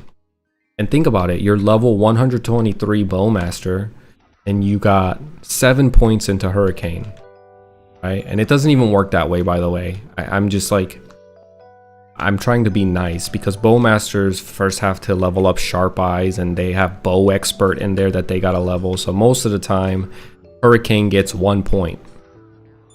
Or people divide up between giving Hurricane 1 point, Bow Expert 1 point, and Sharp Eyes 1 point, just to level all those things because they're needed in party and for damage amplification, yada yada yada. But let's say for the sake of the argument, Bowmasters, you dump 3 points into Hurricane at level 123. Your Hurricane was at level 7 and now it's at level 10. You're not even gonna notice the damage difference. It's still gonna be in the thousands. Maybe you'll see a little, like maybe you'll see 2,000 with a crit. A level 7 Hurricane is gonna do damage like 700, 800, 900, 1,200, 1,500 in a rapid session. It's small numbers flying out. And when you dump 3 points into Hurricane, that number isn't gonna change by that much. You're not gonna feel it, right? You're not gonna notice it until it's like way down the line. And leveling up plus when you're level like 123, 124, anywhere above 120, leveling up is a grind. And to not feel that physical sense of like yourself getting stronger, it's you can get bored quickly. That's why I didn't like Bowmasters. And you would think once you hit 4th job, because you learn Hurricane, you'll have so much fun. It was actually the opposite for me. I started like not enjoying it as much. And I actually missed the times when I was using Strafe, because those times I could definitely see my numbers changing. And it was easy to see my damage in the mix of all the others' damages coming in. Because it's like a 4 straight line, and then another 4 straight damage, and then another 4 straight damage. There's a significant amount of delay between those 4 lines of damage that comes in, that you can see which one's your damage. But when you use Hurricane in the midst of other bowmen using Hurricanes, in the midst of other Night Lords using triple throw with Shadow Partner, your damage gets buried, and it's hard to distinguish what's your damage and what's their damage at bosses. That's the experience that I had. And what is Bowmaster gonna do other than use Hurricane at bosses? What are you gonna do? You're gonna throw Arrow Bomb? Are you gonna throw Arrow Rain? No. Are you gonna use Strafe? No. Like, snipers don't have a rapid attack damage like that. They have Strafe, which is a 3rd job skill, and that's their main source of damage, with using Snipe intermittently. And at max level, Snipe has a 5-second cooldown. So you're using Strafe, which you can see the damage going in, and every 5 seconds you shoot out a big bolt that does max damage, which you can also see that's your damage. But for me, it's all about it. So that was the difference. Should they consider Pirate as a classic job? I'm sure they will. I think, wait, was that Mapleland or Maplestory Classic? But I think they should. But if you played Maplestory when Pirates were out, Pirates had a huge spot in parties, especially Vipers. I think up to Pirates, this is my opinion, I think up to Pirates, the game was pretty balanced still. Now when they came out with like hero classes like Dual Blade and Angelic Buster, you went too far. You went too far, and the game just kind of the game was catering to newer released classes. So when Dual Blades came out and Angelic Busters came out, they were win boosters. I don't know if you guys remember that. When those classes came out, they were super OP. I mean, they were flying around the map, doing all sorts of crazy stuff and doing the max damage. It made other players who had already achieved like 150 plus on Adventurer class, like Dark Knight, Night Lord, Bowmaster, Night Lords, Bishops, Archmages. These classes just got so... it was such like a huge disrespect almost to the players and the veteran players that dumped, I mean, years into the game, if not months, if not years into the game, getting to where they're at. And that's when Nexon became a money grab machine. They will release a new class, make it super overpowered, and it just never stopped. They felt that they knew that releasing a new class, making it OP, opened the gates of new players coming in, and opened the gates of people spending money on that class to make it open, have fun.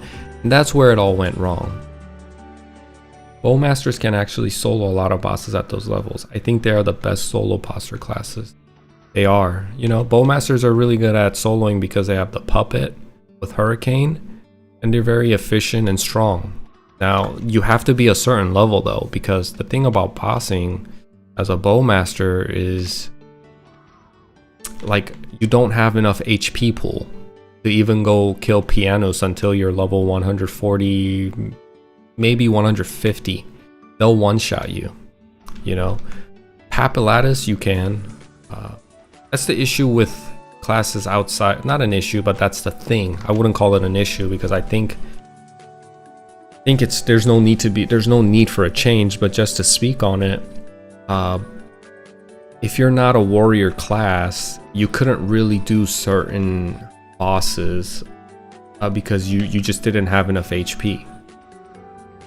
You know, but Bowmasters are really good because they have puppet, and once you get to a certain point, I think you can knock back Papillades. Leviathan, I know you can knock back with certain amount of damage. I don't know about pianos. You can't knock back pianos. You can't stagger them. But the same thing could be really said for like when you say best, right? Best for bossing. It's probably one of the fastest, yes. Along with Night Lords, because they do the most amount of damage, and then they have a puppet to kind of distract the enemies for a bit, and there's an element of control that can get into it where you can put down puppet to mitigate a certain damage, yada yada yada. Night Lords, they have a higher avoidability, so that works in your favor. Now, one thing that Bowmasters can't do that snipers can is stagger enemies, especially in between level 120 and 130 when your Hurricane isn't max level. You have to hit a certain amount of damage to stagger those field bosses, and if you're not hitting that, the bosses don't get staggered and they start charging towards you, and your puppet might die in 2 hits, and you can continuously use puppet. But with a sniper, because they're using strafe, which has a higher damage like a multiplier, you can stagger field bosses a lot easier, keeping them astray, keeping them back, not charging at you. So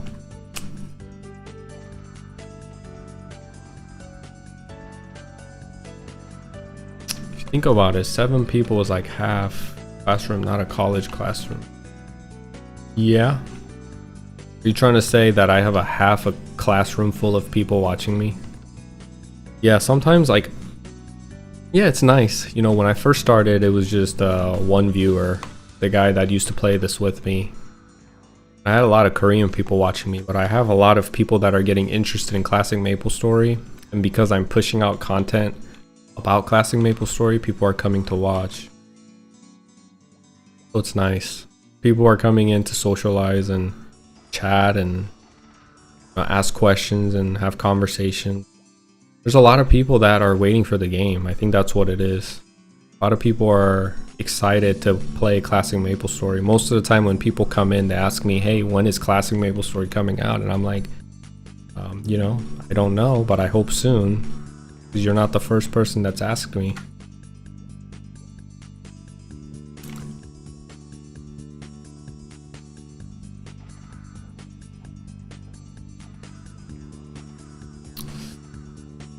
Maybe jump attack is the best way to make them more fun.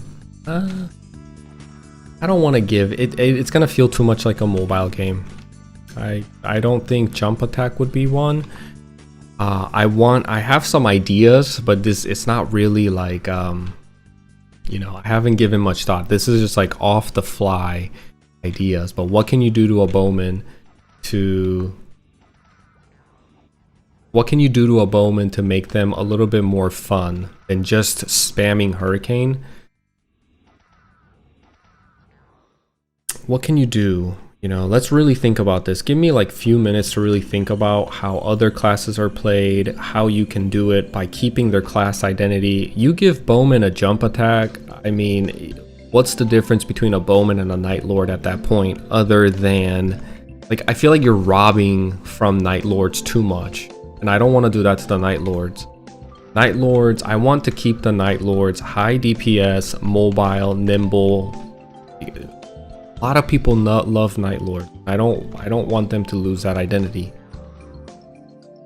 I would give Bowman, you know, let's think about what a Bowman is.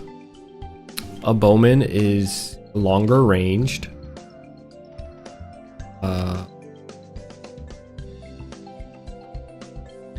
They use a bow, right? Yeah, they use a bow. What do they do? What do Bowmans do that you can make them a little bit more unique and their gameplay a little bit more fun? The difference is flash jump and haste. Yeah, but you get haste when you're in a party with a Night Lord, right? Like most of the time, let's say for the sake of the argument, that's the difference. But you know, I always talk about how are you gonna make Maplestory fun, and what is Maplestory? It's a social game, and I want to encourage people to play together. Haste is a unique ability that's a party buff that Night Lords bring. So most of the time, people, like even in party quests at lower levels, people are seeking assassins or bandits that have mastered haste, and it's a party buff.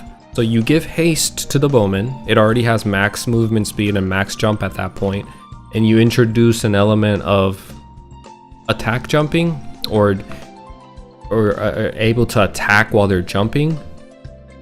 Hermits don't use flash jump all the time to grind. I mean, they use it as when necessary, right? So 80% of the time when hermits are grinding, they're not using flash jump they're using flash jump more as a mobility thing. Their core identity is the fact that they can jump, look back and throw stars, and gain distance, unlike a Bowman. Bowman has to really just walk, look over, stand and shoot, and they have to walk again and stand and shoot. And I see that here in Mapleland too, when I party with hermits and Bowmans all the time when I'm killing the sheeps. And honestly, when I look at it, they both look fun. They both look fun because hermits are jumping around everywhere. They're not necessarily using flash jump, but they're jumping around everywhere, and they're just jumping and throwing stars, jumping and throwing stars. They're just having fun their own time. Bowmans are fun because they're there and they have Hawkeye, right? They're micromanaging their space so the enemies don't come to them. Whereas a hermit is controlling himself to create space by attack jumping. There's the distinguishment right there. When it comes to party grinding, Bowmans have utilities. A puppet, they're able to summon an eagle that stuns enemies. When it's a marksman, they can freeze enemies. When it's a Bowman, they're able to stun enemies with arrow bomb. They have all these utilities that hermits do not have, and to give Bowmans another layer of I guess able to play like it. I feel like it's robbing the hermit's identity and also straying away from what a Bowman is supposed to be. So I mean, I understand what you're saying, to give Bowmasters a jump hurricane to make them a little bit more fun, but I think that's the wrong approach in my personal opinion. Now, I think they might implement it. It sounded like the director Ohanbjörn wants to allow jump attacking for Bowmans, and you know, if it happens, it happens.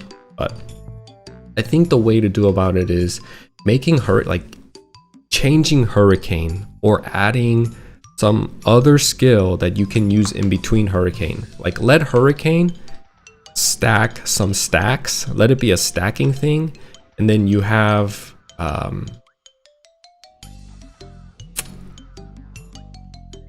you know what would be really cool?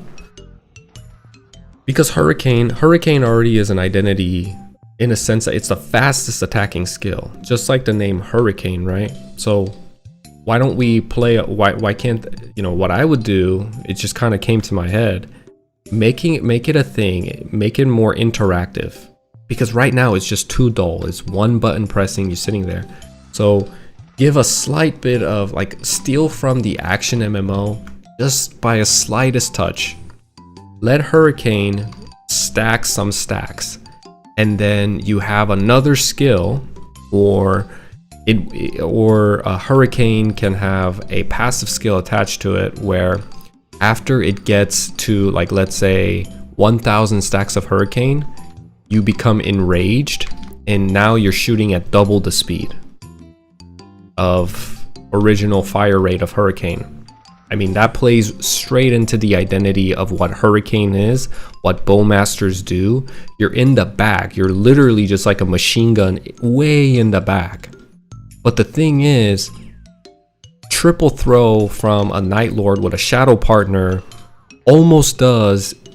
It's not that fast to really cement the identity of what a Hurricane should be, like its name. A Hurricane is what? Like super fucking fast, right? Excuse my language, but super fast. So play off that and give it some element of where you're not just turning off your brain and pressing one button and looking at your phone. Play off of the fact that there is a stacking element to Hurricane. So when it gets to stack 1,000, right, and you have to time it, now you're active, somewhat active. It's not turning into an action MMO. We don't want to do that to classic Maplestory, but give it some sort of an interactive element and also boost the character's identity and damage. So when Hurricane has shot 1,000 shots, it enrages, or it becomes a, I don't know, lightning Hurricane, and now it's shooting at 1.5 times the speed or twice the speed, and your character starts like having this very slight, and I don't like big effects, but maybe you can give a character an aura, like a very gentle, subtle aura, so other people know that you're enraged. Like, you know, that's where you can know, oh, this is a good Bowmaster and not a good Bowmaster. Because bosses have phases where there's phases in Horntail and Zakum where physical damage is negated. So you would have to time the enraged timer of your Hurricane to make sure you're not using it at when bosses have a physical damage negation buff up. So maybe you need to take a quick break and make sure that 1,000 stacks stack a little bit slower, right? Or you're stacking while he has physical damage negation up, and you stop at 999, and when the physical damage negation is down, you shoot, and now you're enraged, shooting double the speed, you know? And Bowmasters are supposed to be top DPS classes, just like Night Lords. So it's not like you're giving a new element, right? Like, oh, fire poison mages can tank. To me, I would have to see that to see how that plays out. But you're not taking anything away. You're not robbing anybody's identity by giving it a jump attack. You know, I don't want to see Bowmasters jumping and doing the same thing that Hermits do or Assassins do. And I personally see that in the parties that I play. Hermits and Bowmaster, or sorry, I'm gonna use third job names. Hermits and Rangers do completely different thing. Rangers are more of, like I said, they micromanage your space, so they make sure the mobs don't come to them, so they're bow whacking. They have a hawk arrow, they have arrow boom, they have the power knockback to knock enemies back and stun them with arrow boom. They're stationary. They're supposed to be like a ballistas. They're supposed to be like a machine gun in the back that's stationary. Hermits, on the other hand, they're supposed to be more mobile and nimble, true to their name, assassins, right? So they're more quick with their feet and nimble. And I think that's the identity that I would like to keep. So you asked, how can we make Bowmasters more engaging and fun? Just that slight tweak. It doesn't have to be anything crazy. Just a slight tweak of making the fourth job skill Hurricane a little bit more interactive instead of just pressing down one button and spewing out a spectrum of damage that's always the same. I mean, even at Hurricane level 30, you're not gonna see crazy numbers like, let's say for example, a Berserk 30 Dark Knight who has Berserk 30, has a good weapon. He's gonna be hitting for like a lot of numbers, right? Like if he used Dragon Buster with Berserk 30, Sharp Eyes, you're hitting I've seen a Dark Knight do 2500 per hit, per line on a 3-line skill. So Spear Buster here, it does 3 lines of damage. I've seen a higher level DK, well funded, Berserk 30, Stance 20, Maple Warrior without Sharp Eyes do 2500 per hit. That's 75 to 80k damage per hit, you know. And I'm not gonna deny that there's a sense of fun element when you see high number of damage. And people got so fixated on having fun by seeing high number of damage that it drove Maplestory into the game that it is now. Billions of damage. But at some point, it's too much. It's not even comprehensible, the damage that you're doing. Right? So, but the thing with Hurricane is it's not that. What I want to get to, my point is that Hurricane is not that. Hurricane is a rapid fire skill, even if you max at 30. Unless you're hitting a crit with Sharp Eyes and you'll see maybe 17k, 14k, 12k, your regular damage without crit is going to be 2 to 3k, 4k max. And then if you just do a regular crit, maybe you'll see 8k, 7k. And then if you do crit on top of Sharp Eyes, then you'll see like 5 digit damages. So I think Hurricane could use a little bit of interactive element to make Bowmasters a little bit more fun. Because the truth is, if you take Sharp Eyes 20 into a party with a Night Lord, same level, same funded as a Bowmaster, Night Lord's gonna out damage the Bowmaster.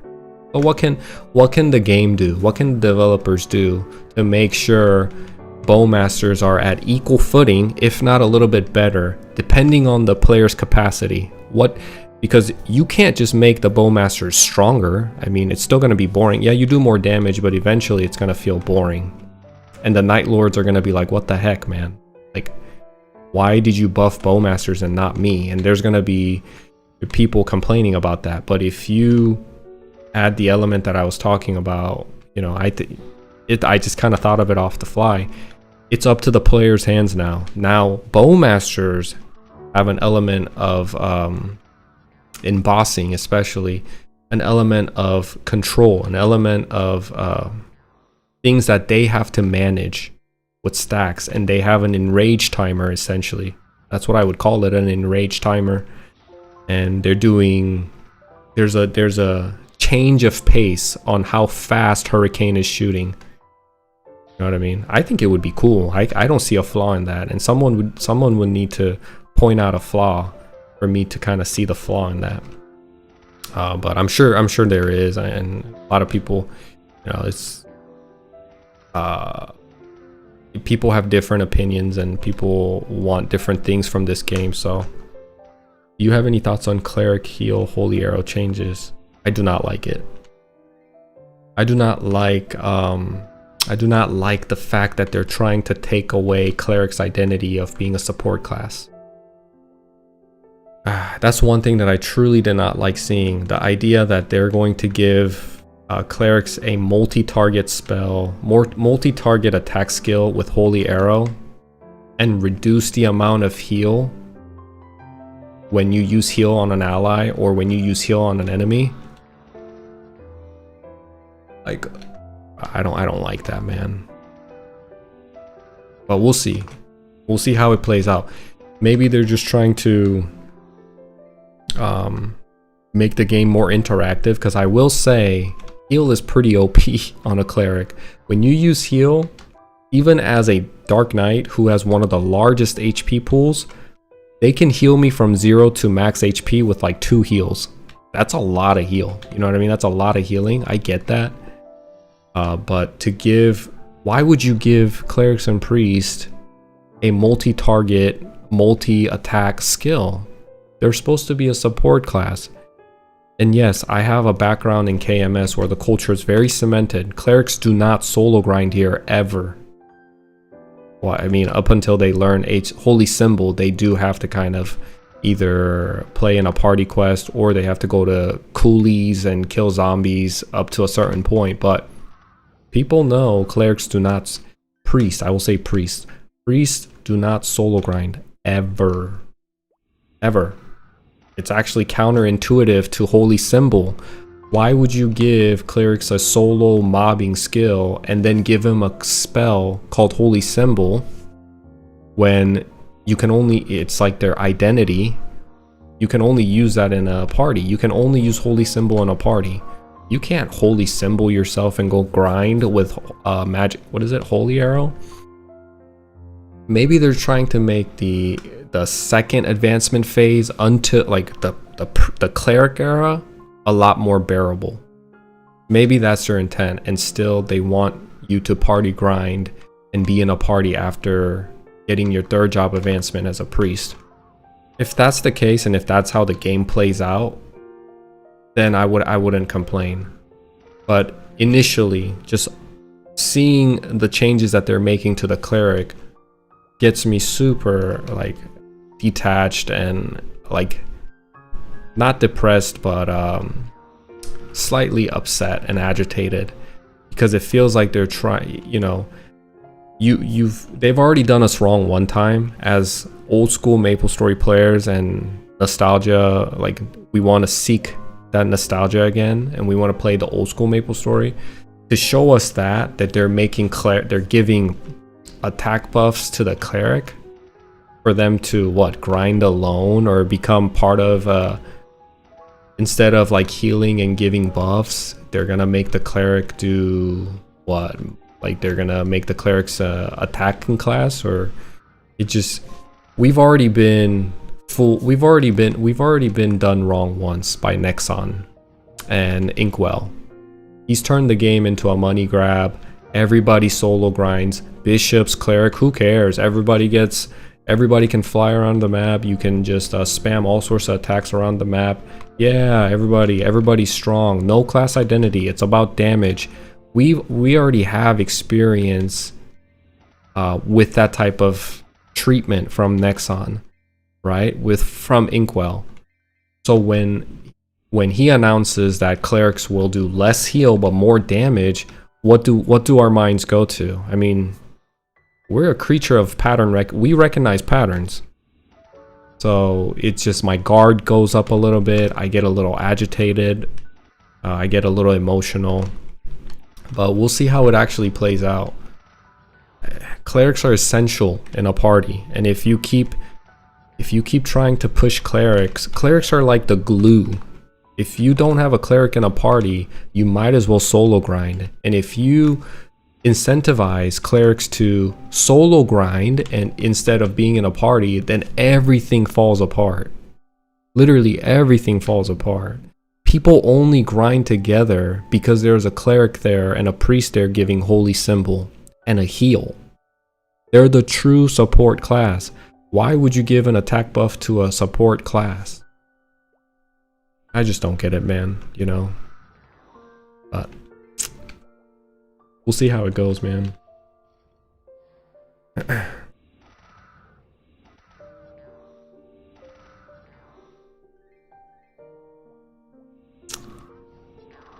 Wow, I got no loot, like none, and I've been here for what? Over an hour, I would like to say. Look at all these. 1, 2, 3, 4, 850 dark rash furballs.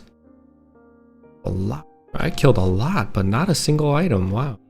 A little sad. But hey, am I complaining? No, because this is how, when you do actually get a loot, the dopamine is amazing. The reward system just, you know, you don't feel this in any other game. And just grinding here alone, I got 5% of EXP. I think newer players that come to this game are gonna be in for a rude awakening. There's no game like this in the market right now where it's this grindy. You know, you get to a certain level and you're like, damn, this game is grindy. People say old school RuneScape is grindy. This is grindy. This is grindy. I know guys that are in a super efficiency party, like super efficient party with bishops, highest damage, and they're like 150, 60 level. And mind you, level 200 is max, and they're only level 150, 60, and they get in a party, they only get like 5% EXP per hour. And that's them doing it the most efficient way possible. Dividing up the map like Korean players do in the most efficient way possible. They have a bishop there giving holy symbol, and they only get 5% per hour. So people are gonna be shocked at how grindy this game can be. But it's a good thing. It's a good thing. You don't want achieving max level to feel like it's like anybody can do it. That takes away the sense of accomplishment and the pride and all this. I know Korean players that reach level 200, they cry because they just get filled with a mix of emotions. Mix of emotions from getting level 200. Is it a little ridiculous? Yeah, because it's a video game at the end of the day, but these people treat it like it's a job, and you know, like they're climbing Mount Everest or something, and once they get it, they get filled with emotion. Now that is a true sense of feeling something, right? Feeling something, and you can go after grinding, hitting 200, the whole server blows up. The whole server blows up and congratulates the player for reaching 200, and now you're an idol in the game. That's what current MMOs and current games lack. It's too easy to level up. It's too... I know modern Maplestory, it's hard to reach like level 300 or something like that, but I guarantee you it's not as grindy as this.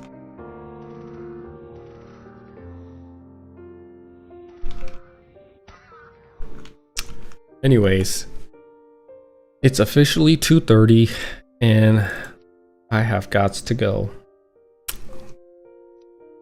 It's been real, guys. Been fun. I will be back on tomorrow to continue my grind and continue my play. Man, Rudolph, he's always in the way.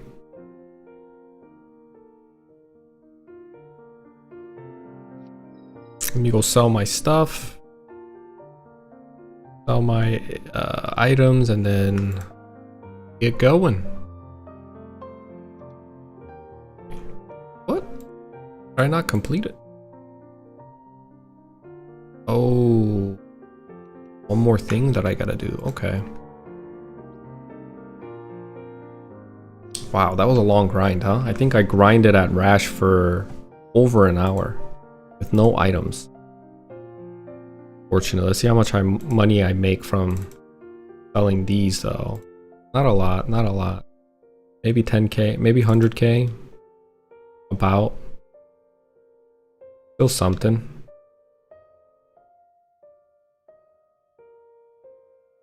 Got a lot of little gems. Can sell for a decent amount of money.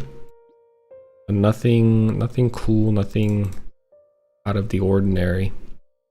Oh, I did get a lot of elixirs that I can sell to people. Those elixirs go for about 10k. Power elixirs for 20k, so collecting those are always good.